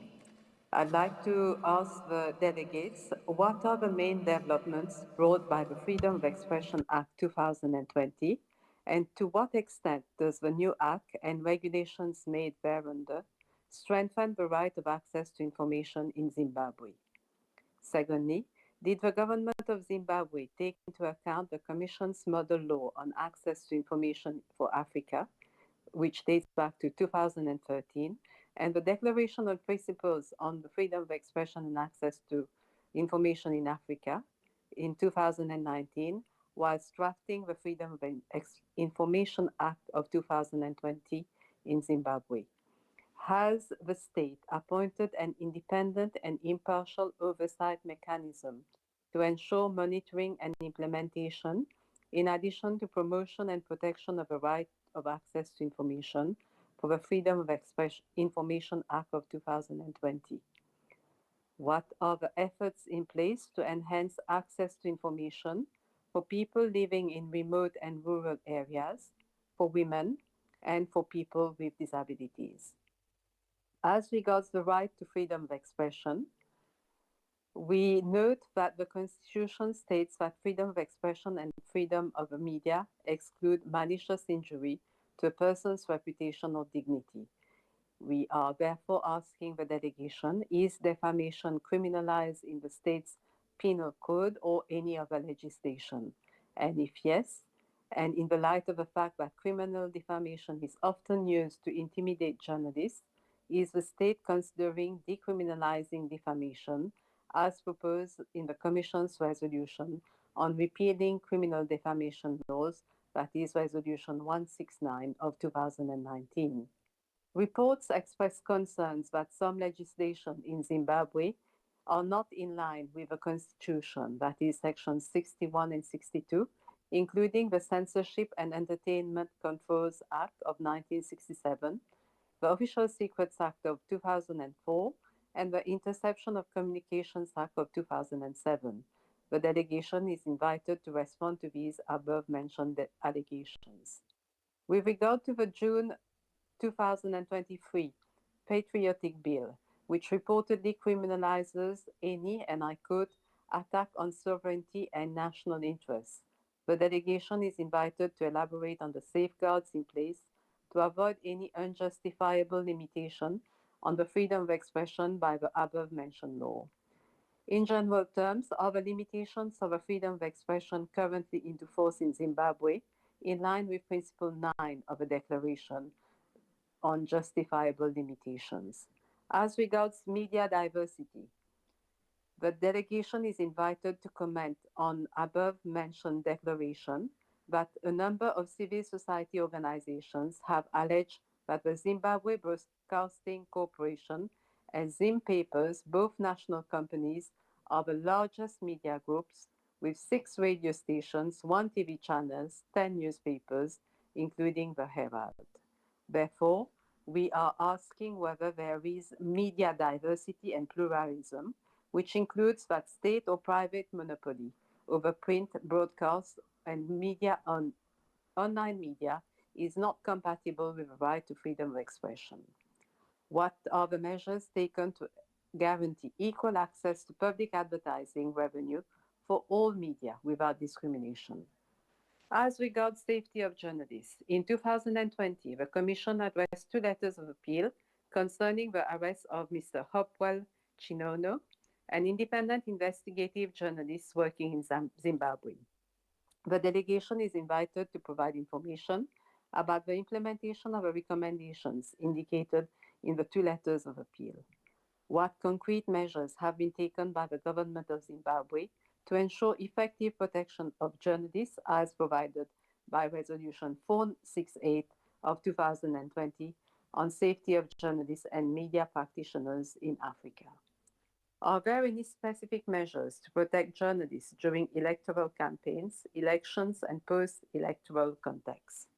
The delegation is invited to provide any information about investigations made regarding the recent death of investigative journalist Watson Flexi Munyanka on the 17th of March 2025 after reportedly being brutally thrown from a moving car.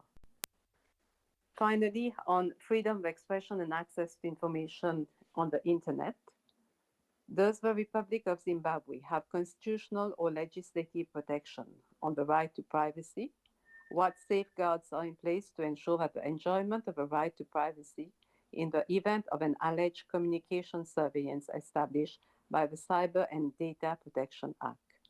Is the government of Zimbabwe considering adopting legislation or policy to ensure universal, equitable, affordable, and meaningful access to the internet, as already recommended by the Commission in 2021 and stipulated in Principle 37 of the Declaration? Bearing in mind that the internet and social media shutdowns violate the right to freedom of expression and access to information, contrary to Article 9 of the Charter, and as stipulated in Principle 13, are there any measures to ensure that the responsible body does not request internet service providers to shut down the internet? Does the government of Zimbabwe have any AI policy or ongoing policy discussions on regulation of AI and related digital technologies? What measures has the government taken to ensure the use of AI does not violate human and people's rights? Finally, Chair, the delegation is invited to elaborate on reports that there is a link between vehicle and insurance registration to the Zimbabwe Broadcasting Corporation radio listener's license. Can the delegation please comment on this allegation? Thank you. Yes, thank you very much, Commissioner Topsisono, Girisha Topsisono.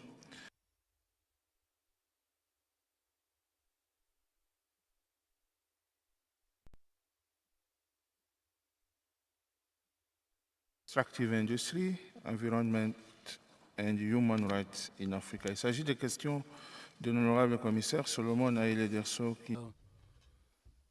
For Commissioner Solomon, who is not connected, so we will have to ask his own questions to the delegation.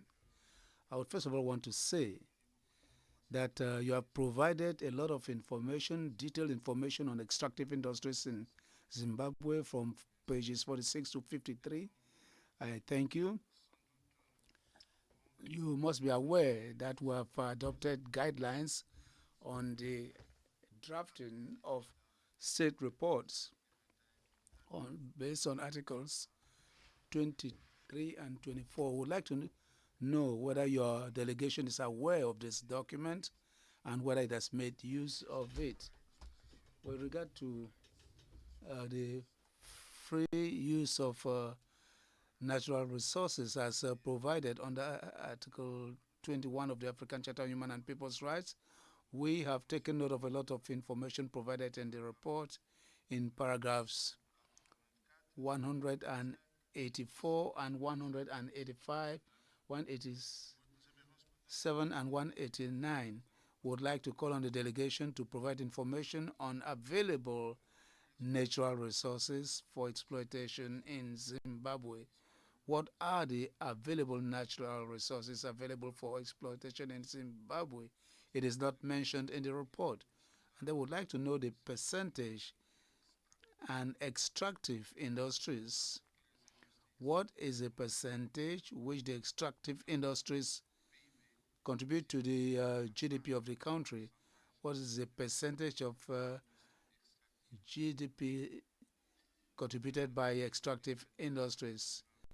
The Commission printed then there's the threat on the Ginde community on their land as a result of mining activities.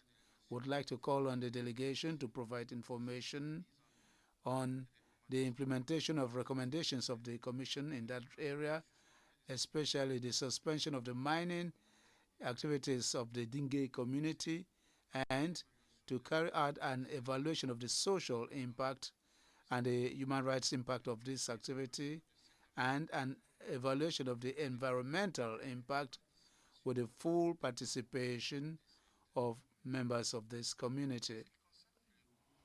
As regards the marginalized groups, notably women, the Commission would want to know whether women are involved in the process at different stages of the granting of licenses for the exploitation activities in these extractive industries. We would also want the delegation to give in detail and give examples on the rights of local communities to benefit from income from extractive activities, and the FDC, what is known is in English as Community Known Fiduciary Trust, under Article 14B of the General Rules of Indigenization of 2010, paragraph 200. The report states that all minors who are registered should give indications latest the 10th of each month. Does this include the revenues from extractive industries? Does the law require that the public be fully informed of the above-mentioned reports? The government itself, does it report to the parliament on these issues? As regards transparency, the Commission would like to know whether there are legislative measures which require extractive industries to publish the benefits they make, the profits they make in Zimbabwe. The report says that there's a law on gold mining, and that it contains all the provisions prohibiting the possession of those minerals unless one is a registered miner or agent.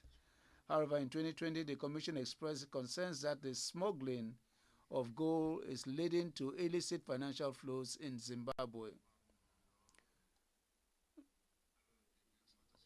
That smuggling of gold is leading to illicit financial flows in Zimbabwe.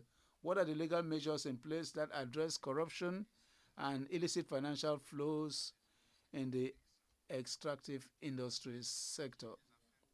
Are there any cases brought before the national courts of Zimbabwe against extractive industries or non-compliance with legal requirements? With regard to environmental law, Section 73 of the Constitution aligns the environmental rights of the people of Zimbabwe and lay out all the persons have right to an environment that is not harmful to their health and well-being. Is the environmental impact assessment policy of 1994 still in force in Zimbabwe?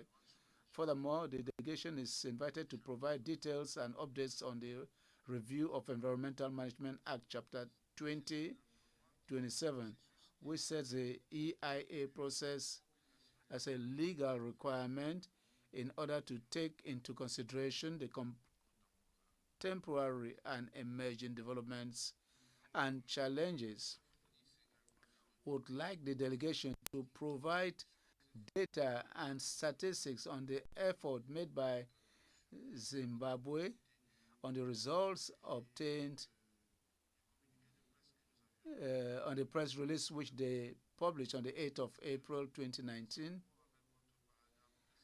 together with paragraph 57 of the 257 of the report, which says that the government has adopted several strategies to deal with climate change. That is, analyzing the shortcomings relating to climate change, which concerns the disparity between the different sexes. Would like to have data on this. Further, would like to know whether there are any judicial cases, remedies in place to address environmental issues related to activities of extractive industries, spoliation of water, of land, and agricultural systems. There are two complementary questions. All this concern Article 24 of the Charter, the law on the despoliation of the environment. We'd like to know whether this law concerns the consent of the community when it comes to the evaluation of the incidents on the environment. Last question, the delegation is invited to provide information on the process of adopting laws on climate change and to indicate whether consultations with civil society organizations and other stakeholders are organized in this regard. These are the questions which the chair on the working group on extractive industries wanted to present to you, and our secretary will provide you with these questions in writing. Lastly, because we'll be stopping at 1:30, that is 15 minutes from now, I'd like to ask you questions on the last mechanism which remains, that is the special rapporteur on the defense of human rights, the focal point on reprisals and the focal point on judicial issues in Africa. This concerns mostly freedom of association. I would like to congratulate you, Mr. Minister. There's a lot of information which you have already given, which respond to some of the questions, but just for reasons of clarification, permit me to come back to some of these questions. Freedom of associations and meetings, it's under Section 58 of the Zimbabwean Constitution. The report under review does not talk about the amendment on the law of NGOs, but you said publicly that the former law has been repealed and that there's a new law. But we would want to know, we want you to complement this information by talking about the process of adopting this above-mentioned draft law. How does this law respect the laws on liberties and association? Kindly come back to what you said in your update, and it will be helpful. We'd like to invite the delegation to tell us why the draft law imposes on NGOs specific provisions only on NGOs in the fight against money laundering and the fight against terrorism, which is not imposed on other stakeholders, that is other civil society organizations which are not NGOs. Would also want to know how the government of Zimbabwe can reassure us here and assure itself that the draft laws are not vague and cannot be abused. Cannot be abused. I'll move to others because the minister had already responded. Let me move on to others.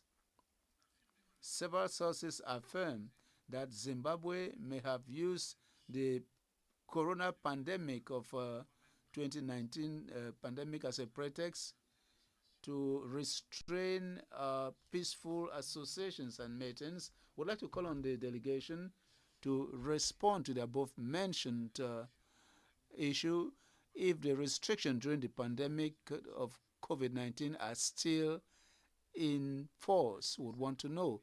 On the 18th of September 2019, the Commission adopted the resolution on the situation of human rights in Zimbabwe, where she had, among other things, expressed her concerns about the crackdown on the planned peaceful anti-corruption demonstration on July 31, 2020, and by the targeting of political activists and human rights defenders wanted by the police to question them about the planned demonstration. Press release of 18th of September 2020. Would like to call on the delegation to cite the measures taken to implement the recommendations of the above-mentioned resolution, which we adopted in 2020. It is Resolution 443, and we adopted it in 2020. With regard to the protection of human rights defenders in 2021, the Commission recommended that Zimbabwe adopt a specific law on the protection of human rights defenders. Mr. Minister, I know that you said that there's no discrimination against human rights defenders and they're protected like anyone else. But what we want to know here is that there is whether there's a specific law which protects human rights defenders. Technically, we're aware that it doesn't exist, but we just want a confirmation from you. During the period covered by the report, the Commission sent a number of urgent appeals to the government of Zimbabwe concerning the restriction of civil space and human rights defenders. In these urgent appeals, we talked about the draft amendment to the NGO law of November 2024. We quoted a few cases, Mr. Job Sikala and Barrister Beatrice is a lawyer. I know you quoted a few names amongst the human rights activists, but would want you to provide us with information on the above cases. I did not hear very well. Perhaps these names are the ones you mentioned in your oral update. Coming to access to regional and international human rights bodies, we want to know whether you intend to ratify the African Charter on Human and People's Rights, on the establishment of an African Court of Human and People's Rights, and subsequently, if you have made the declaration provided for under Article 34.6 of the protocol. I'll end with a few concerns on the independence of the judiciary.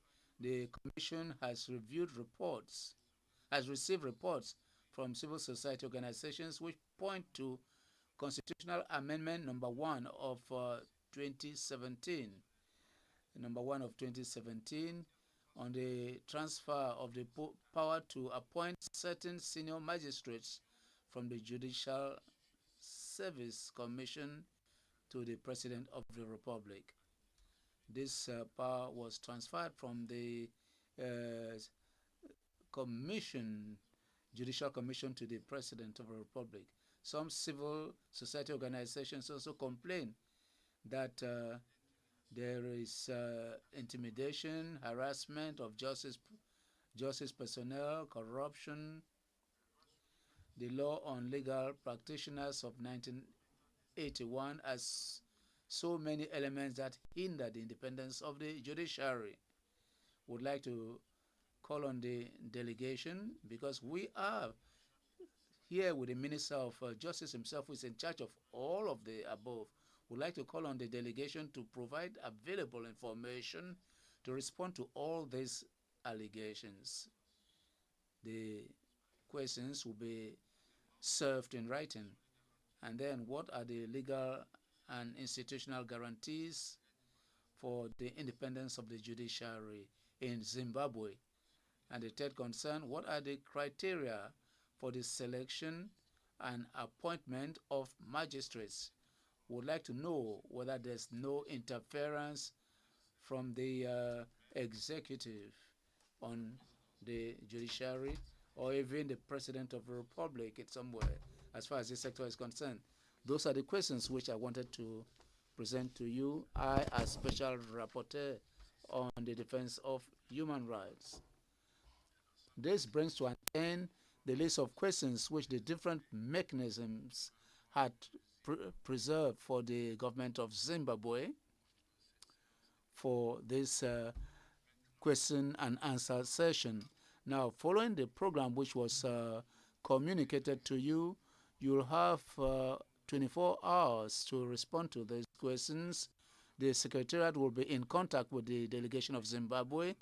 But meanwhile, Mr. Minister of Justice, given that you started with something, perhaps I'll give you the floor.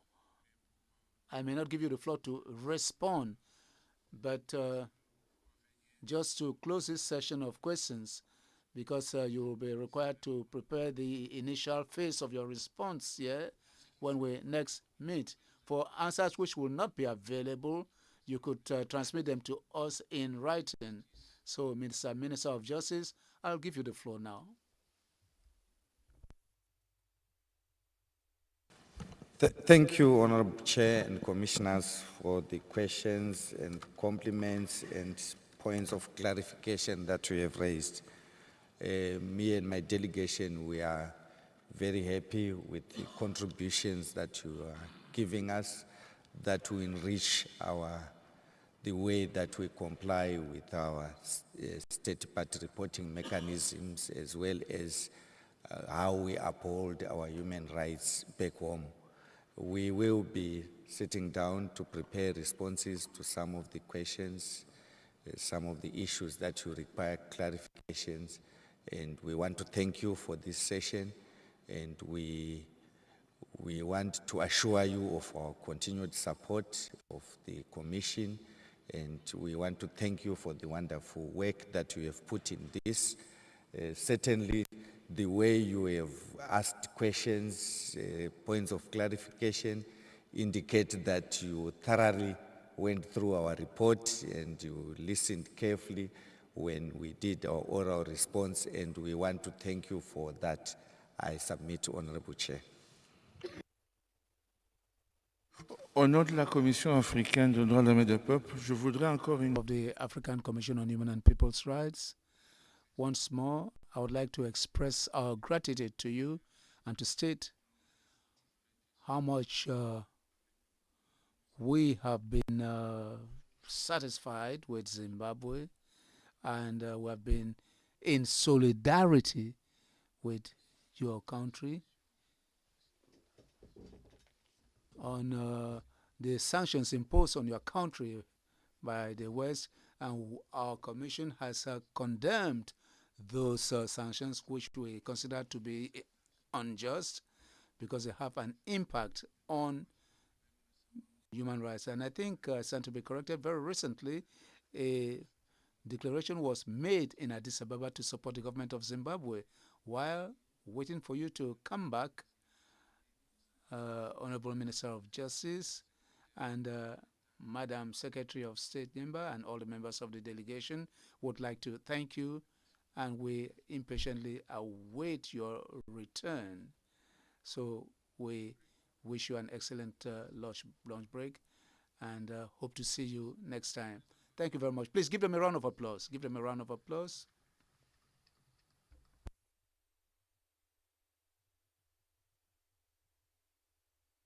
So it's going to be 1:30. We'll have a 1-hour lunch break, and we'll come back at 2:30 for another panel and another working group. The working group on communication. constitutional on indigenous persons. So we'll meet this afternoon at 2:30. Thank you.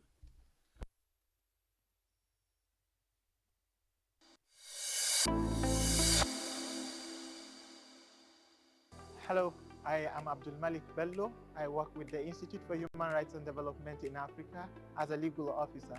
I participated in a panel today where we discussed the issue of fair and timely justice as an important ingredient of sustainable development.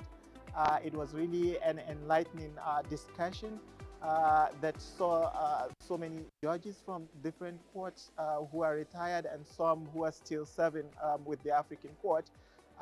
We recognized quite a number of challenges, and one of the main challenges that I would want the Commission to prioritize is the issue of implementation, because quite a number of times you get judgments, recommendations from the African regional human rights mechanisms without necessarily getting implementation. It's really a concerning matter that really touches on the what of the judgments and recommendations of the African Court and African Commission and other regional human rights mechanisms, and we urge states to honor their obligation and respect the decisions from the African Court and other regional human rights mechanisms by ensuring that they are timeously implemented.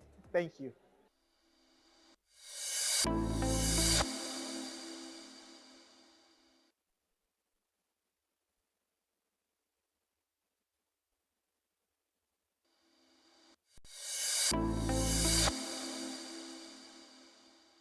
Yeah, thank you very much for this opportunity. My name is Nchiko Wanchiko, and I work as a climate justice advisor for Amnesty International in East and Southern Africa.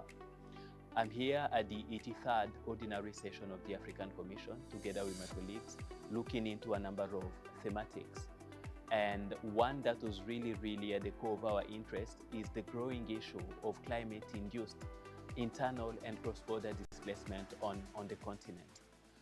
Over the last 1 year or so, we've been documenting the violations that people who have been displaced by climate change on the continent, both within their countries and across borders, have been undergoing.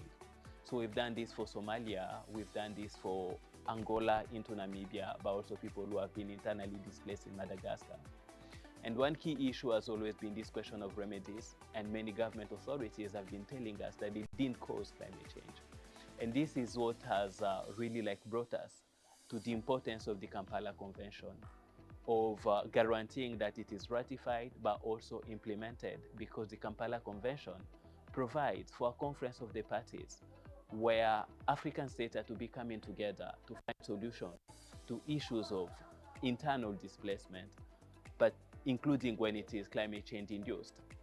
But this has not been done so far, and this is a duty, a responsibility that the Kampala Convention has given the African Union.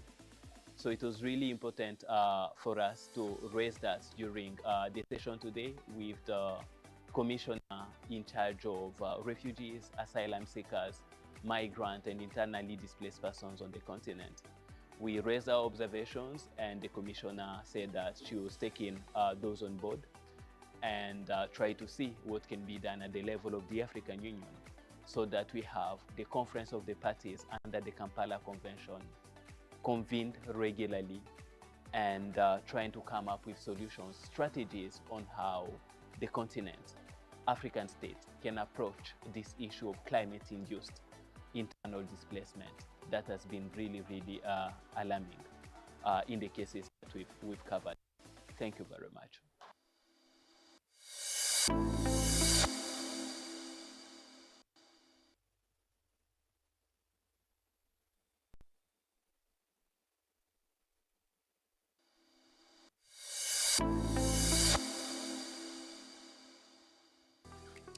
Hello everyone, this is Secretariat. I am the officer in charge for the International Organization for Migration here in the Gambia. I just came out of a wonderful panel session that focused on the impact of climate change on migration and how that is emerging as a driver of conflict on the continent.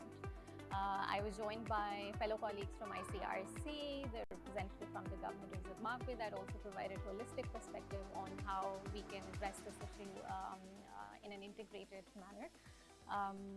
Overall, I feel this was a wonderful platform to exchange ideas and come together to see that how we can really deploy people-centered, human rights-based approaches to solutions that are affecting the continent as a whole.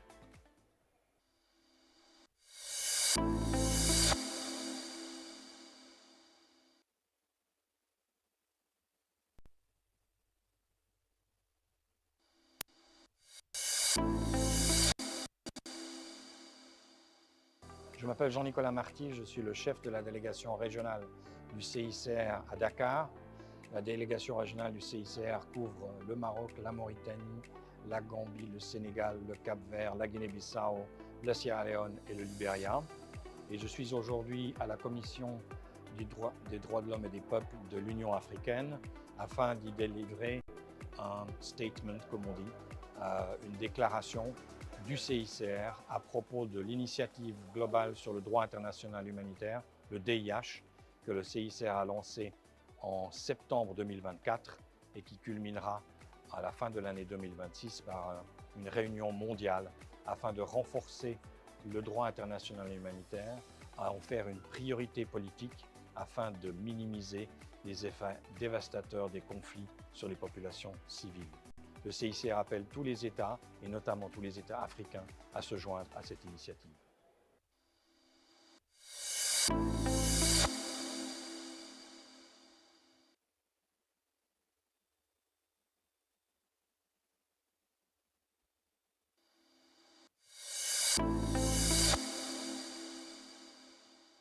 My name is Nyashampani. I'm with Afrobarometer. We are so much excited to be part of this second joint special mechanism forum here in Banjul. So today we presented our data on sustainable development goals, where we shared the data that we have in terms of how African countries are faring when it comes to the different sustainable development goals. The data that we presented today shows a sobering picture in terms of the performance of African countries. African countries are still struggling when it comes to addressing issues to do with poverty, issues to do with access to quality education, issues to do with access to quality healthcare. We did present this data to the different participants who are part of this forum as a way of trying to make sure that we root the conversations in what empirical evidence or empirical data we're saying. We strongly believe that as we are trying to address these issues, which are also quite key issues that are affecting people on the continent, they are going to make use of the data that we shared and then be able to come up with strategies that are also going to guide how different countries and how different development partners can also assist to make sure that sustainable development goals are achieved by our different countries on the continent.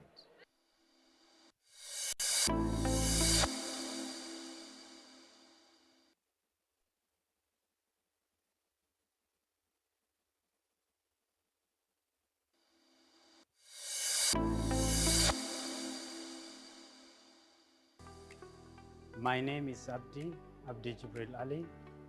I am a member of the Ethiopian Human Rights Commission, a national human rights institution with AA status. I came to participate in the session, in the 83rd sessions of the African Commission on Human and People's Rights. We submitted at the Ethiopian Human Rights Commission a statement on human rights situation in Africa, and also a thematic statement on women's rights, rights of prisoners and their conditions of detention, on economic, social, and cultural rights, as well as rights of older persons and the persons with disability. Regarding the organization of the session, from the practical session, I registered before starting my travel. So I received practical information as well as clearance on immigration matter.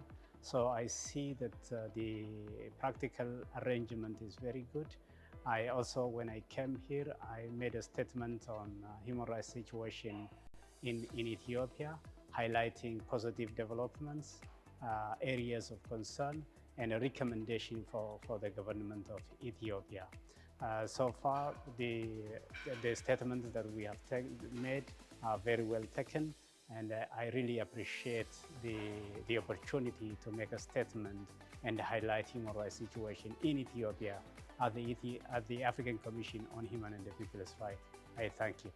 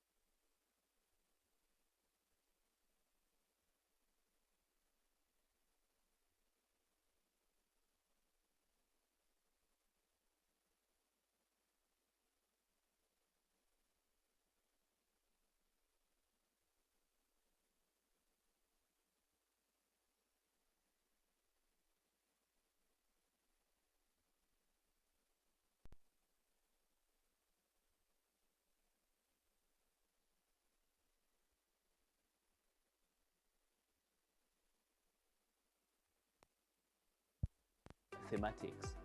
And one that was really at the core of our interest, the growing issue of climate-induced internal and cross-border displacement on the continent. Over the last 1 year or so, we've been documenting the violations that people who have been displaced by climate change on the continent, both within their countries and across borders, have been undergoing. So we've done this for Somalia, we've done this for Angola into Namibia, but also people who have been internally displaced in Madagascar. And one key issue has always been this question of remedies, and many government authorities have been telling us that they didn't cause climate change. And this is what has really brought us to the importance of the Kampala Convention, of guaranteeing that it is ratified but also implemented, because the Kampala Convention provides for a conference of the parties where African states are to be coming together to find solutions to issues of internal displacement, but including when it is climate change induced. But this has not been done so far, and this is a duty, a responsibility that the Kampala Convention has given the African Union. So it was really important for us to raise that during the session today with the Commissioner in charge of refugees, asylum seekers, migrant and internally displaced persons on the continent. We raised our observations, and the Commissioner said that she was taking those on board and try to see what can be done at the level of the African Union, so that we have the conference of the parties under the Kampala Convention convened regularly and trying to come up with solutions, strategies on how the continent, African states, can approach this issue of climate-induced internal displacement that has been really alarming in the cases that we've covered. Thank you very much.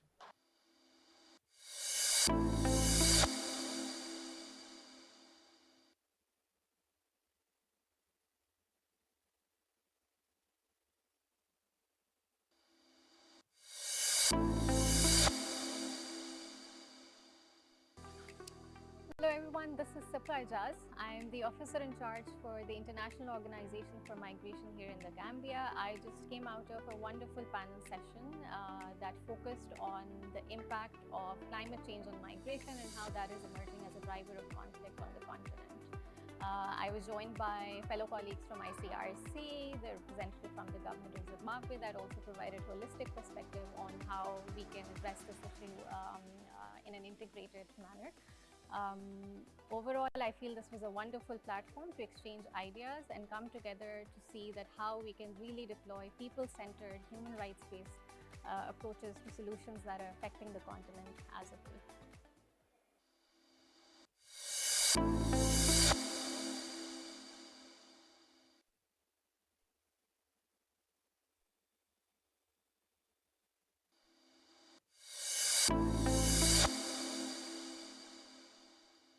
Je m'appelle Jean-Nicolas Marty, je suis le chef de la délégation régionale du CICR à Dakar.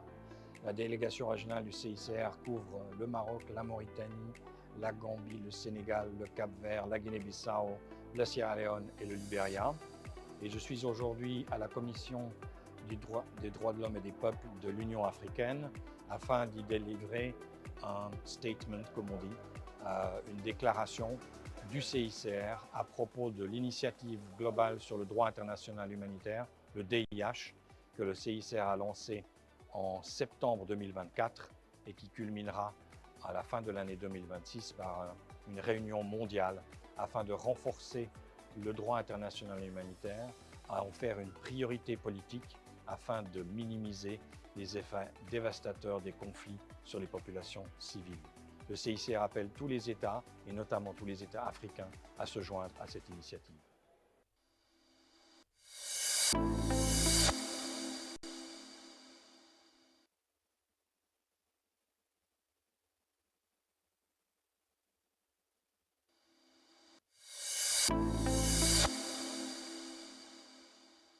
My name is Nyashampani. I'm with Afrobarometer. We are so much excited to be part of this second joint special mechanism forum here in Banjul. So today we presented our data on sustainable development goals, where we shared the data that we have in terms of how African countries are faring when it comes to the different sustainable development goals. The data that we presented today shows a sobering picture in terms of the performance of African countries. African countries are still struggling when it comes to addressing issues to do with poverty, issues to do with access to quality education, issues to do with access to quality healthcare. We did present this data to the different participants who are part of this forum as a way of trying to make sure that we root the conversations in what empirical evidence or empirical data we're saying. We strongly believe that as we are trying to address these issues, which are also quite key issues that are affecting people on the continent, they are going to make use of the data that we shared and then be able to come up with strategies that are also going to guide how different countries and how different development partners can also assist to make sure that sustainable development goals are achieved by our different countries on the continent.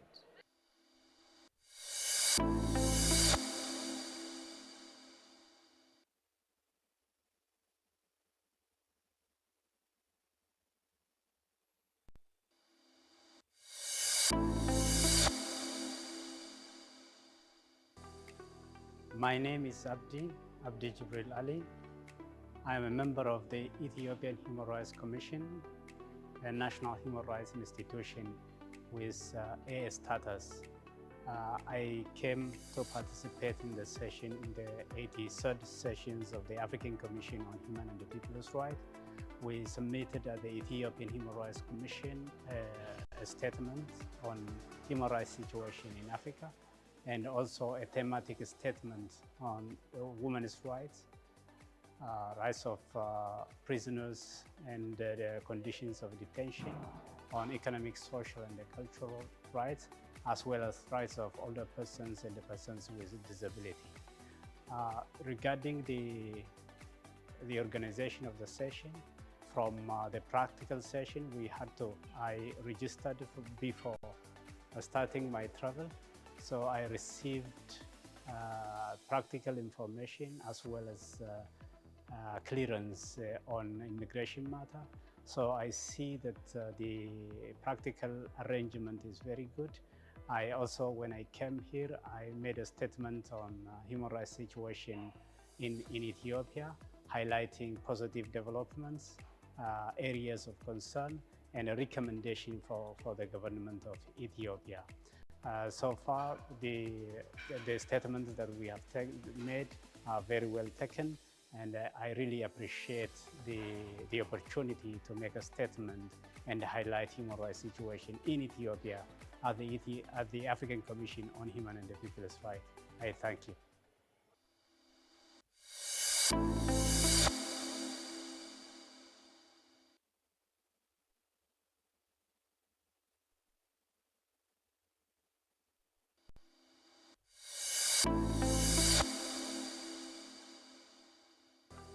My name is Jagan Gray Johnson, and I'm one of the advocacy advisors for the Open Society Foundation's OSF. I'm based in Johannesburg, and I'm supporting participants to this 83rd session of the African Commission for Human and People's Rights based in Banjul. We also support the Commission in various ways, together also with the Center on the pre-session itself, which basically also looked at full participation of non-state actors and NGOs and CSOs in the NGO Forum, which is usually hosted by the African Center for Human Rights and Democratic Studies.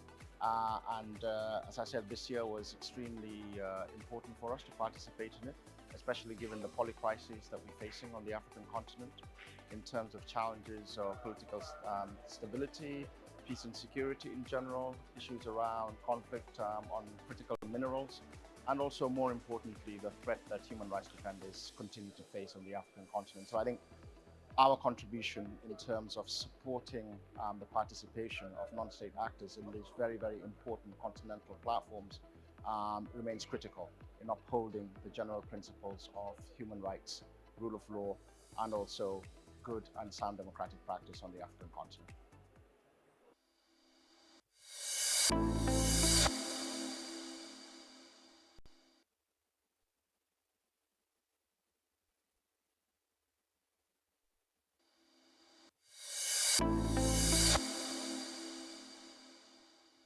Hello, I am Abdul Bello. I work with the Institute for Human Rights and Development in Africa as a legal officer. I participated in a panel today where we discussed the issue of fair and timely justice as an important ingredient of sustainable development. It was really an enlightening discussion that saw so many judges from different courts who are retired and some who are still serving with the African court.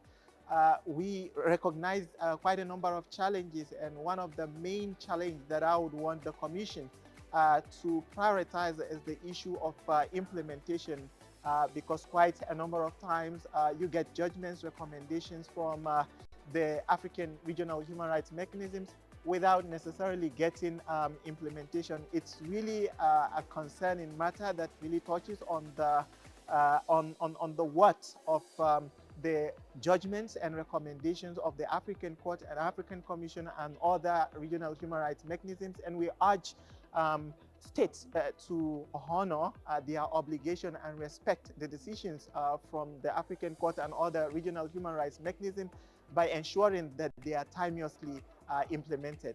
Thank you.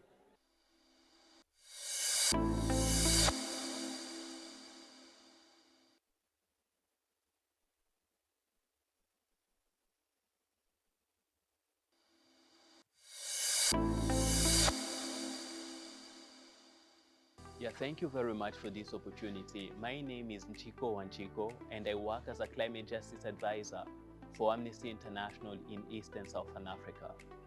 I'm here at the 83rd Ordinary Session of the African Commission, together with my colleagues, looking into a number of thematics.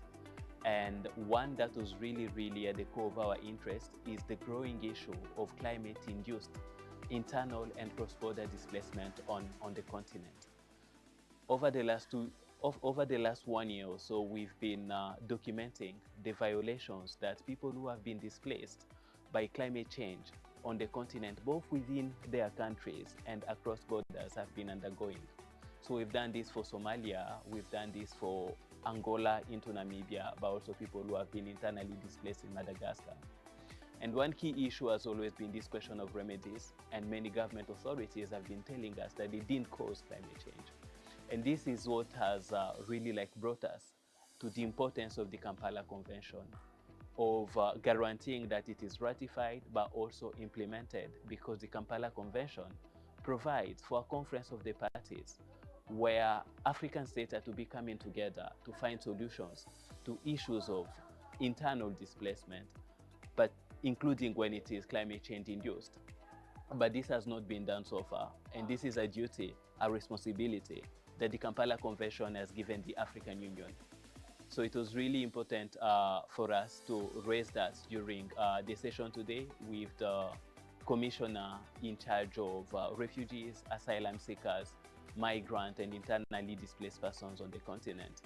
We raised our observations, and the Commissioner said that she was taking those on board and try to see what can be done at the level of the African Union, so that we have the conference of the parties under the Kampala Convention convened regularly and trying to come up with solutions, strategies on how the continent, African states, can approach this issue of climate-induced internal displacement that has been really alarming in the cases that we've covered.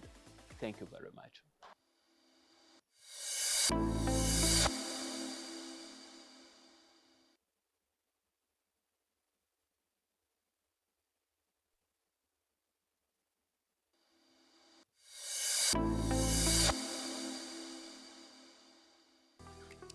Hello everyone, this is Secretariat. I am the officer in charge for the International Organization for Migration here in the Gambia. I just came out of a wonderful panel session that focused on the impact of climate change on migration and how that is emerging as a driver of conflict on the continent. I was joined by fellow colleagues from ICRC, the representative from the government of Zimbabwe that also provided holistic perspective on how we can address this issue in an integrated manner. Overall, I feel this was a wonderful platform to exchange ideas and come together to see that how we can really deploy people-centered, human rights-based approaches to solutions that are affecting the continent as a whole.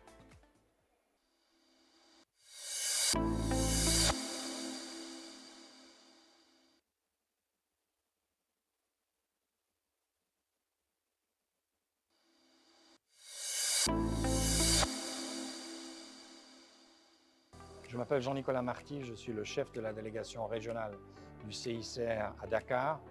La délégation régionale du CICR couvre le Maroc, la Mauritanie, la Gambie, le Sénégal, le Cap-Vert, la Guinée-Bissau, la Sierra Leone et le Libéria. Et je suis aujourd'hui à la Commission des droits de l'homme et des peuples de l'Union africaine afin d'y délivrer un statement, comme on dit, une déclaration du CICR à propos de l'initiative globale sur le droit international humanitaire, le DIH, que le CICR a lancé en septembre 2024 et qui culminera à la fin de l'année 2026 par une réunion mondiale afin de renforcer le droit international humanitaire, à en faire une priorité politique afin de minimiser les effets dévastateurs des conflits sur les populations civiles. Le CICR appelle tous les États, et notamment tous les États africains, à se joindre à cette initiative.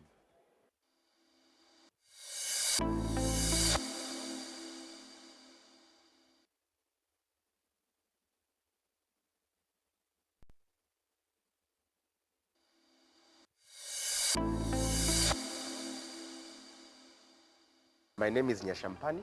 I'm with Afrobarometer. We are so much excited to be part of this second joint special mechanism forum here in Banjul.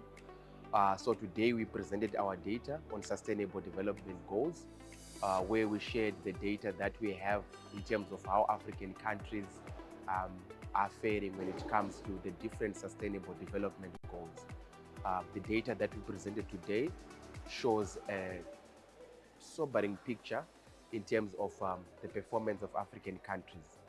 African countries are still struggling when it comes to addressing issues to do with poverty, issues to do with access to quality education, issues to do with access to quality healthcare.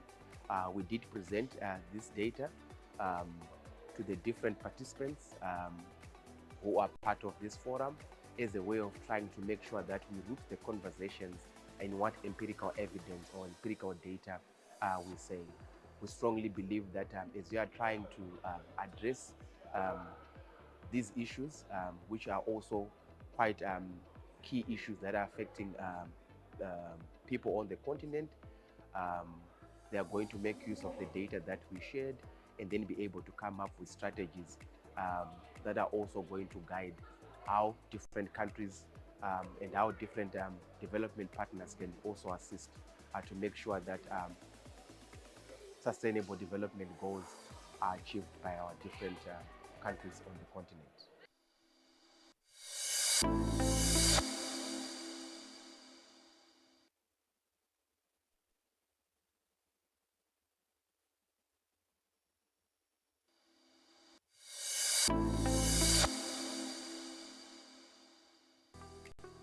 My name is Abdi Jibril Ali.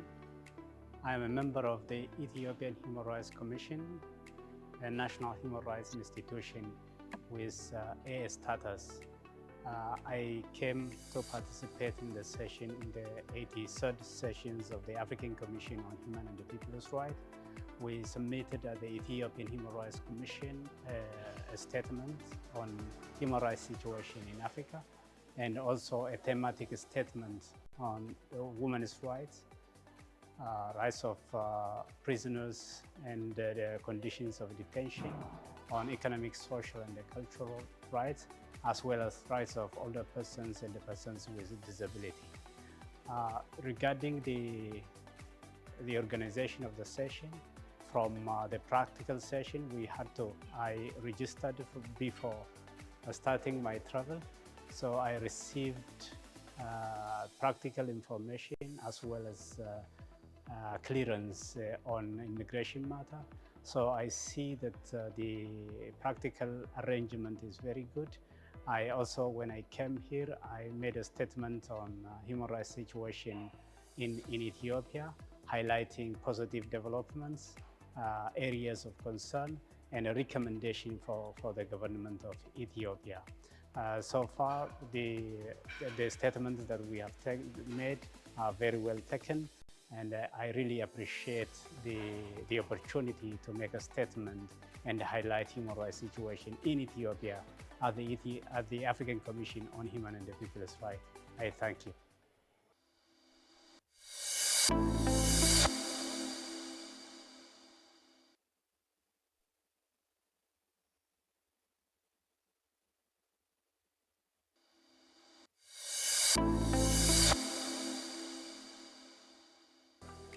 My name is Jagan Gray Johnson, and I'm one of the advocacy advisors for the Open Society Foundations, OSF. I'm based in Johannesburg, and I'm supporting participants to this 83rd session of the African Commission for Human and People's Rights based in Banjul. We also support the Commission in various ways, together also with the Center on the pre-session itself, which basically also looked at full participation of non-state actors and NGOs and CSOs in the NGO forum, which is usually hosted by the African Center for Human Rights and Democratic Studies. As I said, this year was extremely important for us to participate in it, especially given the polycrises that we're facing on the African continent in terms of challenges of political stability, peace and security in general, issues around conflict on critical minerals, and also, more importantly, the threat that human rights defenders continue to face on the African continent. So I think our contribution in terms of supporting the participation of non-state actors in these very, very important continental platforms remains critical in upholding the general principles of human rights, rule of law, and also good and sound democratic practice on the African continent.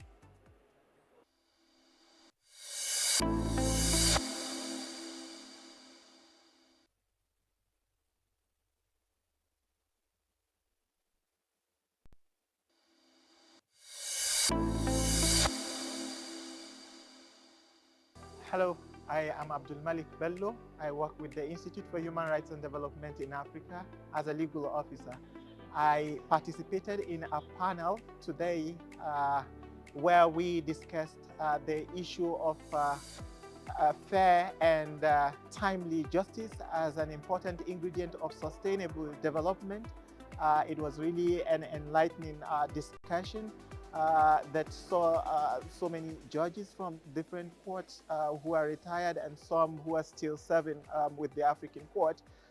We recognized quite a number of challenges, and one of the main challenges that I would want the Commission to prioritize is the issue of implementation, because quite a number of times you get judgments, recommendations from the African regional human rights mechanisms without necessarily getting implementation. It's really a concerning matter that really touches on the what of the judgments and recommendations of the African Court and African Commission and other regional human rights mechanisms, and we urge states to honor their obligation and respect the decisions from the African Court and other regional human rights mechanisms by ensuring that they are timeously implemented. Thank you.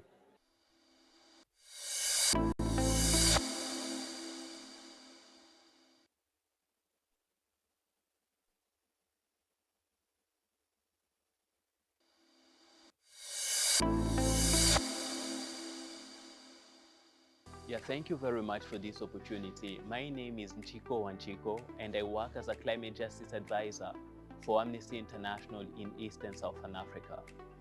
I'm here at the 83rd Ordinary Session of the African Commission, together with my colleagues, looking into a number of thematics. And one that was really at the core of our interest is the growing issue of climate-induced internal and cross-border displacement on the continent. Over the last Over the last 1 year or so, we've been documenting the violations that people who have been displaced by climate change on the continent, both within their countries and across borders, have been undergoing. So we've done this for Somalia, we've done this for Angola into Namibia, but also people who have been internally displaced in Madagascar. And one key issue has always been this question of remedies, and many government authorities have been telling us that they didn't cause climate change. And this is what has really brought us to the importance of the Kampala Convention, of guaranteeing that it is ratified but also implemented, because the Kampala Convention provides for a conference of the parties where African states are to be coming together to find solutions to issues of internal displacement, but including when it is climate change induced. But this has not been done so far, and this is a duty, a responsibility that the Kampala Convention has given the African Union. So it was really important for us to raise that during the session today with the Commissioner in charge of refugees, asylum seekers, migrant and internally displaced persons on the continent. We raised our observations, and the Commissioner said that she was taking those on board and try to see what can be done at the level of the African Union, so that we have the conference of the parties under the Kampala Convention convened regularly and trying to come up with solutions, strategies on how the continent, African states, can approach this issue of climate-induced internal displacement that has been really alarming in the cases that we've covered. Thank you very much.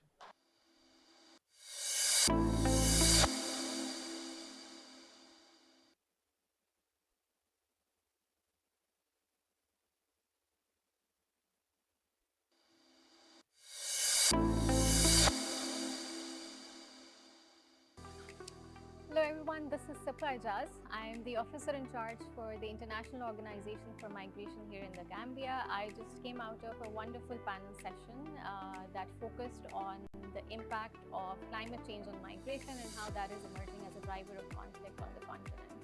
I was joined by fellow colleagues from ICRC, the representative from the government of Zimbabwe that also provided holistic perspective on how we can address this issue in an integrated manner. Overall, I feel this was a wonderful platform to exchange ideas and come together to see that how we can really deploy people-centered, human rights-based approaches to solutions that are affecting the continent as a whole.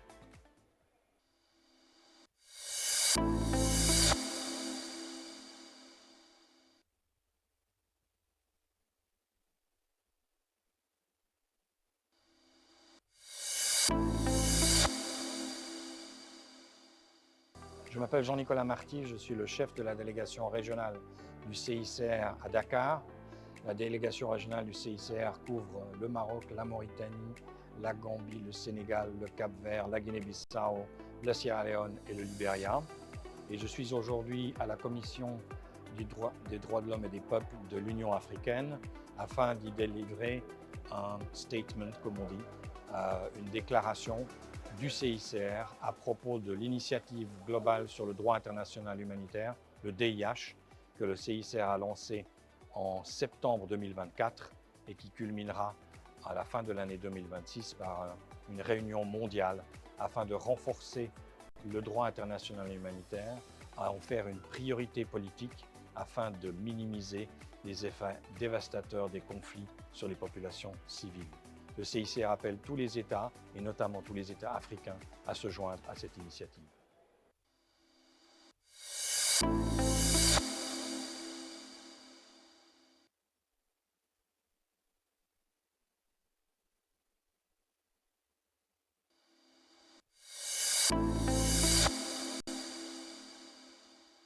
My name is Nyashampani. I'm with Afrobarometer. We are so much excited to be part of this second joint special mechanism forum here in Banjul. So today we presented our data on sustainable development goals, where we shared the data that we have in terms of how African countries are faring when it comes to the different sustainable development goals. The data that we presented today shows a sobering picture in terms of the performance of African countries.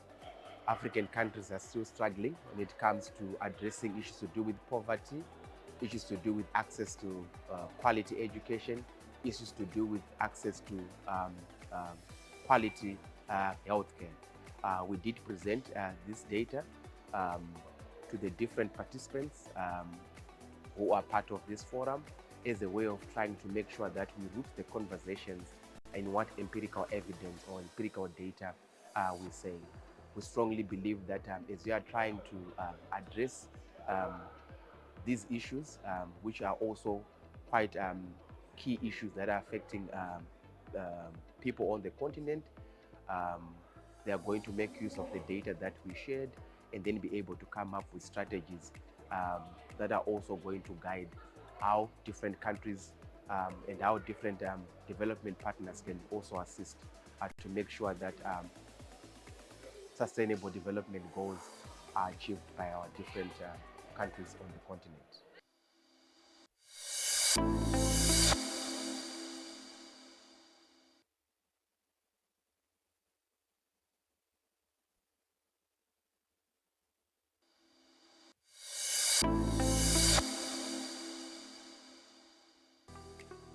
My name is Abdi Jibril Ali.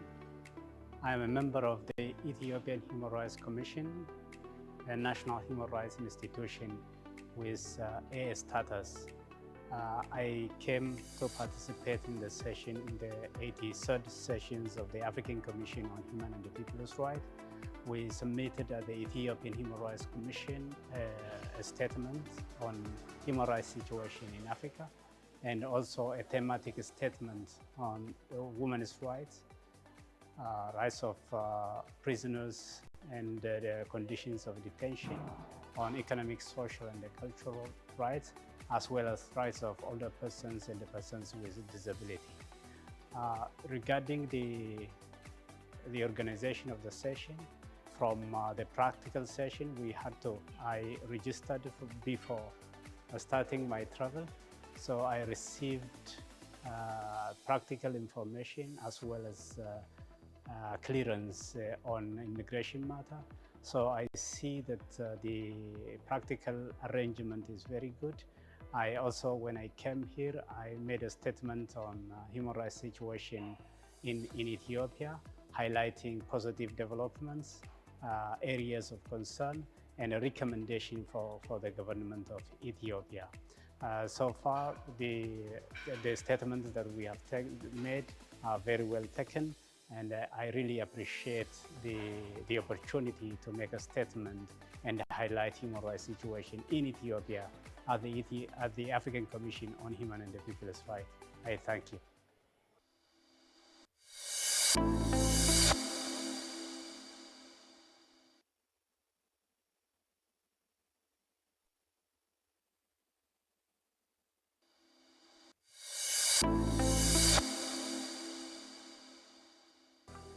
My name is Jagan Gray Johnson, and I'm one of the advocacy advisors for the Open Society Foundation's OSF. I'm based in Johannesburg, and I'm supporting participants to this 83rd session of the African Commission for Human and People's Rights based in Banjul. We also support the Commission in various ways, together also with the Center on the pre-session itself, which basically also looked at full participation of non-state actors and NGOs and CSOs in the NGO forum, which is usually hosted by the African Center for Human Rights and Democratic Studies. As I said, this year was extremely important for us to participate in it, especially given the polycrises that we're facing on the African continent in terms of challenges of political stability, peace and security in general, issues around conflict on critical minerals, and also, more importantly, the threat that human rights defenders continue to face on the African continent. So I think our contribution in terms of supporting the participation of non-state actors in these very, very important continental platforms remains critical in upholding the general principles of human rights, rule of law, and also good and sound democratic practice on the African continent.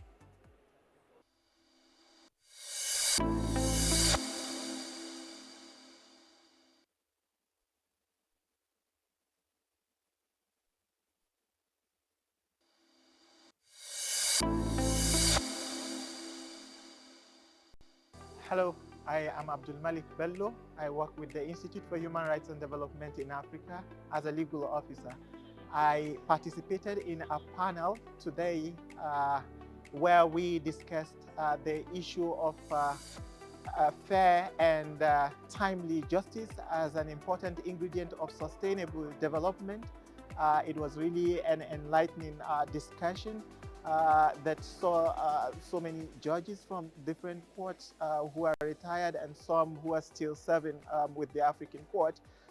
We recognized quite a number of challenges, and one of the main challenges that I would want the Commission to prioritize is the issue of implementation, because quite a number of times you get judgments, recommendations from the African regional human rights mechanisms without necessarily getting implementation. It's really a concerning matter that really touches on the what of the judgments and recommendations of the African Court and African Commission and other regional human rights mechanisms, and we urge states to honor their obligation and respect the decisions from the African Court and other regional human rights mechanisms by ensuring that they are timeously implemented. Thank you.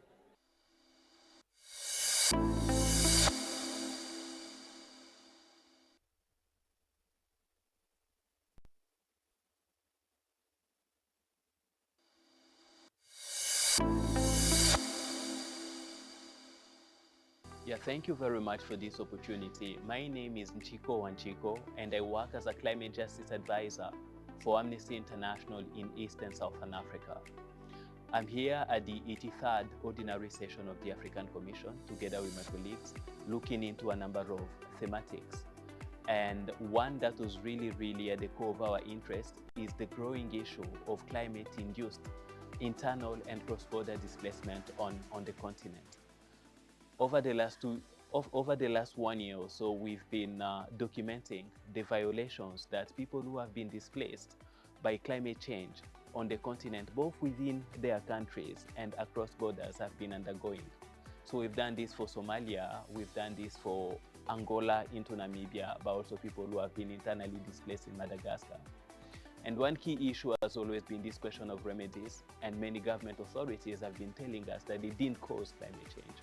And this is what has really brought us to the importance of the Kampala Convention, of guaranteeing that it is ratified but also implemented, because the Kampala Convention provides for a conference of the parties where African states are to be coming together to find solutions to issues of internal displacement, but including when it is climate change induced. But this has not been done so far, and this is a duty, a responsibility that the Kampala Convention has given the African Union.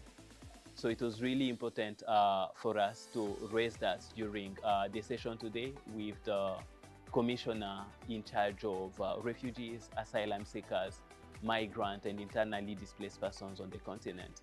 We raised our observations, and the Commissioner said that she was taking those on board and try to see what can be done at the level of the African Union, so that we have the conference of the parties under the Kampala Convention convened regularly and trying to come up with solutions, strategies on how the continent, African states, can approach this issue of climate-induced internal displacement that has been really alarming in the cases that we've covered. Thank you very much.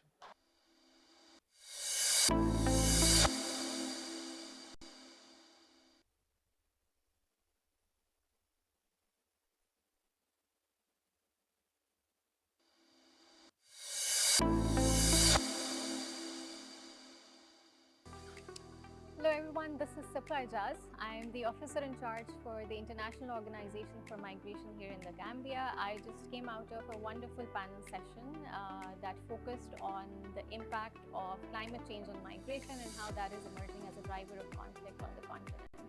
I was joined by fellow colleagues from ICRC, the representative from the government of Zimbabwe that also provided holistic perspective on how we can address this issue in an integrated manner. Overall, I feel this was a wonderful platform to exchange ideas and come together to see that how we can really deploy people-centered, human rights-based approaches to solutions that are affecting the continent as a whole.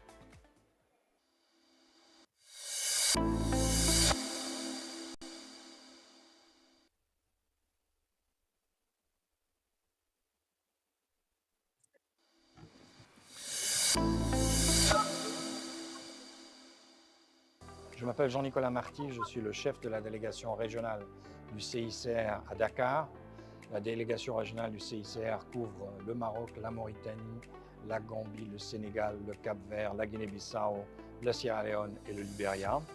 Et je suis aujourd'hui à la Commission des droits de l'homme et des peuples de l'Union africaine afin d'y délivrer un statement, comme on dit, une déclaration du CICR à propos de l'initiative globale sur le droit international humanitaire, le DIH, que le CICR a lancé en septembre 2024 et qui culminera à la fin de l'année 2026 par une réunion mondiale afin de renforcer le droit international humanitaire, à en faire une priorité politique afin de minimiser les effets dévastateurs des conflits sur les populations civiles. Le CICR appelle tous les États, et notamment tous les États africains, à se joindre à cette initiative.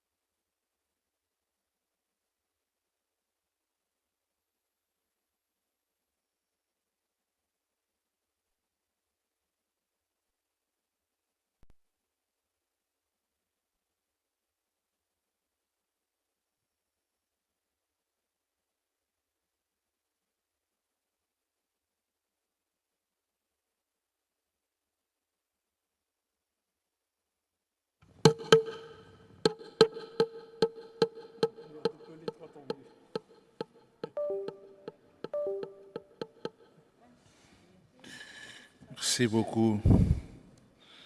La Commission africaine des droits de l'homme et du peuple va reprendre avec ses travaux. We'll now continue with its deliberations. We have 3 hours to work this afternoon, and the 3 hours will be distributed as follows. Immediately, we are going to start with a panel in relation to justice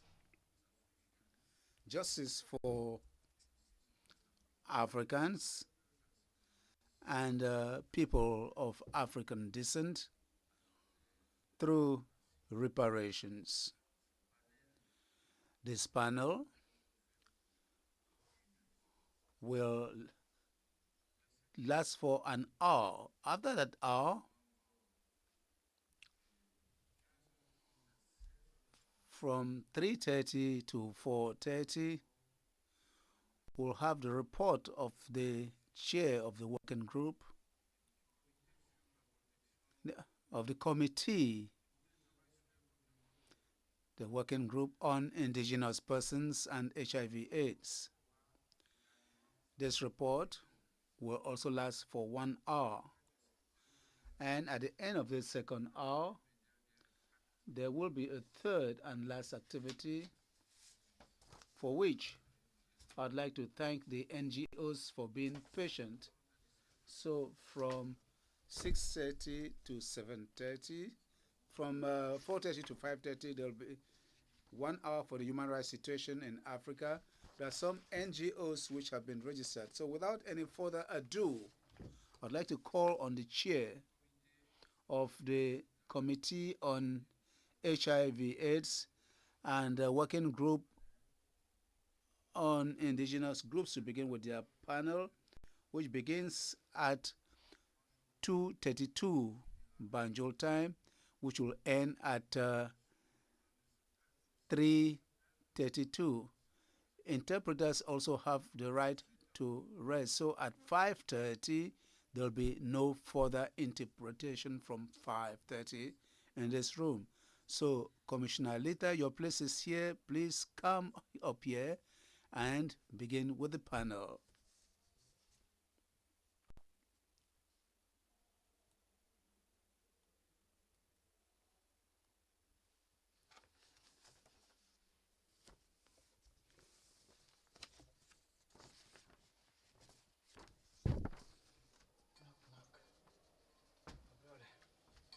This one's killing you.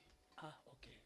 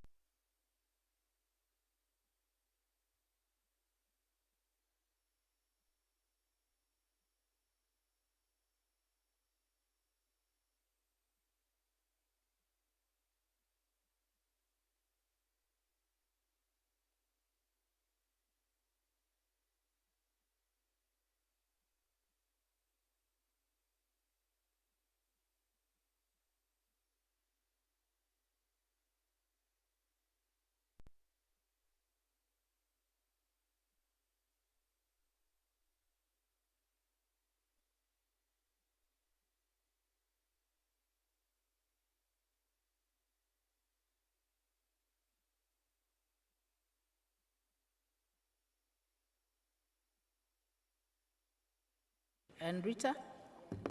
Yes. We have Commissioner Idrissa. We have Mr. Sipewe. We have Ambassador Luvuyo. We have, Kennedy has sent his apology, so Kennedy will not be able to join us this afternoon. Online, please IT confirm that we have Catherine Namakula and we have Dr. Felipe Nongura. Please, Catherine is online, the UN Decade for Women, and Dr. Felipe from Trinidad and Tobago will also be online. Please confirm is also online.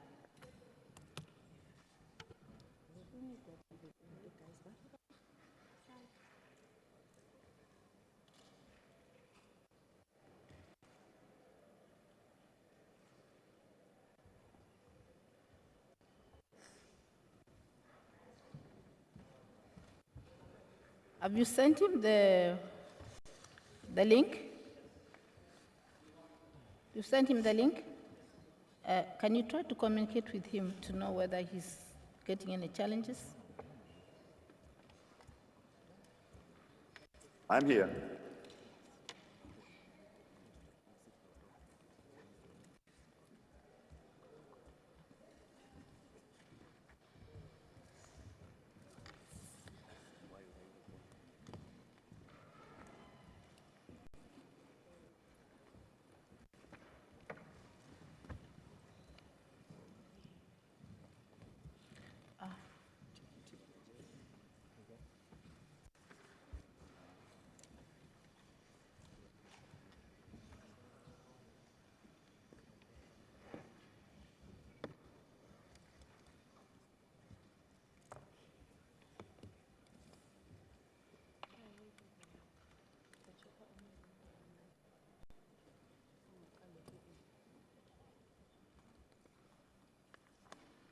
We're just getting ready. We are going to start in 1 minute. Is he online?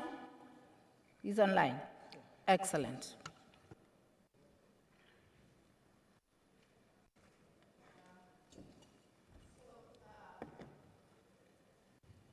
Good afternoon, ladies and gentlemen. All protocols observed. This panel was supposed to be chaired by Honorable Commissioner Mwandenga. He is not with us in Baju, and so we have agreed that I chair this panel on top of making my opening remarks. So I'll go ahead to make it very brief. The chair has insisted that we have only 1 hour, which means mathematically we can only speak for 7 minutes, so that we have 11 minutes to take maybe 1 response from the floor, 2 or 3, and for the parting words. So I would like to start by introducing the theme of the year for African Union. The heads of states and government of the African Union meeting in Addis Ababa, Ethiopia, adopted at the 37th Ordinary Assembly of the Union, held between 17th and 18th February 2024, the theme for the year 2025 as Justice for Africans and People of African Descent through Reparations. This was decision number 884, Assembly 884, Roman 37. This decision builds up on the integration of Africans in the diaspora to the motherland, which dates back to the transformation of the Organization of African Unity, OAU, in the late 90s, which culminated in the Durban African Union Summit 2002, in which the AU Constitutive Act 2000 was adopted with inclusion of the Africa's 6th region. It's been a long journey since 2002, and I think my role this afternoon is for us to listen to different views of what this theme year means to us all. I would like to kickstart this conversation with where it all started.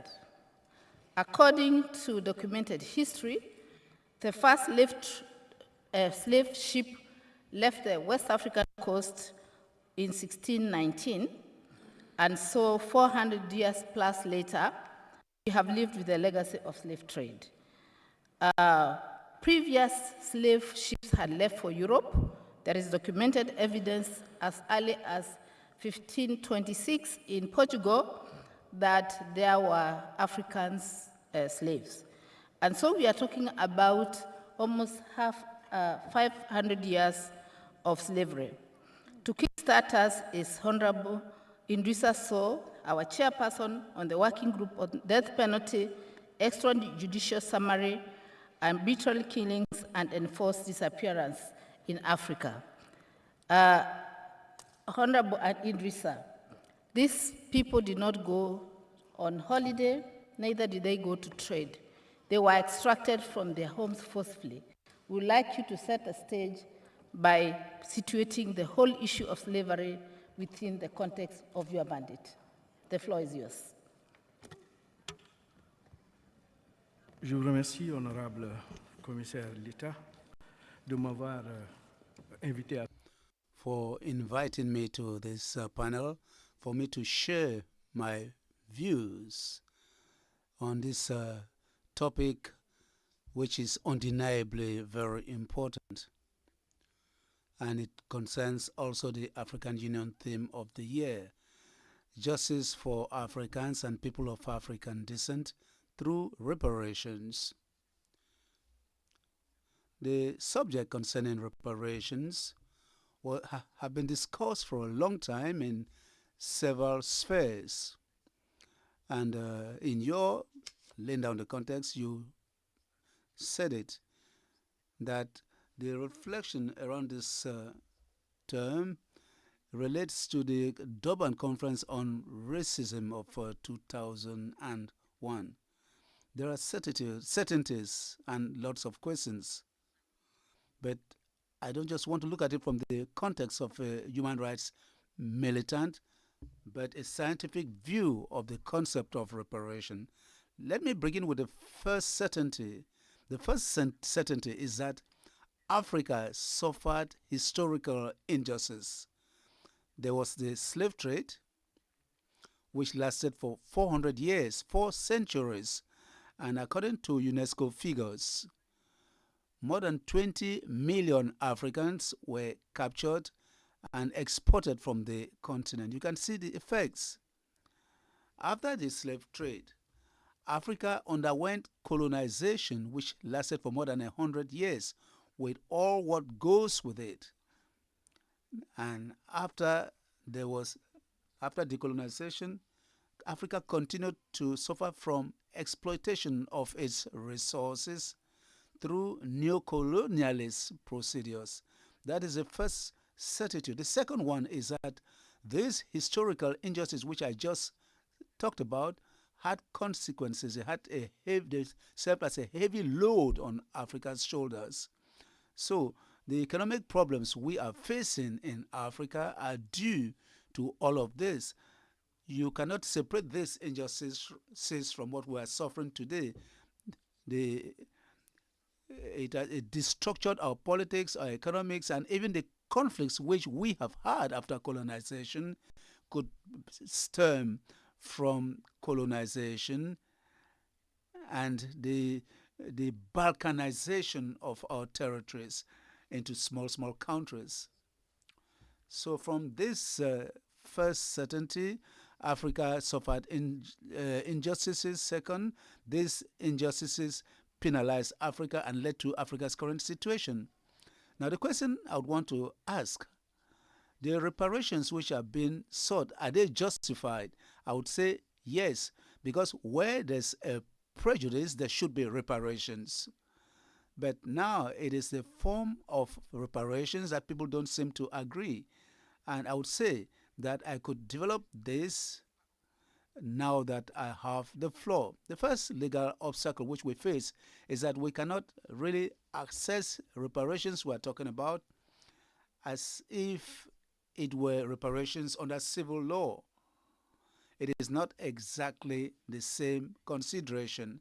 There are obstacles which from the legal perspective could come up if we think of monetary reparations. The first obstacle is that to seek reparations, it would be necessary to clearly identify who were responsible, who were the culprits of the prejudice. There were many culprits. I've already talked about the slave trade, but I talked about the Atlantic slave trade, which lasted for 400 years. Madam, you must recall that it is important because apart from the Atlantic slave trade, there was the Arab slave trade in Africa. Specialists have shown that the Arabic slave trade took place for over 13 centuries, and it was even more devastating than the Atlantic slave trade. There was a trans-Saharan slave trade and a transatlantic slave trade. So we have to identify those who are responsible. But we always tend to think of the Atlantic slave trade, but there was the Arab slave trade, there are other truths, and there were internal complicities. Some Africans reduced other Africans to slavery or led them to slavery, and that was another obstacle. So we should clearly identify those who were responsible. After this, we need to quantify the damage to be able to seek reparations. Who today here can tell us the scope of prejudice which Africa suffered, so that we can be able to ask for monetary reparations? I think we should turn towards something else. Aimé Césaire, in this issue, said that we should not seek reparations for something which is irreparable, because to him they cannot be repaired, and we cannot seek for monetary reparations. If today we seek monetary reparations, what will we be asking for? Tomorrow we'll be telling our future generations that you have nothing to ask because it has been paid for. And that is a risk which we should avoid from my point of view. Now, what should we do? I think we should look at the memorial perspective. We should seek that those who put us in that situation should present apologies. And the right wing in France, Madame Taubira, has always talked about reparations. From the cultural perspective, we should seek for the cultural artifacts which were stolen during colonization. Look at the objects which were stolen from the Byzantine kings. Some are in the some were stolen from the king's palace in Dahomey. You can look at the objects which have been some which have been rendered today. The spear which was given back to the family in Dahomey. So those are some of the things we should insist on. We should also think of compensation. There should be a balancing of all of this. So since all these things lead to the weakness of Africa, we should try to ask for what will make Africa reposition itself in world trade.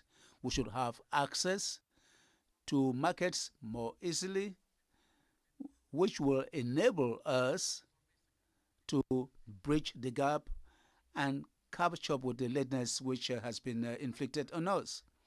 I think I've talked for about 7 minutes, Madam Chair. Maybe I should stop at this juncture while I'll have to respond to questions in the course of the discussion.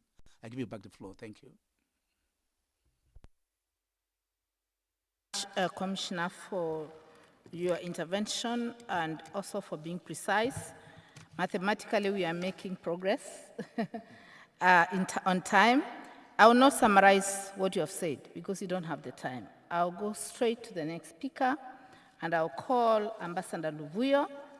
As you know, Ambassador Luvuyo has been very instrumental in the debate around reparations dating back to Durban Declaration, and also even in coming up with the resolution that has situated this theme and this roundtable. We thank you for your support.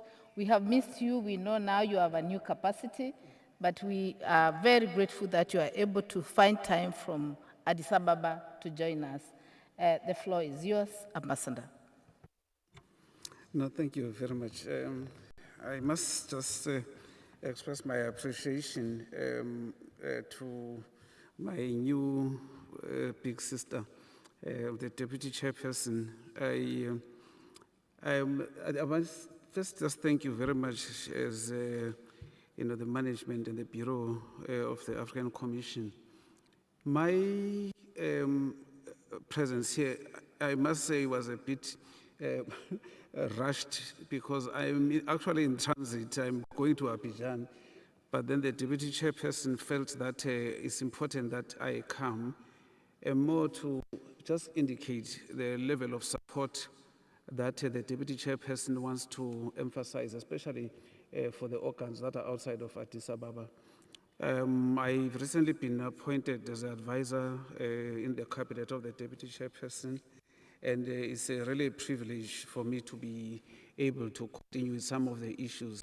And I'm seized with the file on CEDAW. Actually, I've been allocated that responsibility to G20, amongst other issues, and I'm also going to be responsible for Agenda 2063. But I need to acknowledge something about South Africa. I have a team of 4 ladies there who have taken over, from me, and I'm just proud that we have young black women who are able to take charge of the substance here.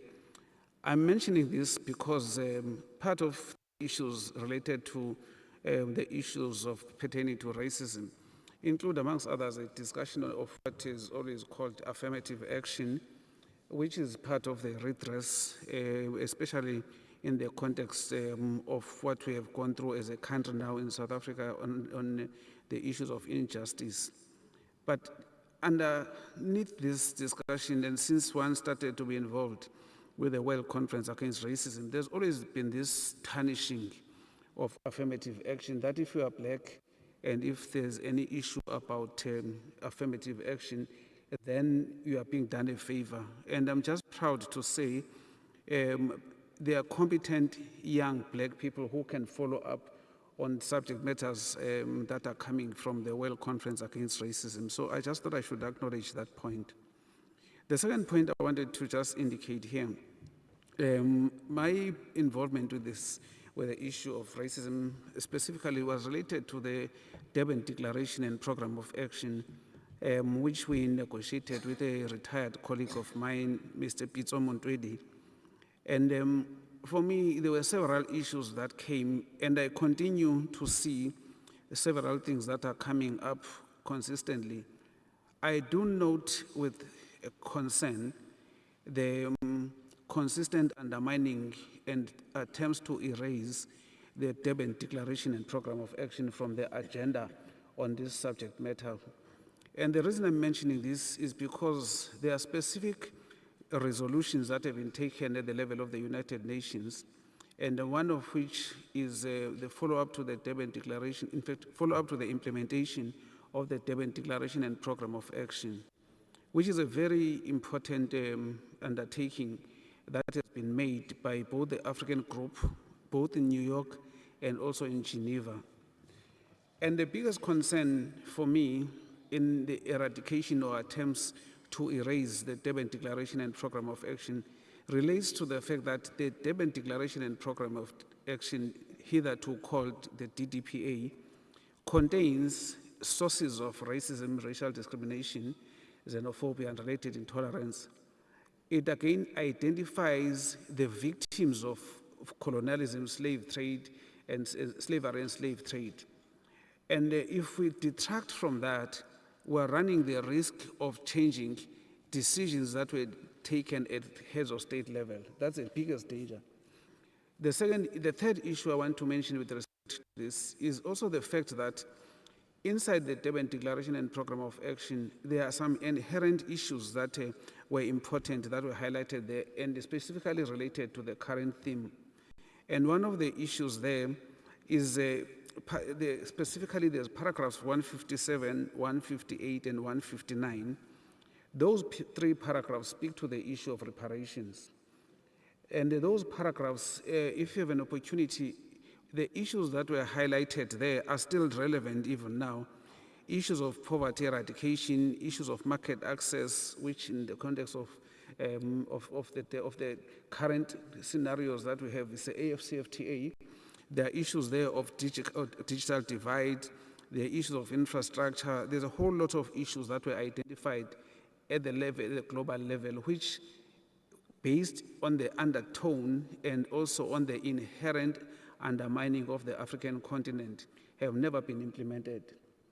The key issue, again, which I just need to highlight with respect to that, is the danger that we have spent between 2001 up to now of undermining each other on the issues of who represents which sector of the victims. I think it's a very, very big challenge there, and I don't want to undermine it, but it's very important that we understand that the more we spend time on this issue, we are spending a lot of time on the conversation that is delaying the actual seeking of redress. I'm saying this because I've just come yesterday, in fact the past 3 days, from Sierra Leone. The Africa peer review mechanism, we had a long discussion around these issues, and I just thought it's important that we finally come around to starting to seek solutions. Now, I do want to come up with concrete proposals, which for all intents and purposes, I'm following up very, very passionately. One proposal which I've made before, even here in the African Commission, I really do think it's important to follow up and be strong on what we call celebrating African excellence. And I'm saying this because this African excellence is one of those things that we do not have to seek permission from anybody to achieve. There are very strong issues that we need to pursue between the African continent and also the sixth region. And we can pursue that without being apologetic or seeking anybody's permission. Part of the challenge that we are having as a continent is this aspect that we also look at others to seek approval from us. And at the global level, we end up being undermined by very, very strategic issues that give us a setback. And I'll give you one example. Right now, we are faced with the issue of tariffs. It might be looked at as a minor issue, but in terms of the AFCFTA, we are going to be undermined by tariffs, and we are going to spend a lot of time being divided and focused on tariffs. And yet at the same time, that is undermining the AFCFTA because it's based on trade barriers.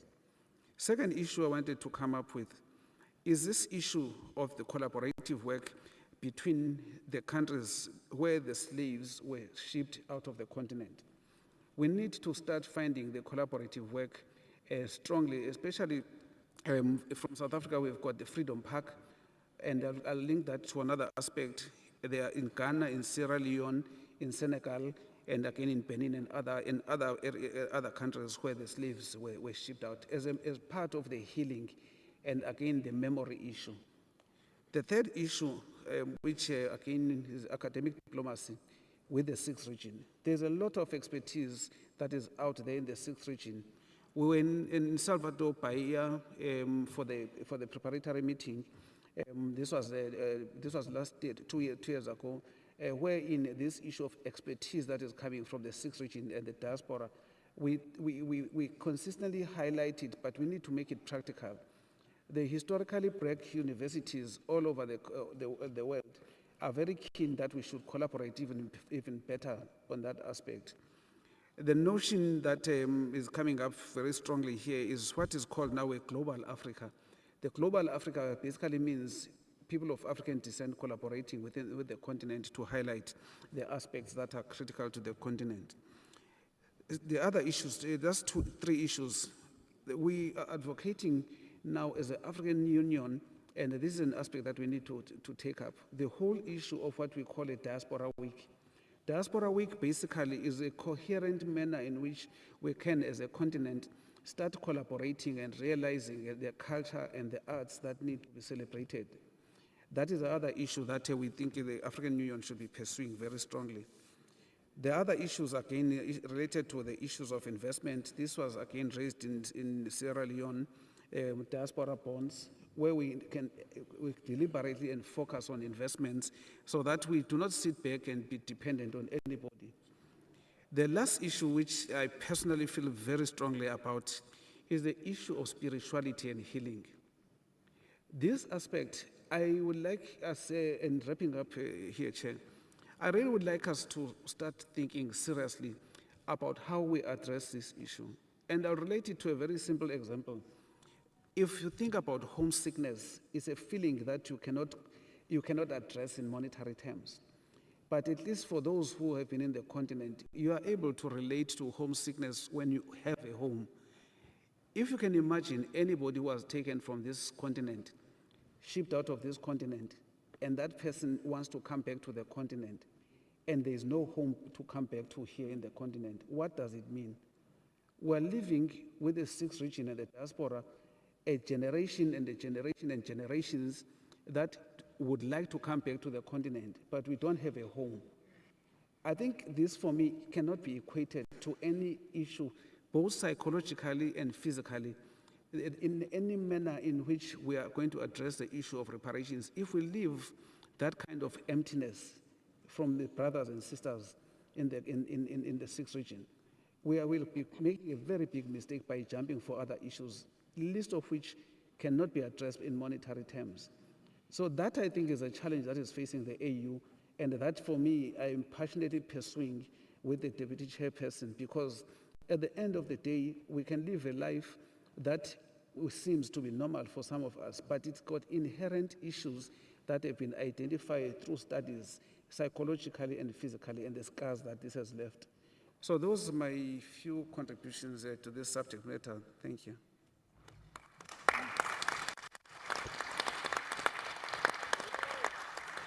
Thank you very much, Ambassador. Honestly, we really appreciate your being present. And the last topic you touched on is already on the program. We will be giving the floor to Sipiwe Baleka later, but it's good you raised it because he's going to speak from the 6th region from that perspective. Allow me now to go now to real basics on the theme and call on Henrietta from the Africa Reparation Program. I had the opportunity to listen to Henrietta in the African Judges Forum, and I think she would do justice to just unpack for us what is it this reparations is all about. Henrietta, you have 7 minutes. Thank you very much, Madam Chair. Thank you for having me here. I'll stand on an already established protocol and to greet everyone good day. As Madam Chair introduced, my name is Henrietta ACHPR. I manage the Africa Reparations Program at Africa Judges and Jurists Forum. And it's a network of lawyers and judges working to advance rule of law and development on the continent. With the Africa Reparations Program, we organize trainings for lawyers, sensitizations for judges, and we've also been instrumental in supporting various African Union organs in framing the reparations agenda. And so happy to listen to the Honorable Commissioner speak and the Ambassador, and I'm just going to be expanding more on some of the things they already said. First, it's important to situate the reparations conversation. We're talking about historical harms that happened. We're talking about human rights violations that happened on the continent to Africans that led to exploitation of wealth, resources, humans, and many more, a plethora of harms. And we're looking at transatlantic enslavement of Africans, as has been mentioned, happened over 400 years, colonialism, and then apartheid, which happened most recently, but in some ways still continues.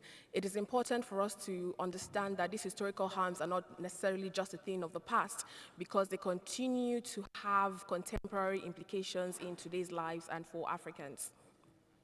In terms of unpacking what the law has to say about this, crimes against humanity, as per Article 29 of the Rome Statute, says that crimes against humanity have no statute of limitation. So there is no time frame where you can say it has happened too long ago for it to receive repair or for it to be addressed. But somehow, when it comes to transatlantic enslavement of Africans, we are yet to see that move in terms of cases at the international level. And I guess this is why we're having this conversation, because as opposed to just waiting for cases at the international level, we can already start cases domestically, and I'm going to explain that a bit further. To set the scene in terms of soft law that exists, there's the UN Basic Principles on the Right to Remedy and Reparations that unpacks reparations to focus on 5 tenets, which are restitution, compensation, rehabilitation, satisfaction, and guarantees of non-repetition. The Durban Declaration, which has been spoken about, clearly stated that the transatlantic enslavement of Africans was a crime against humanity. The same thing was said with the Abuja Proclamation that happened earlier in 1993, and the Commission in Resolution 616 and 543 have been forthcoming in terms of trying to situate how the different actors can engage in advancing reparations. But what does reparations mean for us? What does it mean for us as Africans? We can draw inspiration from CARICOM, the Caribbean community, because they're a bit advanced in this. As of 2013, they adopted the 10-point agenda plan, which I'm just going to highlight. And they had said it would involve a full formal apology, repatriation support, so repatriation of Africans and people of African descent who want to come back home, the right to return for them, indigenous people's development, cultural institutions rebuilding, the argument that we cannot receive our stolen artifacts because we do not have the facility to host them is a flawed one, and it's not one that we should encourage. How about receiving the resources to build the facilities to house them? And if we think about it, these resources existed in a certain frame before they were stolen, so how can we say that the lack of proper storage mechanism is a reason why we can't have our assets that are now in Germany, in France, in the UK, etc. Another point raised by them is eradication of illiteracy, psychological rehabilitation, debt cancellation, economic development initiatives, and the like. And I hear how the ambassador spoke about AFTA and what that means for Africa. So what does reparations mean? as has been established, where a wrong has happened, there is the moral obligation for that wrong to be repaired or for that harm to be repaired. And under law, where a harm has occurred, you have the right to remedy. And so while there is no fixed instrument under international law that speaks specifically to the historical harms in terms of transatlantic establishment of Africans, we can rely on the principles that exist, like the UN principle that I mentioned earlier.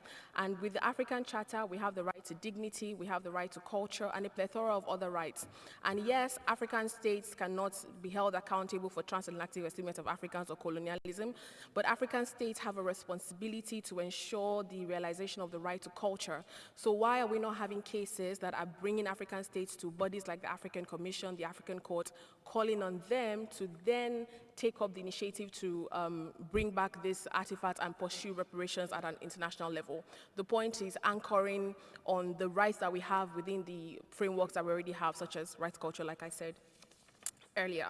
The African Union, after the Accra Reparations Conference that happened in 2022 and 2023, at the end of that conference, what came out of that was a proclamation on reparations, which highlighted some of the key institutional frameworks that should be adopted, including having a committee of experts on reparations, having a reparations fund, having a joint mechanism between Africa and CARICOM, etc. And we are yet to see those things come into place, but in the event that they do, those are good mechanisms that we can engage. But my call today is not for us to wait, because we know how things can happen at the end of the year. We're literally in May, which is 5 months into the year. At the end of the year, there's another theme of the year for next year. And so if we do not take action, we're going to be waiting for a while to have some of these institutions come into place and waiting for them to define this common position. And so as legal practitioners, as CSOs, we have a role to play in contributing to that conversation and framing the discourse for Africans. With what we do at ACHPR in terms of organizing trainings for lawyers, engaging the judicial profession, something that has come out is that our curriculum, our legal curriculum in law schools does not have an aspect of it that speaks to reparations and what that means for the legal profession. And so when you're talking to lawyers, it's like, oh, this thing happened so many years ago, we don't have the framework for it, but that's not true. And when we talk to TJ practitioners, they're looking at post-conflict situations, but the disconnect is not recognizing that some of the issues we have in terms of conflict on the continent, land disposition, started from the pre-colonial times. So when we're talking to the post-colonial state, we're doing a disservice to ourselves by not centering our arguments and dating it backwards. And so what we're trying to do is engage legal professionals to expand this framework as such, and I'll call on all of us who are doing human rights work to be able to draw that link. We saw with the Mau Mau case that happened in the UK, it was a result of transnational advocacy, and they received a decision from the UK courts that granted them they actually settled, and it came to 19.9 pounds that were paid to the Mau Mau veterans who had been, thank you very much, Mau Mau veterans who had faced abuse from the British Army at the time. And what the UK, the British were trying to say then in court was that the responsibility should fall with the post-colonial state, but then the court had said that wasn't the case, because the harms that happened started when colonialism was in place. And so I'm just imploring us to expand our minds in that way. Other cases that have happened at the international level, we see how reparations was paid after the Second World War that involved comfort women, and Japan had to pay reparations. And with another contemporary issue on reparations is Nama and Herero communities who were genocided by the Germans. And yes, we see the move from that, where they're trying to sign an agreement, and it came to about, I think, 1.9 billion euros to be paid over 30 years in development project. But we as reparations specialists are saying that no, it cannot be development project. It has to be an acknowledgement of the harm and clearly defined as such as reparations for that harm that has occurred, and not development, which is a language that we often see come up in this space. And so there's a lot of work to be done. Very briefly, I just have just less than 2 minutes to go, I just wanted to quickly highlight the role of the African Commission. The African Commission has been instrumental in norm setting on the continent, setting the human rights agenda on the continent as the premier human rights body that was established even before the Court and Children's Committee. And so the African Commission can employ its resources in developing a general comment on reparations that speaks to Article 21, which is on the people's right to wealth and resources, because a good link between the exploitation of resources that happened and continues to reflect in the state of Africa as we see it. And on the right to culture as I've established, because our African states, all African citizens, a right to culture. I'll let Baleka speak on, people of African descent, but we have a right to culture. And so where we have our artifacts and heritage still outside the continent, we have the right to get them back, and our states should be at the forefront of pushing it, because there's only so much that we as CSOs can do. And something else to highlight for the African Commission is to include in states' periodic reports ways for monitoring the reparations measures that different states are taking. Happy to share more when we get to Q&A if we have the time. Thank you. I'm sorry to have to rush you. Please, let's have your presentation, and let's have all the presentations, because this is the best way to capture what you may not have said. I thank you even for giving the few examples, because by talking about the Nama and the Herero and the Mau Mau, you have taken care of the case study that Kennedy was going to present to us. So your presentation will close this gap. Now, I would like to switch to hear from our diaspora at 6th region, and we start with Mr. Sipiwem Baleka. He is head of Balenta Society in USA, but one of the things that we want him to highlight is the plight of Afro-descendants, slave trade, ancestral disruptions, and tracing family roots. And mics continue to work. Please continue talking, unless you are reading. If you are reading, we will have to use your phone. This has happened to us before. I will consider this an omen, a prophetic omen, that what I'm going to say is so important that I need your full attention. Okay. Members of the African Commission on Human and People's Rights, Honorable Deputy Chair, working group chairs, government officials, and distinguished delegates. The concept note for this panel discussion states that it is a platform to reflect on the reparative justice journey in Africa and ignite action in pursuing the reparative justice agenda. 7 minutes is not enough time for me to do that, so I am submitting my full statement, which is 15 pages, in the interest of time in order to get at the igniting action part. And I will proceed to my 4 action recommendations. The Abuja Proclamation appraises, quote, the issue of reparations in relation to the damage done to Africa and its diaspora by enslavement, colonization, and neocolonialism. AU Executive Council Decision 1528 decided the theme of the year for 2025, as well as designates the reparations for transatlantic enslavement, colonialism, and apartheid. Notice the construction here. Reparations for transatlantic enslavement always precedes colonialism and neocolonialism.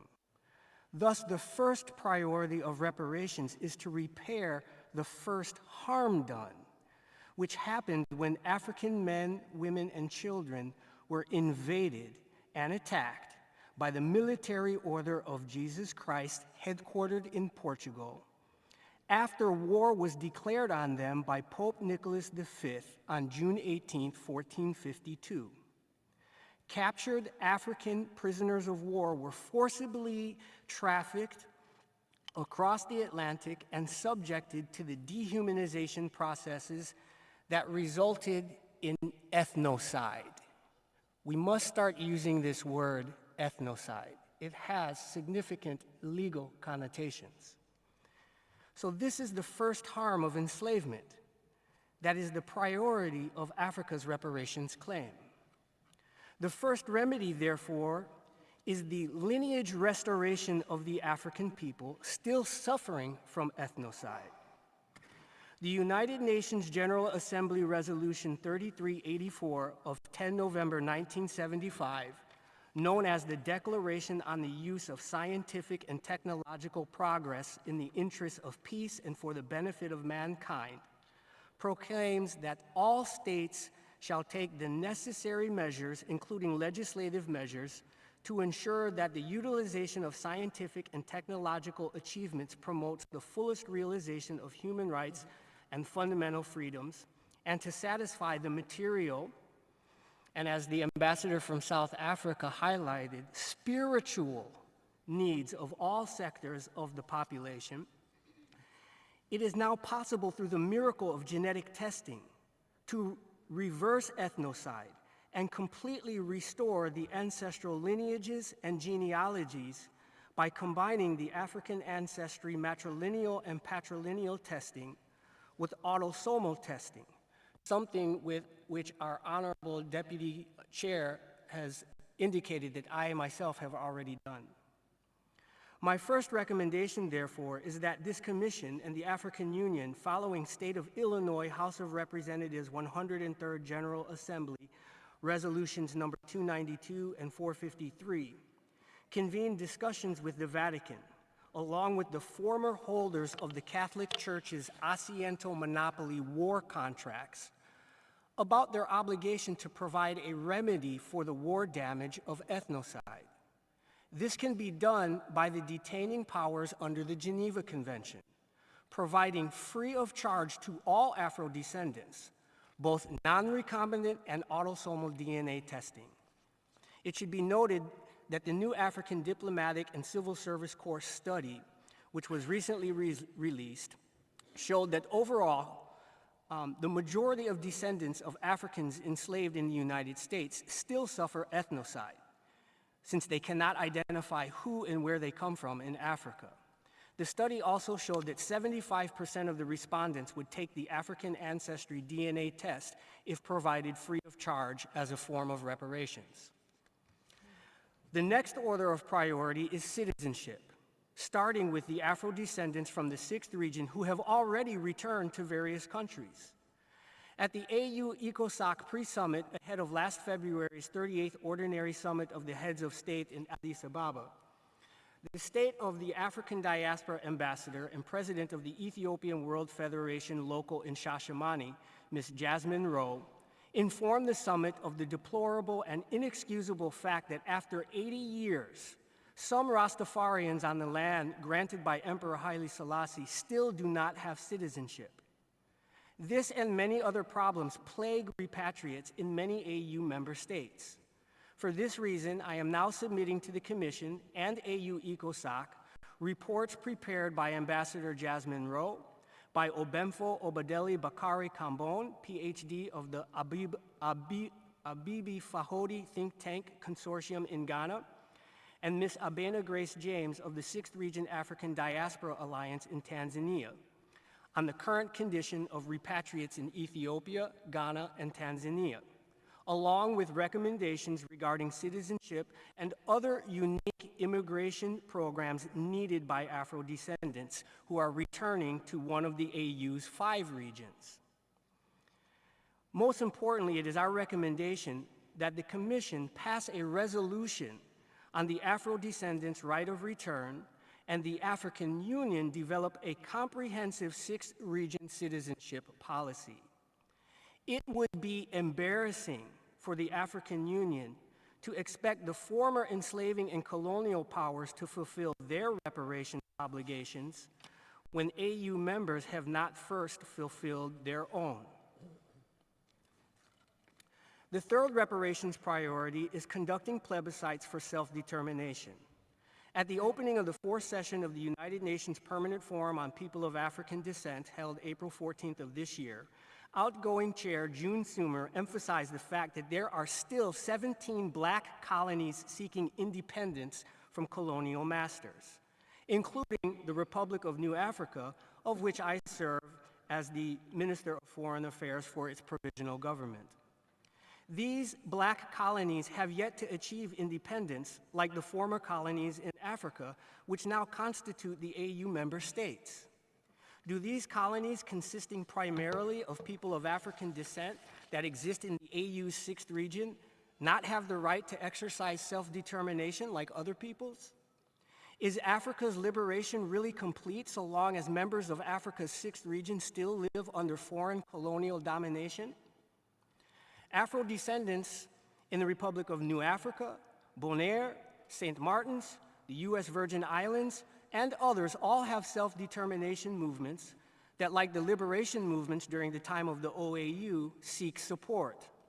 The AU could grant these self-determination movements observer status, just like the OAU did in the past.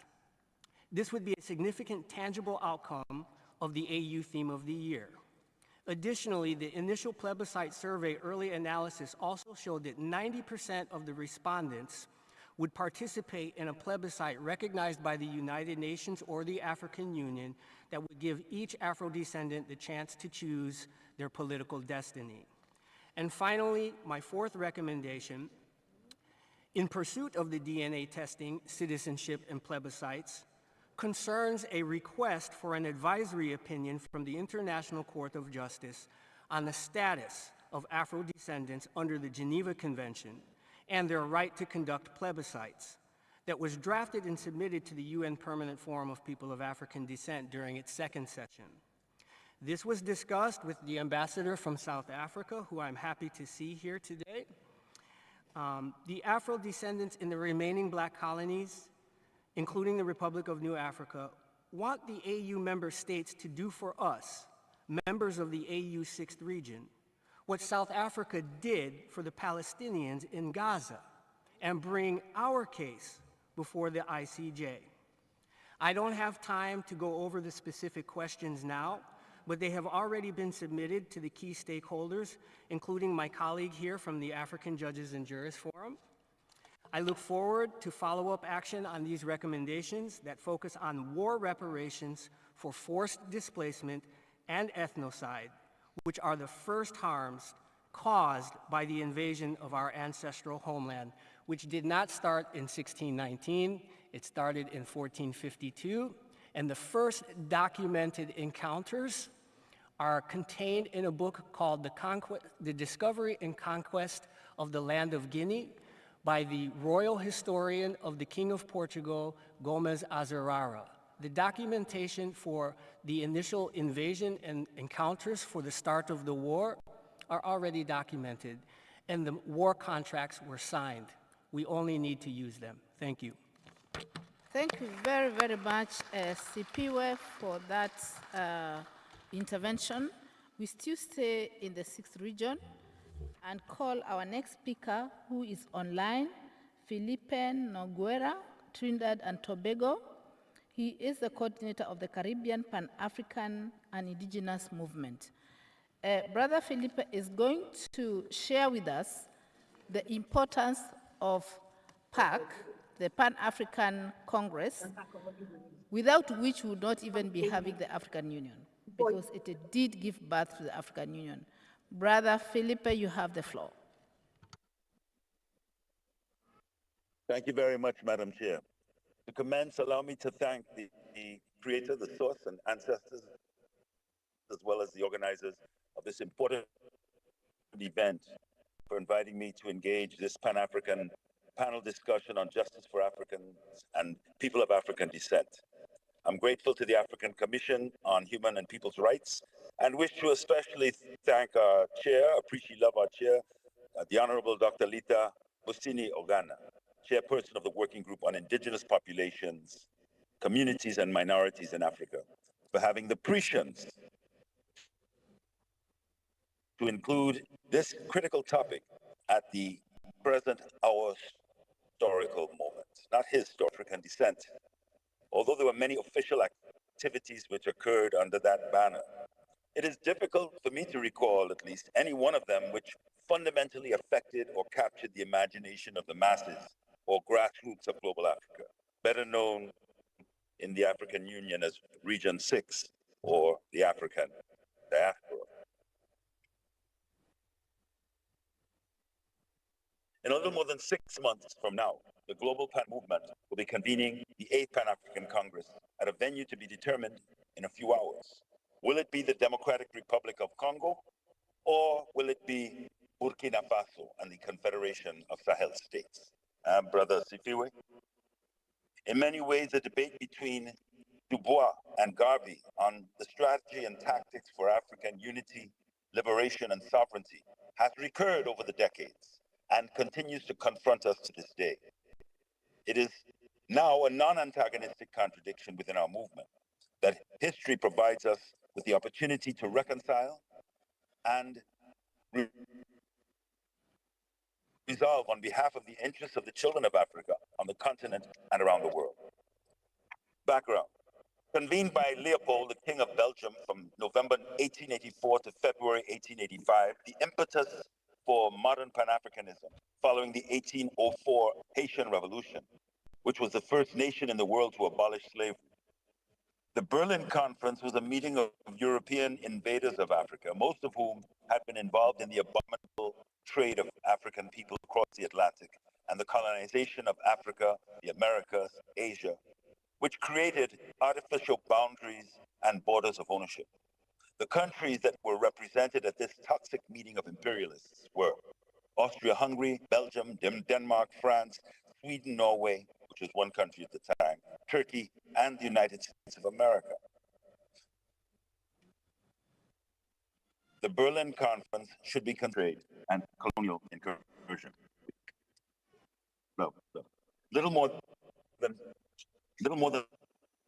a decade after the notorious Berlin Conference on March 1st, 1896, the Ethiopian army led by Emperor Menelik II decisively defeated the invading Italian army led by Oreste Baratieri near the town of Adwa, Ethiopia, and gave courage and inspiration and impetus to the Trinidadian lawyer Henry Sylvester Williams, who in 1900 organized the first Pan-African Congress 4 years later in London, to which Emperor Menelik sent an emissary who happened to be Haitian. Du Bois, or Dubois, W.E.B. Du Bois, born in 1868 in Great Barrington, Massachusetts, in the United States, 3 years after the Civil War, which abolished slavery in that country.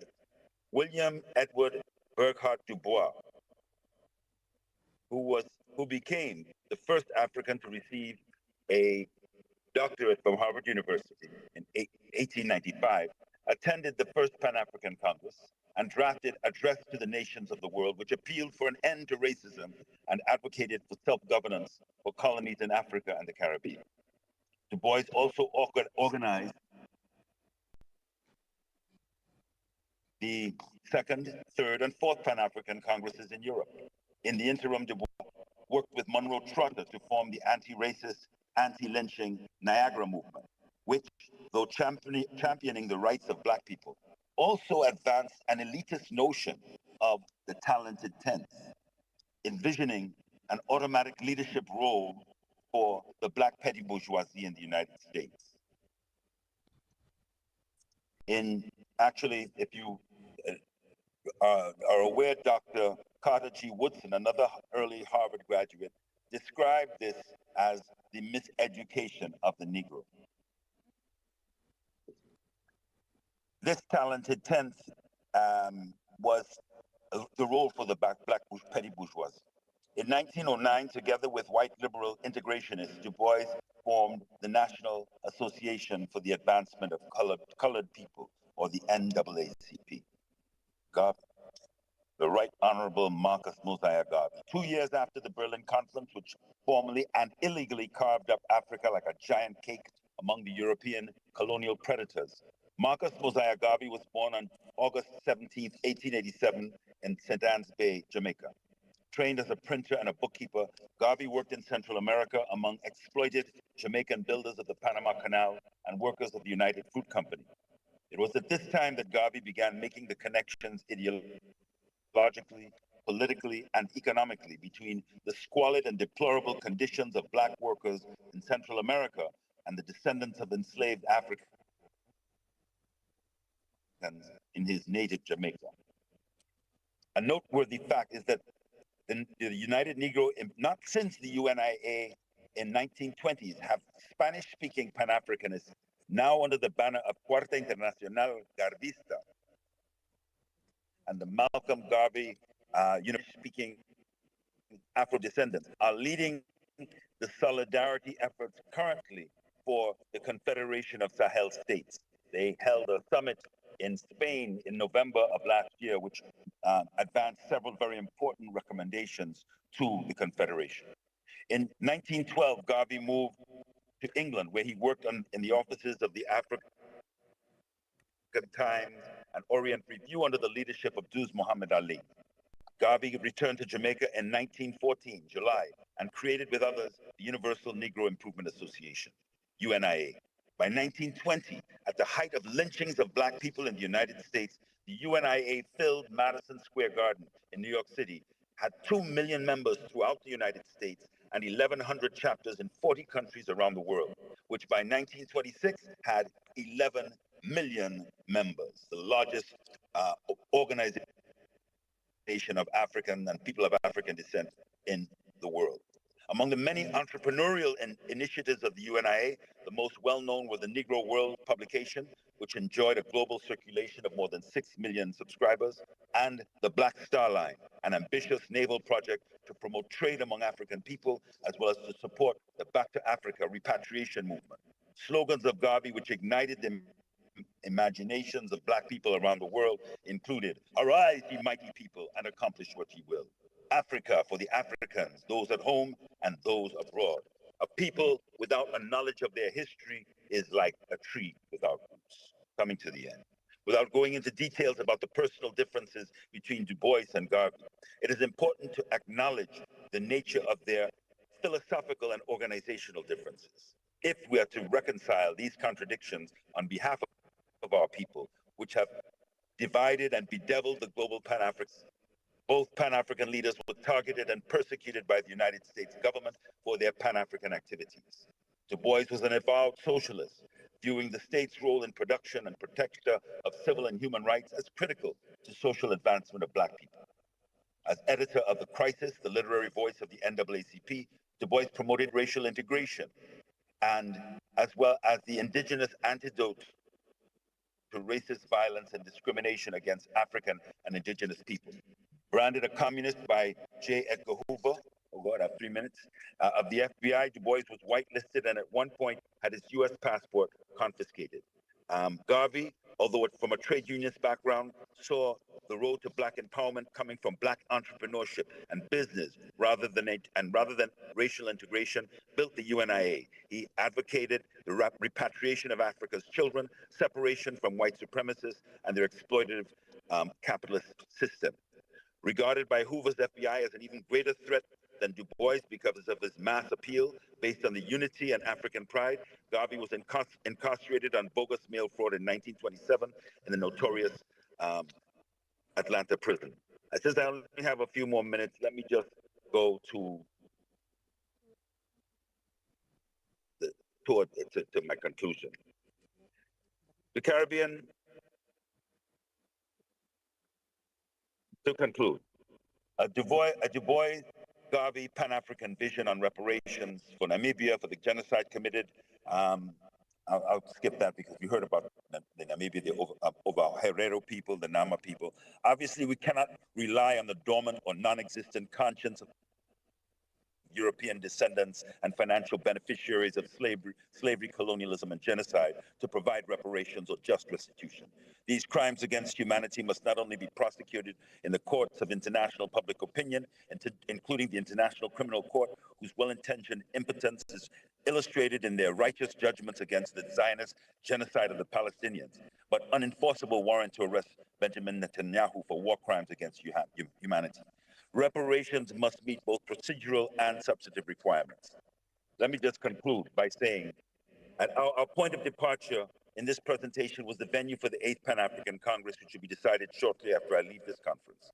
Resuscitated and reconciled Pan-African vision of Du Bois and Garvey would, because they are unifying and integrating their nations, asserting popular African sovereignty to the chagrin of NATO and the delight of the people and Pan-Africanists around the world. The Confederation of Sahel should be supported by hosting the Pan-African Congress in Ouagadougou, Burkina Faso from the 30th of November to the 5th of December 2025. Whereas the Democratic Republic of the Congo, due to internal and external military pressure and weak leadership, has felt compelled to seek U.S. military assistance in AFRICOM, allowing the latter to establish military base and free reign in accessing and exploiting the DRC's vast mineral wealth. The Confederation of Sahel states, consisting of Mali, Niger, Burkina Faso, have removed the French currency, evicted the French military, and begun strengthening their internal markets with nascent manufacturing, including the refinement of gold, technology transfer projects with wireless powered vehicles, fiber optic transmission, indigenous drones for security, and a Burkinabe communications satellite, which was launched in 2024. Allow me to close with the hope that I'm not offended any sensibilities with my presentation, but merely shared the truth as I know it, as truth knows no fear and untruth shivers at every shadow. Thank you for allowing me the opportunity to share my experience and perspective with the hope that all of us together can realize the Pan-African dream of Du Bois and Garvey. Thank you very much, Dr. Philippe, for that very vibrant yet brief presentation. We have received his presentation and we shall make it available. We have one last intervention from Dr. Catherine. Dr. Catherine, we are going to be very unfair to you. We will give you 3 minutes to give us the link between the African Union Theme of the Year and the UN Decade for Afro-Descendants. Catherine, you are our last speaker for the day. Thank you, Madam Chair. Please permit me to proceed on established protocol as well, as I do exactly what you have told me. The UN offers us an opportunity to engage directly with all states, including those that are considered perpetrators of historical injustice, under the umbrella of treaty commitments and civil human rights obligations established at that level. And in there, under the framework of the decade, which has been renewed following another 10 years we've just finished, we have the concept of standard setting at this point, whereby we are negotiating a declaration of the promotion, protection, and full respect for the human rights of people of African descent. And in the people of African descent are currently pushing and negotiating for the right to reparation and the right to development to be included in there. Secondly, Madam, respectfully urge all member states to own the decade. This is a decade for people of African descent and of necessity Africans. African states should really take the lead the world and take ownership in seeking action for the concerns of people of African descent, as opposed to attention that we have had. And this includes popularizing and articulating the matters of African descent at the national level, and also including that in international relations. We also have a task of self-reflective reparation, whereby we continue to rid ourselves of mental slavery and all other forms of colonization that still subsist today. We have just had the High Court of Uganda, of Kampala, ordering city authorities to rename streets that have been named or previously named after colonial administrators in the city. We need to continue to bridge the gap and strengthen the solidarity between Africans and people of African descent in order to build that dynamic that we started at Durban in order to push our concerns through. Let's continue to push back against the pushback on the DDPA, as Ambassador has already mentioned, so that we continue to still have the mechanisms that are established as a framework of engagement at the level of the UN. I thank you for your kind attention. Thank you very much, and Dr. Catherine, for being so kind and being so brief. Member states, we have 3 minutes left.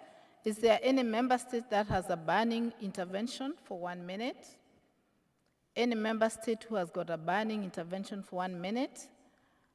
We have South Africa. 1 minute, please. We thank the panel for the presentation aimed at exploring the legal, institutional, and community-led approaches on this important matter.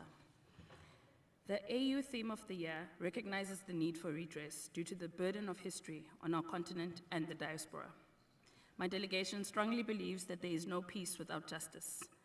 Africans will never be at peace until the injustices of the past are addressed, decisively including the restoration of wealth that was taken during colonialism, the slave trade, and the transatlantic slave trade.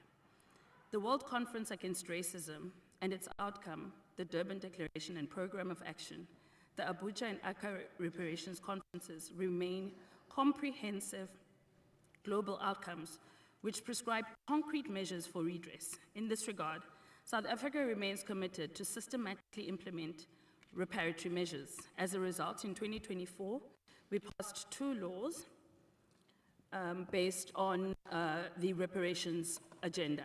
One was the Basic Education Laws Amendment Act. The other was the Expropriation of Land Act. This act demonstrates South Africa's commitment to land reform. As we seek reparations, it is important to maintain a collective and collaborative approach in highlighting the importance of truth, reconciliation, and healing. The call for reparations for the African continent and the diaspora should be linked to our collective development agenda and address our debt challenges, lead to poverty alleviation and inequality, using Agenda 2063 as a vehicle to transform our continent. Thank you. Thank you very much, South Africa. I think you've spoken for all of us. Ladies and gentlemen, I don't have any minute to give the participants who are at the panel to give their parting words. I just want to thank them very much for that a very rich presentation on the roundtable, and to close by saying that we look forward to the 6th region being reconstituted.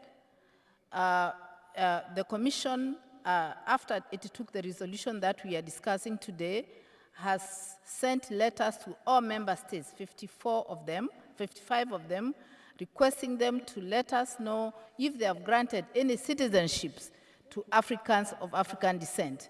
And we recognize and have already sent letters of commendation to Ghana for having the highest, to Sierra Leone and to Guinea-Bissau, who have led in giving African citizenships to Afro-descendants. Chair, I do not think I can take anybody on the floor. I am constrained.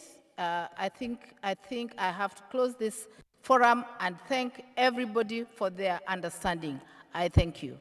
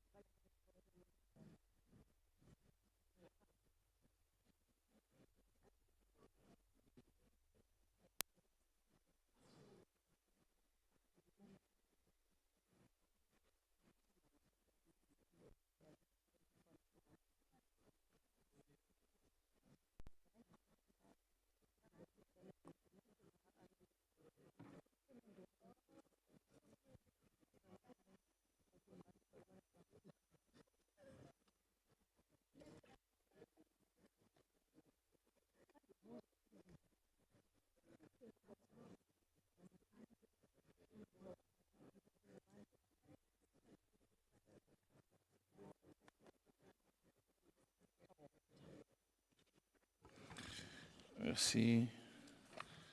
Merci beaucoup à Madame la modératrice qui a modéré ce panel. Nous courons après le temps. Le temps, c'est la seule donnée que nous partageons. Not on our side. Time is the only thing we share together and which no one can control. I too do not have any control over the time which we have here.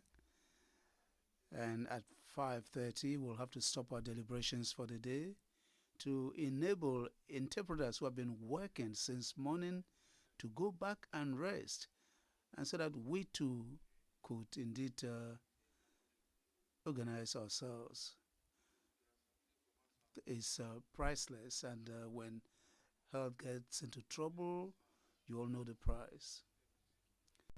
So we have a social security system, at least we commissioners. In other words, we don't have social security, and if we fall sick here, we'll have to take care of ourselves. So a working day should not last for more than 8 hours, unfortunately. Unfortunately. In all conferences in the world, the UN General Assembly, the Human Rights Council, or else there'll be confusion and will not be able to come out of it. The second item is the report of the working group on indigenous persons, and this is another important item on the agenda. This report of activity will be presented by Honorable Commissioner Letha Musini. For those who have not been able to take the floor on the item or the theme of this panel, they will have time to make their declaration either on this panel or in the panel of the human rights situation in Africa. The facts are the same. We'll understand what you think about the community and the indigenous persons and reparations of people of African descent. It is the same microphone. It is the same context. You're just doing it in a different framework. So thank you for your understanding. Perhaps that's a heritage I'll live one day when I'll no longer be here. That is the respect for working time. I hope we understand. Let me give the floor to Honorable Commissioner Letha for her to present her work. All of this work will take us once more at most 1 hour. When you finish with this part of it, it will be 4:51. And for the human rights situation, they'll have less than an hour to do their own work. There's a civil society, there's NHRIs, and all of us have the right to say a word in what we are doing. So, Honorable Commissioner Letha, you have the floor.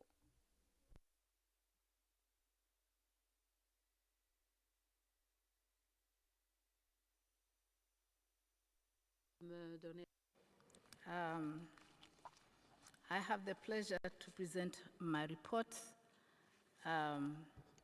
submitted under Rule 25.3 and 64 of the 2020 Rules of Procedure.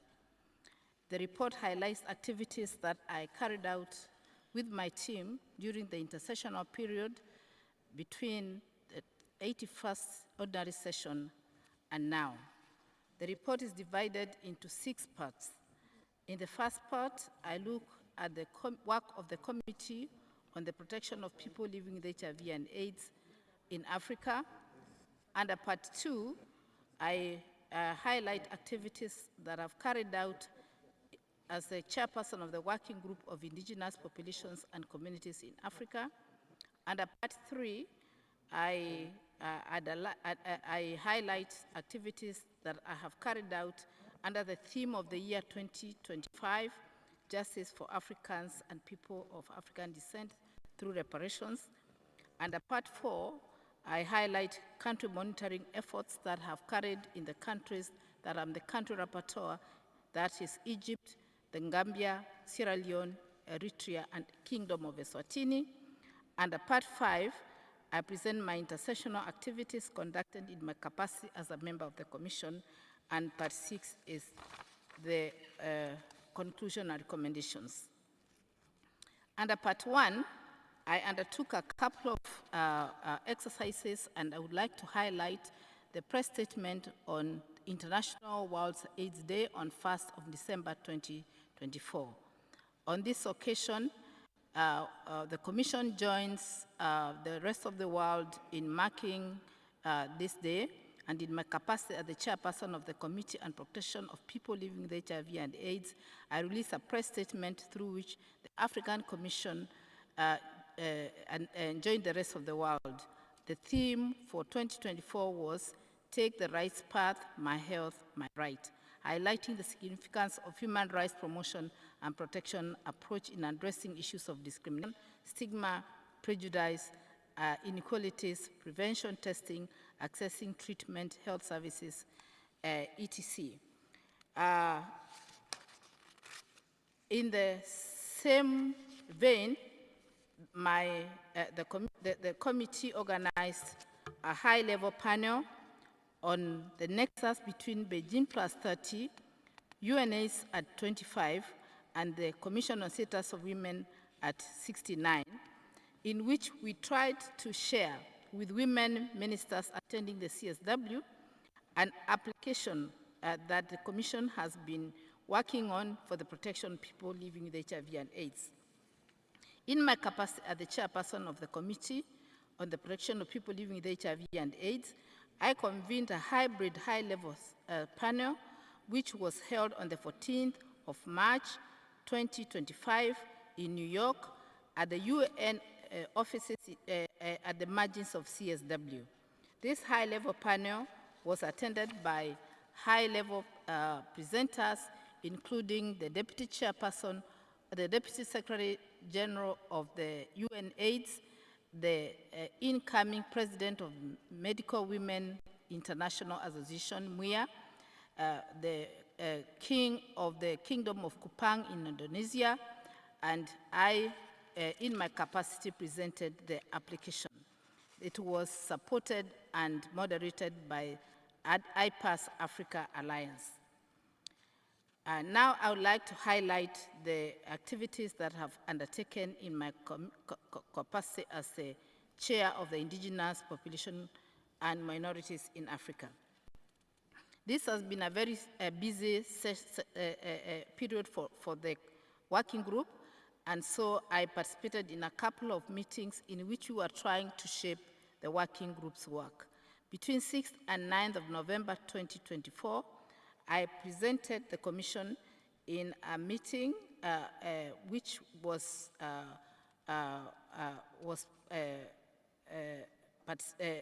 organized, and in which the Commission's presence was important in terms of providing the participants with the work and guidelines of what we are doing. We highlighted the work that the working group has been working on, and at the same time, we managed to share the preliminary findings of the Nexus on the study on COVID-19 with HIV/AIDS to this team. I was able to write a couple of letters of urgent appeal.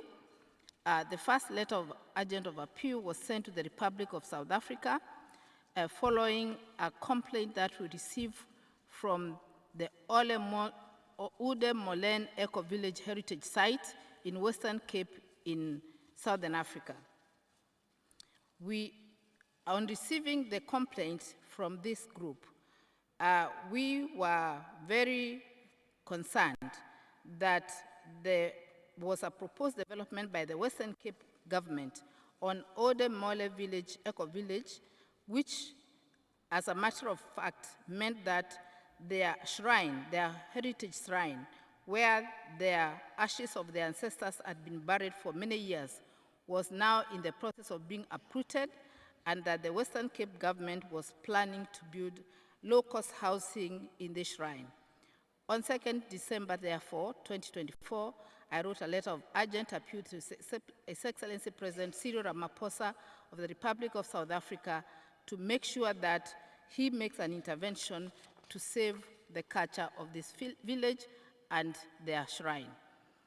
I was able to participate in a consultative dialogue with the UN Special Rapporteur for indigenous people in March 2025 in Nairobi, Kenya, in which the newly appointed Special Rapporteur was able to share his vision, global vision on indigenous people, and we were able to find common ground on where his team and our team could be able to work together.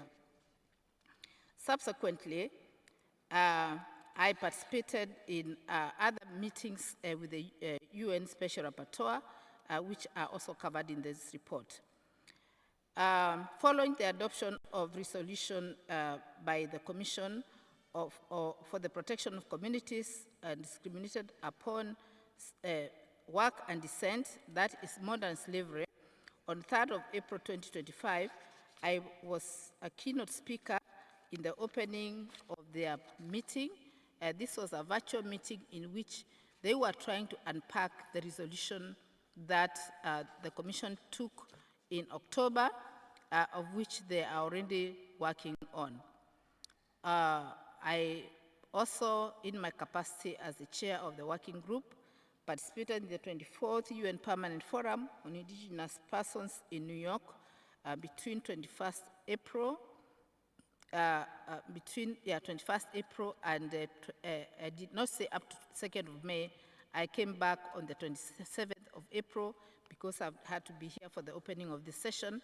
And the meeting in New York was a global meeting which happens every year for indigenous people. It was my first time to attend this meeting and a learning meeting for me. At the beginning of the preparation of this session, I moderated therefore a panel on the communities discriminated on work and descent, and in the moderation of this panel, which happened the 29th of April 2025, we discussed ways in which we could conduct a study to be able to map areas and countries where modern slavery still exists in Africa, because the information that is available is global, and so we do not have an African study. Now I would go to part 3, activities in line of the theme of the year. First of all, I would like to say that following the adoption of the theme of the year, the idea of having the roundtable, which we've just finished, was born.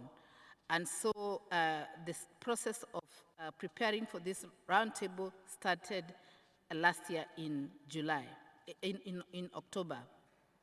However, in February this year, we participated in the Pan-African Parliament's workshop on this theme and made a presentation in which I was representing the Commission, and we shared the work and experiences that we've been able to do under the theme. In particular, we highlighted the work that we are doing of collecting data on member states that have granted Afro-citizenships, so that by the end of the year we can put statistics together and be able to maybe know which member states have done best. This was highlighted in the meeting that I held at the Pan-African Parliament, among other areas, including the roundtable. In this regard, I highlighted that we have written letters of commendation to Ghana, which has got the highest numbers of Afro-descendants, that is over 1,000. We have written to Sierra Leone, that is the next, and to Guinea-Bissau, which, based on a study that we carried out, we were able to notice that these countries have gone way beyond declarations to accept Afro-descendants that are able to trace their roots to their countries. Part 4 of this country report is my monitoring work in the 5 countries, that is Egypt, Gambia, Sierra Leone, Eritrea, and Eswatini. I would like to start with the Arab Republic of Egypt. In December last year, between 9th and 16th, I undertook an familiarization or advocacy visit to the Republic of Egypt and was able to meet many of the key institutions in implementing sections of the Charter, starting with the Ministry of Foreign Affairs. I also met the Ministry of Justice. I also met the commissions, particularly the commission in charge of women, the commission in charge of children, the commission in charge of disabled people, and also met the Minister of Health and Social Development. Not to forget that I also met the Central Organization and Administration Authority, as well as the Ministry of Health, where I met the team that is in charge of HIV and AIDS in the country.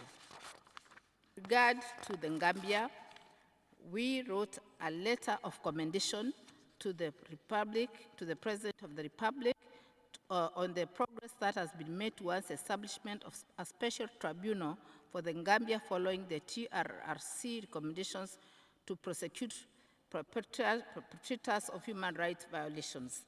This was an important moment for the country, taking the next step in doing their own work in healing and also building on the previous work they were doing on the TRRC. We also issued a press statement in the celebration of Gambia's 60th independence anniversary.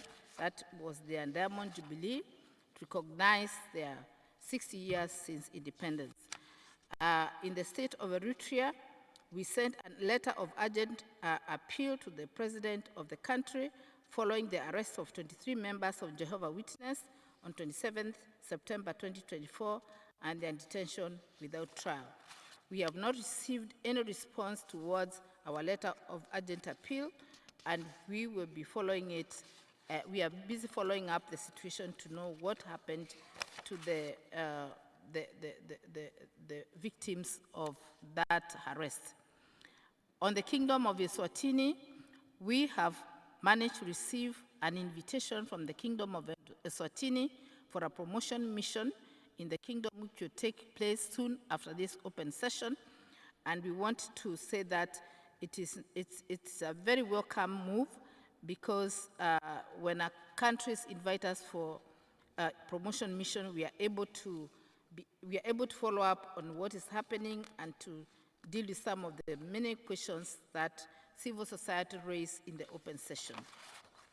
On the Republic of Sierra Leone, we have put on record that we recorded our commendation on their award of African citizenships to many of the people who could trace their ancestry in Sierra Leone, and also in the promotion and protection of human rights, which includes abolition of death penalty, modification to legislation affecting press freedom, and the adoption of customary rights, Land Rights Act, aiming to strengthen women's land ownership rights.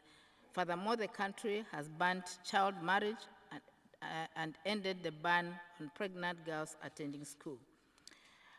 On the intercession activities conducted in my capacity as a member of the Commission, I participated in the Commission's retreat in December 2024, and also the 37th extraordinary session of the Commission.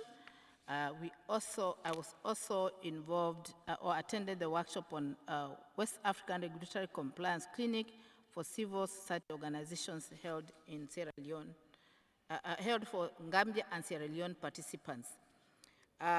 in terms of, as a member of the fact-finding missions on Sudan, which I'm a member, I participated in a consultative engagement that was held in Addis Ababa under Inter-Sudan Dialogue, and also participated in the AU Assembly in February 2025 in Addis Ababa. I also recently attended the 45th ordinary session of the African Committee on Experts on the Welfare of the Child to represent the Commission. In conclusion, I would like to make a few recommendations. First recommendation is under the activities of the Committee on the Protection of the Rights of People Living with HIV and AIDS. Considering the recently announced U.S. funding cut for HIV/AIDS response to Africa, I urge state parties to diversify funding sources, strengthen local health systems, and empower communities-led organizations to sustain progress in fight against HIV and AIDS. This includes seeking support from other donors if necessary, but engaging the private sector and integrating HIV services into their national health insurance schemes. The second recommendation, under the activities of the Working Group on Indigenous Peoples and Minorities in Africa, considering the theme of 2025 UN Permanent Forum on Indigenous Issues, which is implementing the UN Declaration on the Rights of Indigenous People within the United Nations member states and systems, including identifying good practices and addressing challenges, state parties are urged to seek inspiration from the provisions of this declaration. State parties are called upon to recognize and respect the rights of indigenous people in their countries, ensuring their participation in decision-making processes, and work in partnership with them to achieve sustainable development and more equitable world. Lastly, Chairperson, recommendation under country monitoring efforts, including letters of urgent appeal and press releases.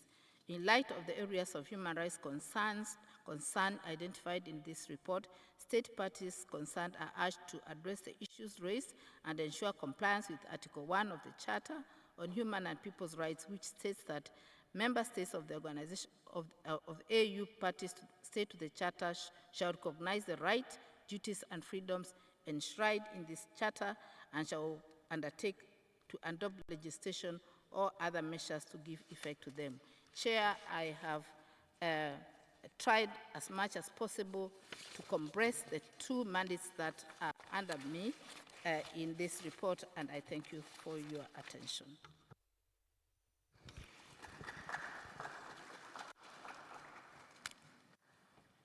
Merci beaucoup.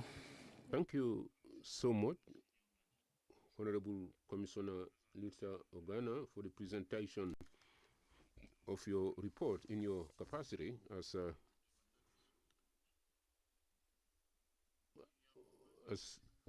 chairperson of the mandates under you. There is no list for any comments on this panel. Nobody registered, neither the NHRIs, states. But then let us start with those here. Let us start with the delegation from Egypt, then Eritrea. I'll take first the two, and if other countries want to interview, we will give them the floor. Thereafter, we will ask the NHRI and the civil society if they are here.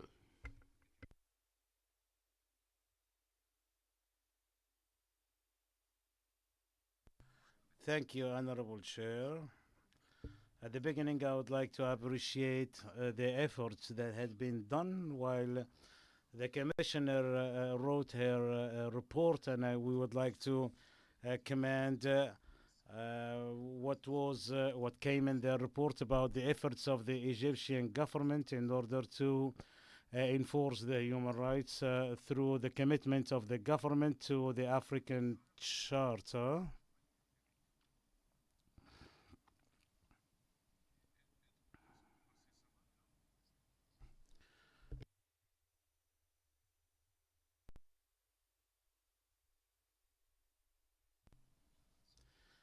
Thank you, Honorable Chair. I said through the commitment of the Egyptian government to the application of the chart of the African Union when it comes to the political, economic rights and the rights of the people with disability and women. Honorable Chair, Honorable Commissioners, the empowerment of the human rights is a continuous effort, and no country is perfect. However, Egypt in the latest years have taken many steps in order to empower the human rights and those who are dwelling in the land of Egypt. This was through a package of reforms according to the capacity building. In the report of the Commissioner clearly showed the cooperation of the Egyptian government with the Commission of the Human and People's Rights of the African Union within the mutual respect to the human rights. Honorable Chair, I would like to reaffirm the Egypt government's commitment to the respect of the human rights and the charter and all the mechanisms related to that. I'd like to confirm that Egypt has put the commitment and the last session a report of the government to confirm its efforts in order to execute the requests made by the Commission in 2019. Thank you, Honorable Chair. شكرا جزيلا وفد مصر. وفد إريتريا تفضل لكم الحق في الرد أيضا.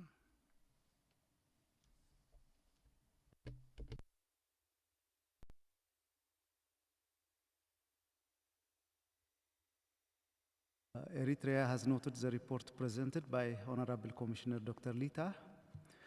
In regard to this report, let me provide some points. Throughout its history, Eritrea has always been and still is the land of religious harmony and tolerance. By dint of its geographical position, it was the entrance point of the two largest monolithic religions, Christianity and Islam, to the African hinterland. At present, all religions exist side by side in a peaceful and harmonious manner. Thus, the country has never witnessed any religious conflict or crisis. Mr. Chairperson, the National Charter serves as the political roadmap for the nation-building process and mainstreaming of human rights. Additionally, the transitional codes and the 178 proclamations and 125 legal notices continue to serve as the basis for the respect, protection, and fulfillment of all rights. Furthermore, the national codes published in 2015 are undergoing additional sensitization and refinement before they could be promulgated. Based on this legal document, let me mention some relevant points. 1. Freedom of religion is protected by law in accordance to traditional code as well as pertinent proclamations and sustained as a culture respected by every citizen. 2. Religious institutions are independent and conduct elections for their respective leadership hierarchies, the Synod, the Dar al-Ifta, and other decision-making organs. 3. Religious institutions and leaders have continued to play a significant role in strengthening the harmony and social cohesion of the society. I thank you, Mr. Chairperson. Merci beaucoup. Est-ce qu'il y a encore une délégation de... State delegation would like to intervene at this juncture? I can't see any. NHRIs now. Very well, it's, yeah, you may proceed.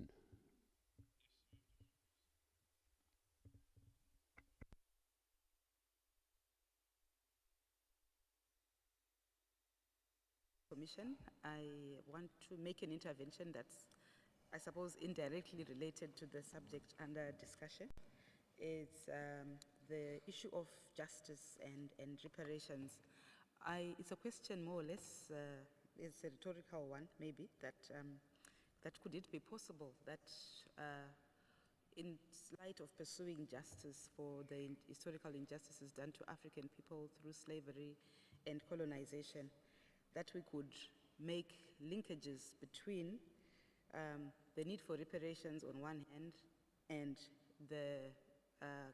with the existence of Africa's debt to the same colonizers is in moving towards set-off that can be built even into a legal argument, if that could be arguable.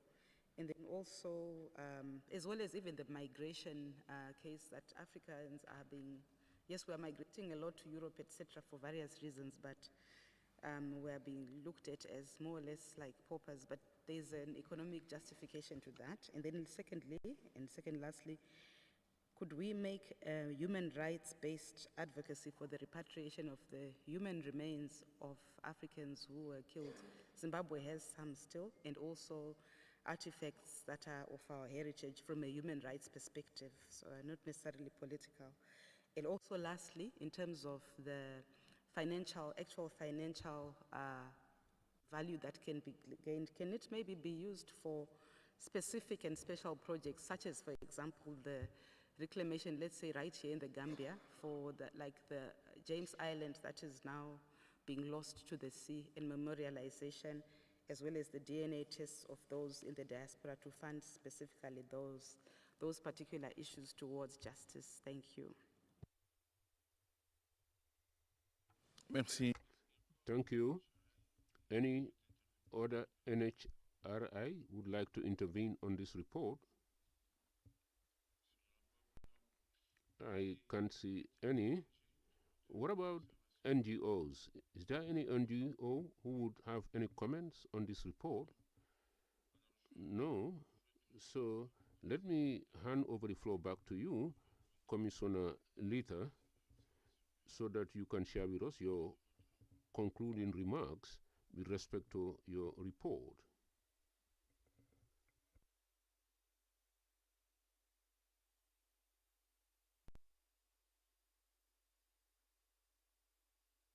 The delegation of Egypt and Eritrea for their taking the floor, as well as the National Human Rights from Zimbabwe. With regard to Egypt, I think we take note of first of all, we acknowledge the efforts that Egypt is making towards human rights, trying to adhere to the Charter and the mechanisms that are established under the Charter. And we acknowledge the report that they have submitted. I believe at the right time that report will receive our attention.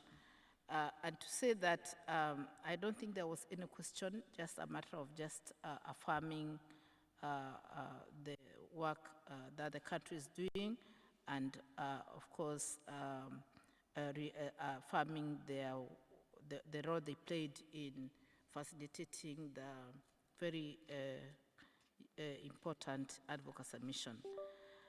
With regard to Eritrea, we are pleased to learn about the existing religious harmony in the country, and the important information that you have shared with us on the nexus between Islam, Christianity on your soil, and also the information you've given us on the national codes and the guidance that it provides, and also the way religious organizations are able to benefit from the national codes. We take note of that, and we believe that this national codes will help you deal with the matter that has raised issues as far as the letter of urgent appeals is concerned. Coming back to the issue from the NRHI of Zimbabwe, I believe this is the question that was left hanging in the session that I chaired, and I hope that the rapporteurs are able to capture the questions that you have asked. I do not know whether this is the right forum for me to answer those particular questions, but we take note of them, and we would like that maybe we could refer you to the team that was working on the round table so that you can have a tete-a-tete on the issues that you have raised, as they do not really refer directly to this report that I've just presented. Otherwise, Chair, I think that is all for now, and I cede back the floor to you. Merci, commissaire Lita Moussini-Organa. Ceci met fin à l'audition de votre... This brings an end to the presentation of your report. A round of applause, please.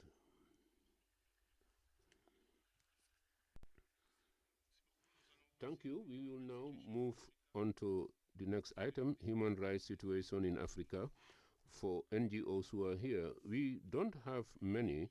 Thereafter, we will look at the report on the working group on communications. Let me now call the following NGOs. This will be for the last time. And those who are online are requested to be ready. Minority Rights Group International, Amnesty Cabal, 264. Number 264. Are they here? No. Zimbabwe Women Lawyers Association, Abigail Maswile. Are you here? Very well, proceed. Honorable Chair, Honorable Commissioners, I take this pleasure to address you in terms of the Zimbabwe Women Lawyers Association report that is highlighting issues coordinated under the Women's Coalition of Zimbabwe, which is really the women's movement embodiment. I'll also take the opportunity to acknowledge the efforts that have been highlighted by the government of Zimbabwe in its report, and we take advantage of the issues raised in the Maputo Protocol. We would like to acknowledge the gender equality provisions that have been put in the Constitution, which have really changed the landscape for women's rights in Zimbabwe. We, however, observe a wide gap that continues to exist between the rights in the Constitution as well as women's lived realities. And some of the gaps I will highlight before the Commission today. Firstly, in terms of the cultural barriers that continue to exist, we continue to note cultural beliefs and traditions that perpetuate discrimination against women and girls. We are particularly worried about the high trends around issues such as child marriages. We applaud the interventions of the Marriages Act that was enacted in 2022. However, there continue to be gaps in terms of implementation. To date, we've noted that there have been very limited convictions and prosecutions around the matter, notwithstanding a lot of media reports in terms of arrests being made. This continues to be an issue of concern 3 years later in terms of prosecution and convictions around the same. In terms of violence against women, it continues to be rampant in the country, and we acknowledge the efforts that have been made in terms of HIV prevention as well as response to this vice. We are concerned that the Anti-Domestic Violence Council, whilst provided for by law, remains not operational and continues to be a gap in terms of the structures that are mandated to respond to violence. We are of issues around political participation and women in decision making. We acknowledge the gender quotas that have been put in terms of parliament as well as local government. However, we continue to note that women are severely underrepresented in parliament and local government. This says to us that regardless of the quotas, more has to be done in terms of to improve the situation of representation of women. Barriers continue to exist in terms of lack of gender-responsive electoral laws, the existence of toxic culture within politics, and exorbitant fees that hinder women to participate as candidates. For example, The Member of Parliament nomination fees increased from $50 to $1,000, whilst the presidential nomination fees increased from $1,000 to $20,000 US in the last elections. These systematically continue to exclude women from participation as they have to bear the financial burden for their participation. In regards to health, Honorable Chair, we continue to note the worrying high maternal mortality rates in the country, and the statistics of women dying giving birth continue to be worrisome. Last month alone, at least 300 new babies and 54 mothers died in January during childbirth and complications thereof. We are concerned that the health budget continues to fail to meet the 15% benchmark of the Abuja Declaration and therefore remains inadequate to fund the sector's critical needs. Persons with disabilities continue to remain at the margins. They continue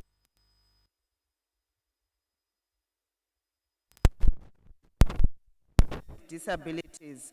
We note, however, the current disability bill that is in Parliament, and we hope that this will be resolved immediately. Access to justice is an issue I wish to address the Commission. We continue to note the legal literacy gap amongst women, be it of the African Charter itself, the Maputo Protocol, or laws that relate to women's rights at national level. The decentralization of the Legal Aid Directorate is duly noted, but we continue to encourage the decentralization to target rural and marginalized communities who continue to face access to justice problems due to limited access to legal representation. Regional courts, who amongst other things deal with cases of sexual violence against women, continue to be few and inaccessible within the country. The digitalization court agenda is something particular attention must be given to the digital divide that continues to marginalize women in country and invariably affects their access to justice. Infrastructure barriers such as access to power and the ability to digital court system is also an issue of concern. We would therefore like to urge the following. Firstly, regular and consistent reporting by the state on Maputo Protocol. This is the second report that has been submitted. The finalization of legislation that is pending before Parliament and better implementation of the law. Lastly, a recommendation around the enactment of the gender equality law. I thank you. Merci à Madame Agnès Kabajouni. Non, à Madame Abigail Motsvai. J'appelle Alliances for Africa.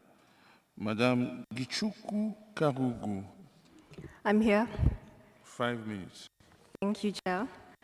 Honorable Chairperson, Honorable Commissioners, all protocols observed. I read this statement by the Alliances for Africa on behalf of the SOA Coalition. We commend the 45 member states of the African Union who have ratified the Maputo Protocol. We are, however, concerned about the 10 member states who have not ratified the protocol. We call upon the African Commission to continue urging Burundi, the Central African Republic, Chad, Egypt, Eritrea, Madagascar, Morocco, Niger, Somalia, and Sudan to ratify the protocol. We further call upon the African Commission to urge member states who have placed reservations on the protocol to forthwith lift the reservations to ensure that African women fully benefit from all rights enshrined in the protocol. We note with concern that the population of East Democratic Republic of Congo has for nearly 30 years suffered insecurity and violence from foreign and Congolese armed groups, as well as from the government forces that are supposed to protect them. In an horrific incident in February 2025, hundreds of women were raped and burned alive by male inmates who were escaping the Munzenze prison. Only 2 out of the 28 children being held by their mothers survived the macabre ordeal. In the DRC, as is in most conflicts, rape is used as a weapon of war to assert dominance, sow fear, and break communities. The assaults on these already vulnerable women is an illustration of the risks faced by female detainees. These events are not isolated incidences of violence, but rather are part of a deeply entrenched pattern of sexual violence against women in prison settings. The SOA Coalition calls on the African Commission to urge the DRC to provide separate detention facilities for male and female detainees and to ensure the protection of women from systemic conflict-related sexual violence and torture as mandated by the Maputo Protocol and other treaties which the DRC has signed and ratified. We warmly congratulate Her Excellency Netumbo Nandi Ndaitwah on her historic election as Namibia's first President and Her Excellency Nana Jane Opuku Agwemang on becoming Ghana's first female Vice President-elect.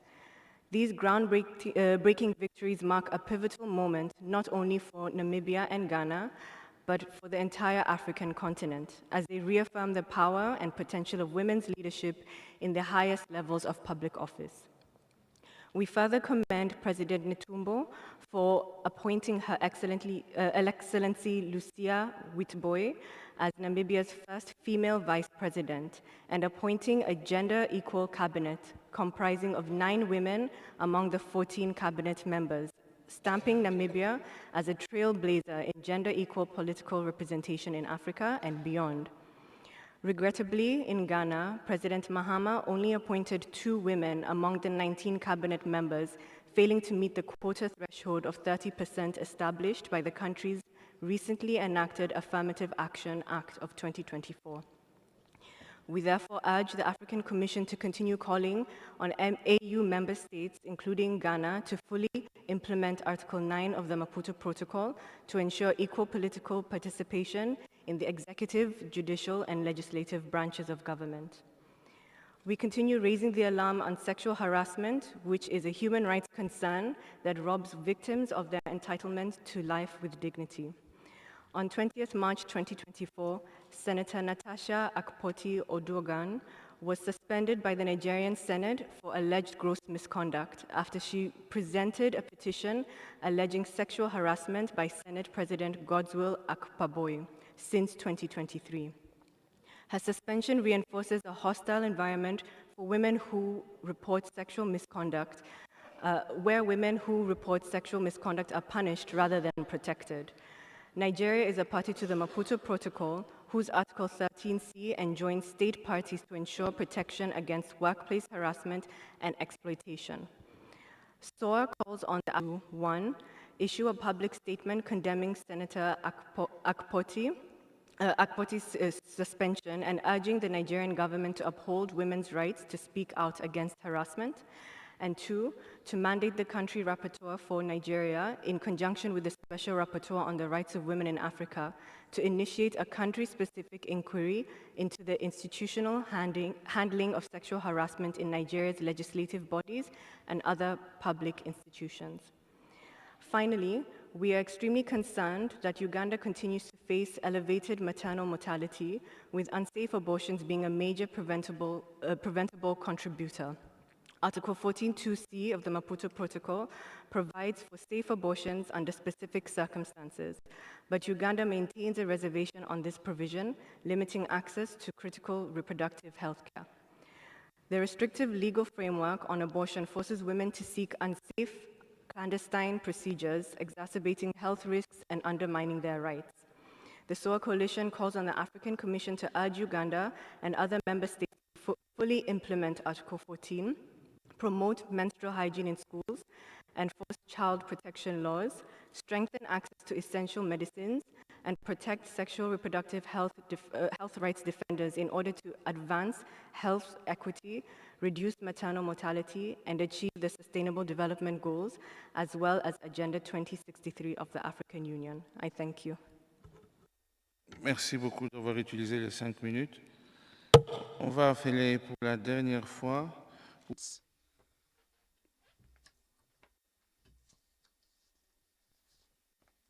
Is she present? No. And don't include this name anymore. She's not present.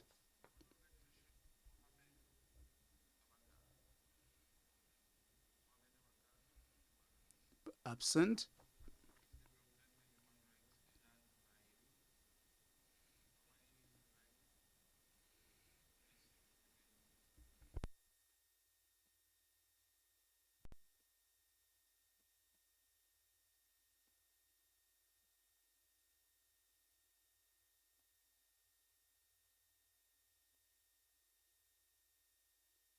Peace expresses its deep concern about the dangerous situation in Sudan by the hands of the Rapid Support Forces, which have begun escalating attacks against civilians by targeting Sudanese infrastructure, which represents civilians' last hope to access to services. Over the past days, Rapid Support Forces have targeted infrastructure in Port City, which is not only a destination for displaced Sudanese, but also the only functioning seaport in the country and the most important gateway for humanitarian aid into Sudan.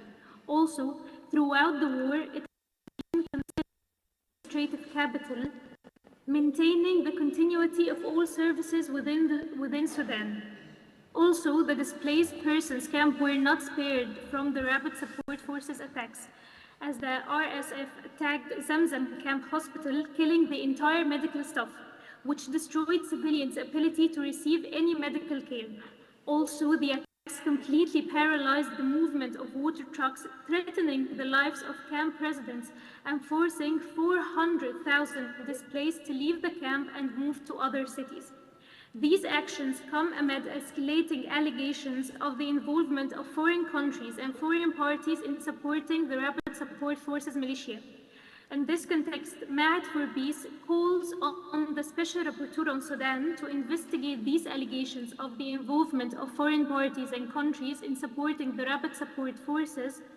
Ma'at also calls on the Special Rapporteur to establish a rapid resilience to communicate directly with the African Commission and report violation against Sudanese civilians on a daily basis. Thank you, Mr. Chairperson. Merci beaucoup, March for Peace. March for Peace. I'll now call the remaining bodies.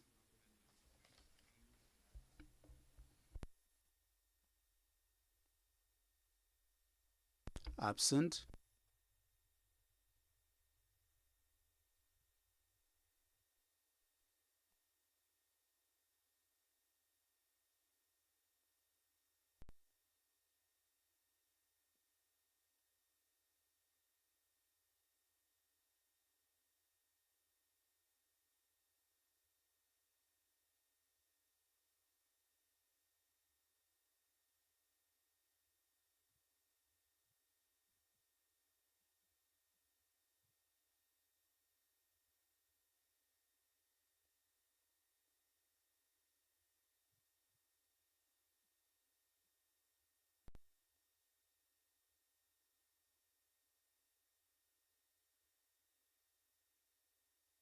Absent.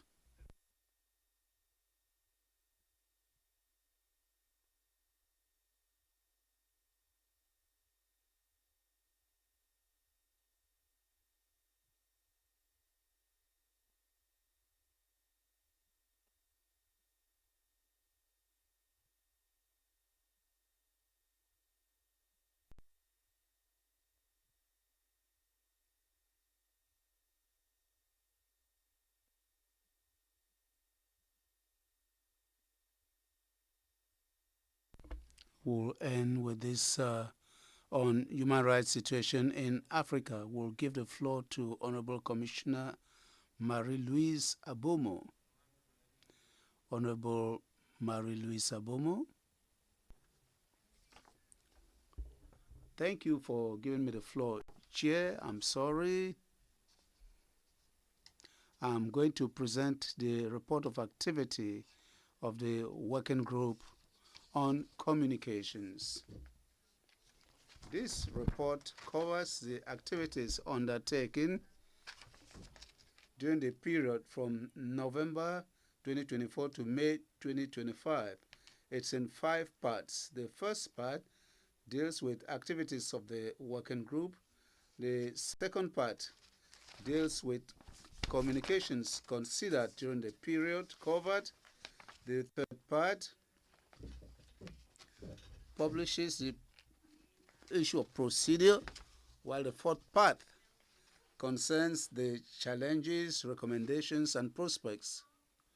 So with regard to the first part of the activities of the working group, the working group supervise the preparation of advocacy for the decisions of the court on the application 06/2012 in the matter of African Commission on Human and People's Rights versus the Republic of Kenya. In this regard, the working group, in collaboration with the Bureau, met the Executive Secretary, the team of coordination of communications, and the legal counsel in order to discuss legal issues to deal with in the written and oral observations of the Commission, which were later filed before the registry of the court. Furthermore, there was a benchmarking visit to the European Court of Human Rights, which I referred to within the framework of the presentation of the report, of my report on older persons and persons living with disabilities. There's also the participation in the division of operation in support of peace, which I talked also about. And there was a preparation of the retreat of the Commission and the African Court on Human and People's Rights on complementarity. Within this framework, the working group took part in the preparation of this retreat, and it considered the draft concept notes guidelines on complementarity and presented them to the Commission for approval.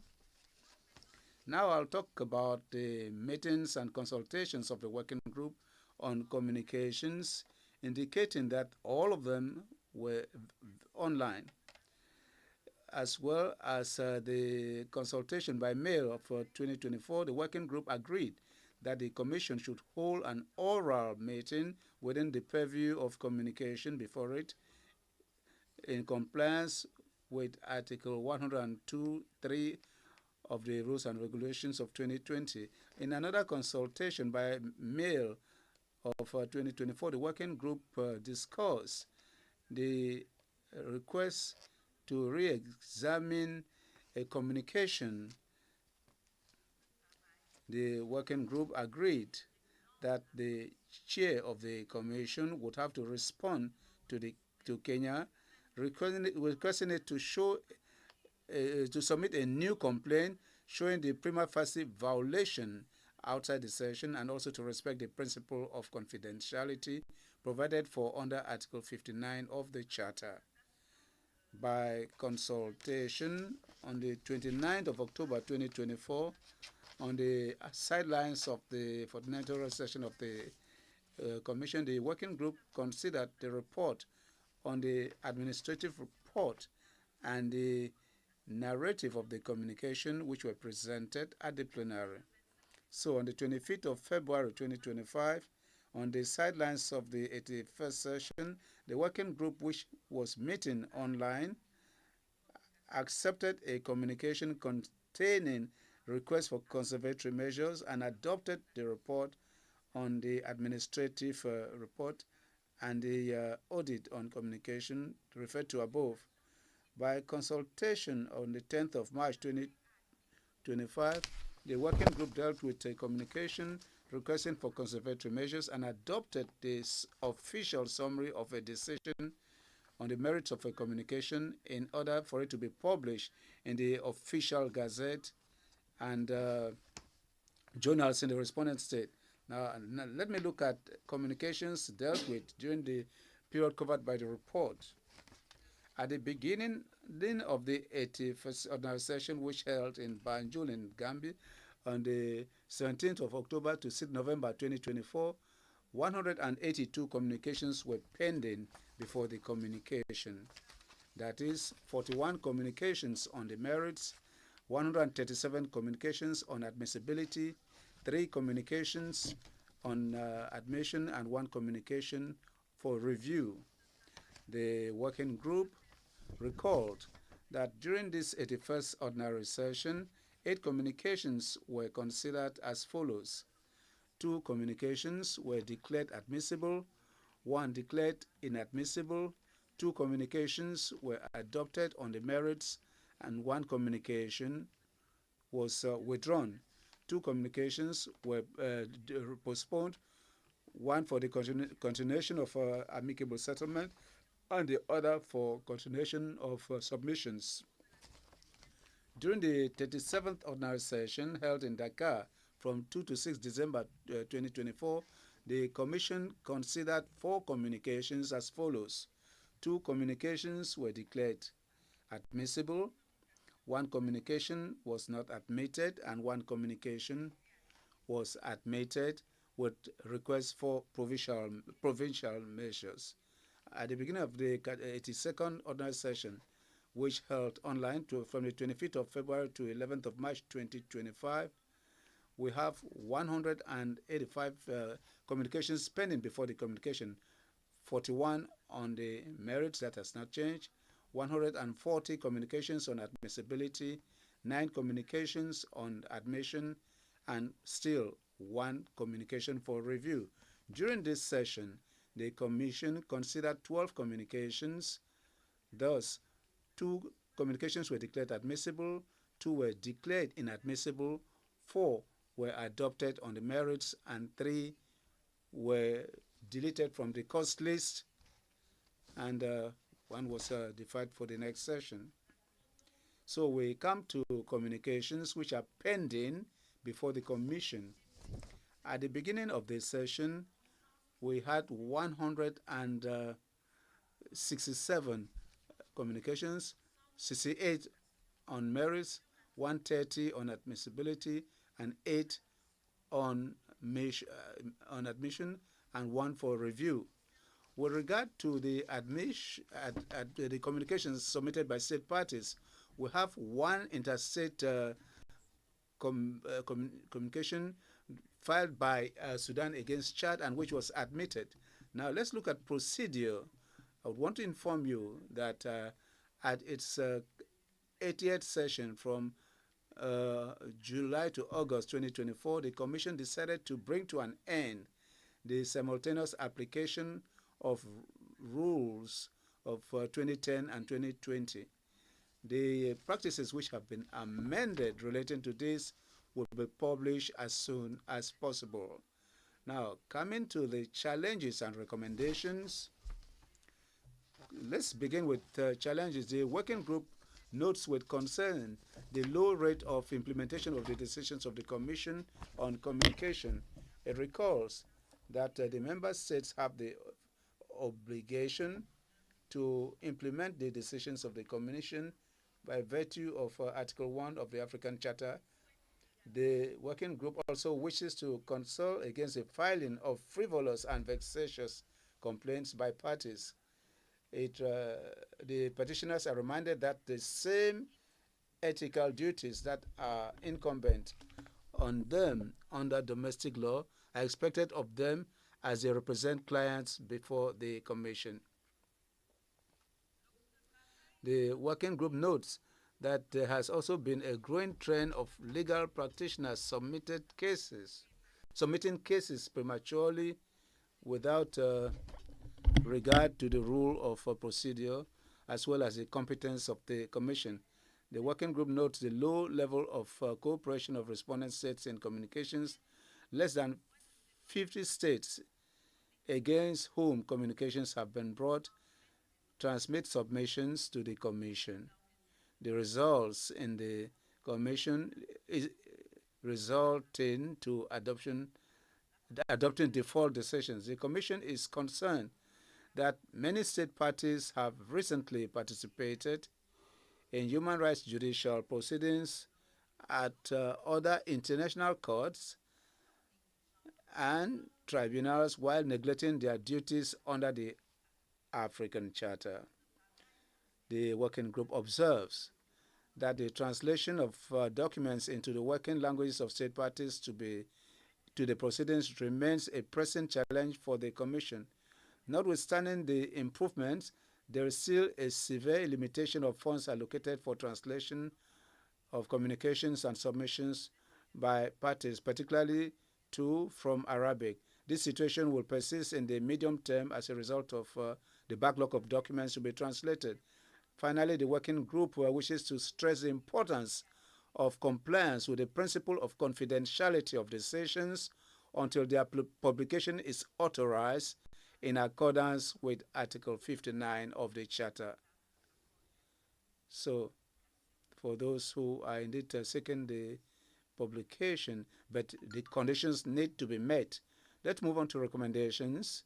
In view of the above, the working group urges state parties to implement the Commission's decisions and report accordingly with 180 days period stipulated in Rule 125.1 of the Rules of Procedure. Reiterates its request that all parties to the communications apply the relevant provisions of the Rules of Procedure, particularly with regard to the deadlines of submitting arguments and evidence at the different stages of procedure, and to respect the principle of confidentiality provided for in Article 59 of the African Charter. The working group encourages state parties of the African Charter to raise awareness on the African Charter, as well as a quasi-judicial function of the Commission, with a view to preventing the abuse of the communications handling procedures by parties. It encourages complainants to submit complete complaints, including submission on seizure, admissibility, merits, and reparations, in order to facilitate the rapid examination of communications. It encourages parties to use the standardized complaint forms available on the Commission's website. With regard to prospects, the working group believes that its establishment was essential to ensure streamlined and efficient handling of communications. However, the achievement of this objective still depends on the collaboration of all relevant stakeholders at the national and regional levels. The working group is ready to cooperate with the high courts of the state parties, national bar associations, research institutions, and universities in the dissemination and popularization of the Commission's jurisprudence and the procedure for the protection of human and people's rights. This cooperation includes the training of all stakeholders, particularly those of the judicial system of the state parties, in the training of stakeholders. The working group, therefore, continues to gather diverse perspectives and suggestions from all stakeholders with a view to strengthening the fulfillment of its mandate and, by extension, to enhance the Commission's mandate entrusted to it by the state parties. And thank you for your kind attention. Chair, I give you back the floor. The Commission would like to thank Commissioner Marie-Louise Abomo and congratulate her for her position as head of the Working Group on Communication in regard to this report. Is there anyone who would like to make a comment on the contentious jurisdiction of the African Commission Estate? No. Is there any Sharai which would like to take the floor? Any comment on this issue? No. Is there any civil society organization that would like to take the floor? I see none. Thank you, Madam Commissioner Marie-Louise Abomo. There is no one who would like to speak to this point. So we thank you. Generally, before we close the day, what I would want to say, and as I've always said, someone who comes from the planet Mars will believe that human rights are respected, because for over 4 years, we have less than 2,000 communications perhaps one day studies will tell us why it is so. But for now, the rate of seizure of the Commission in matters of contentious matters is quite low. So, thank you very much. I think we can bring to an end now our deliberations for today and draw the curtains. Tomorrow is Sunday. We'll be working only in the afternoon to continue with the other items contained in the agenda, if that is agreeable to you. So, based on the powers invested in me, I close the session and see you all tomorrow in the afternoon. Thank you very much. I'd like to thank the interpreters, commissioners, member states. I should have thanked member states first, NHRIs, as well as civil society organizations. Have a good evening and see you all tomorrow.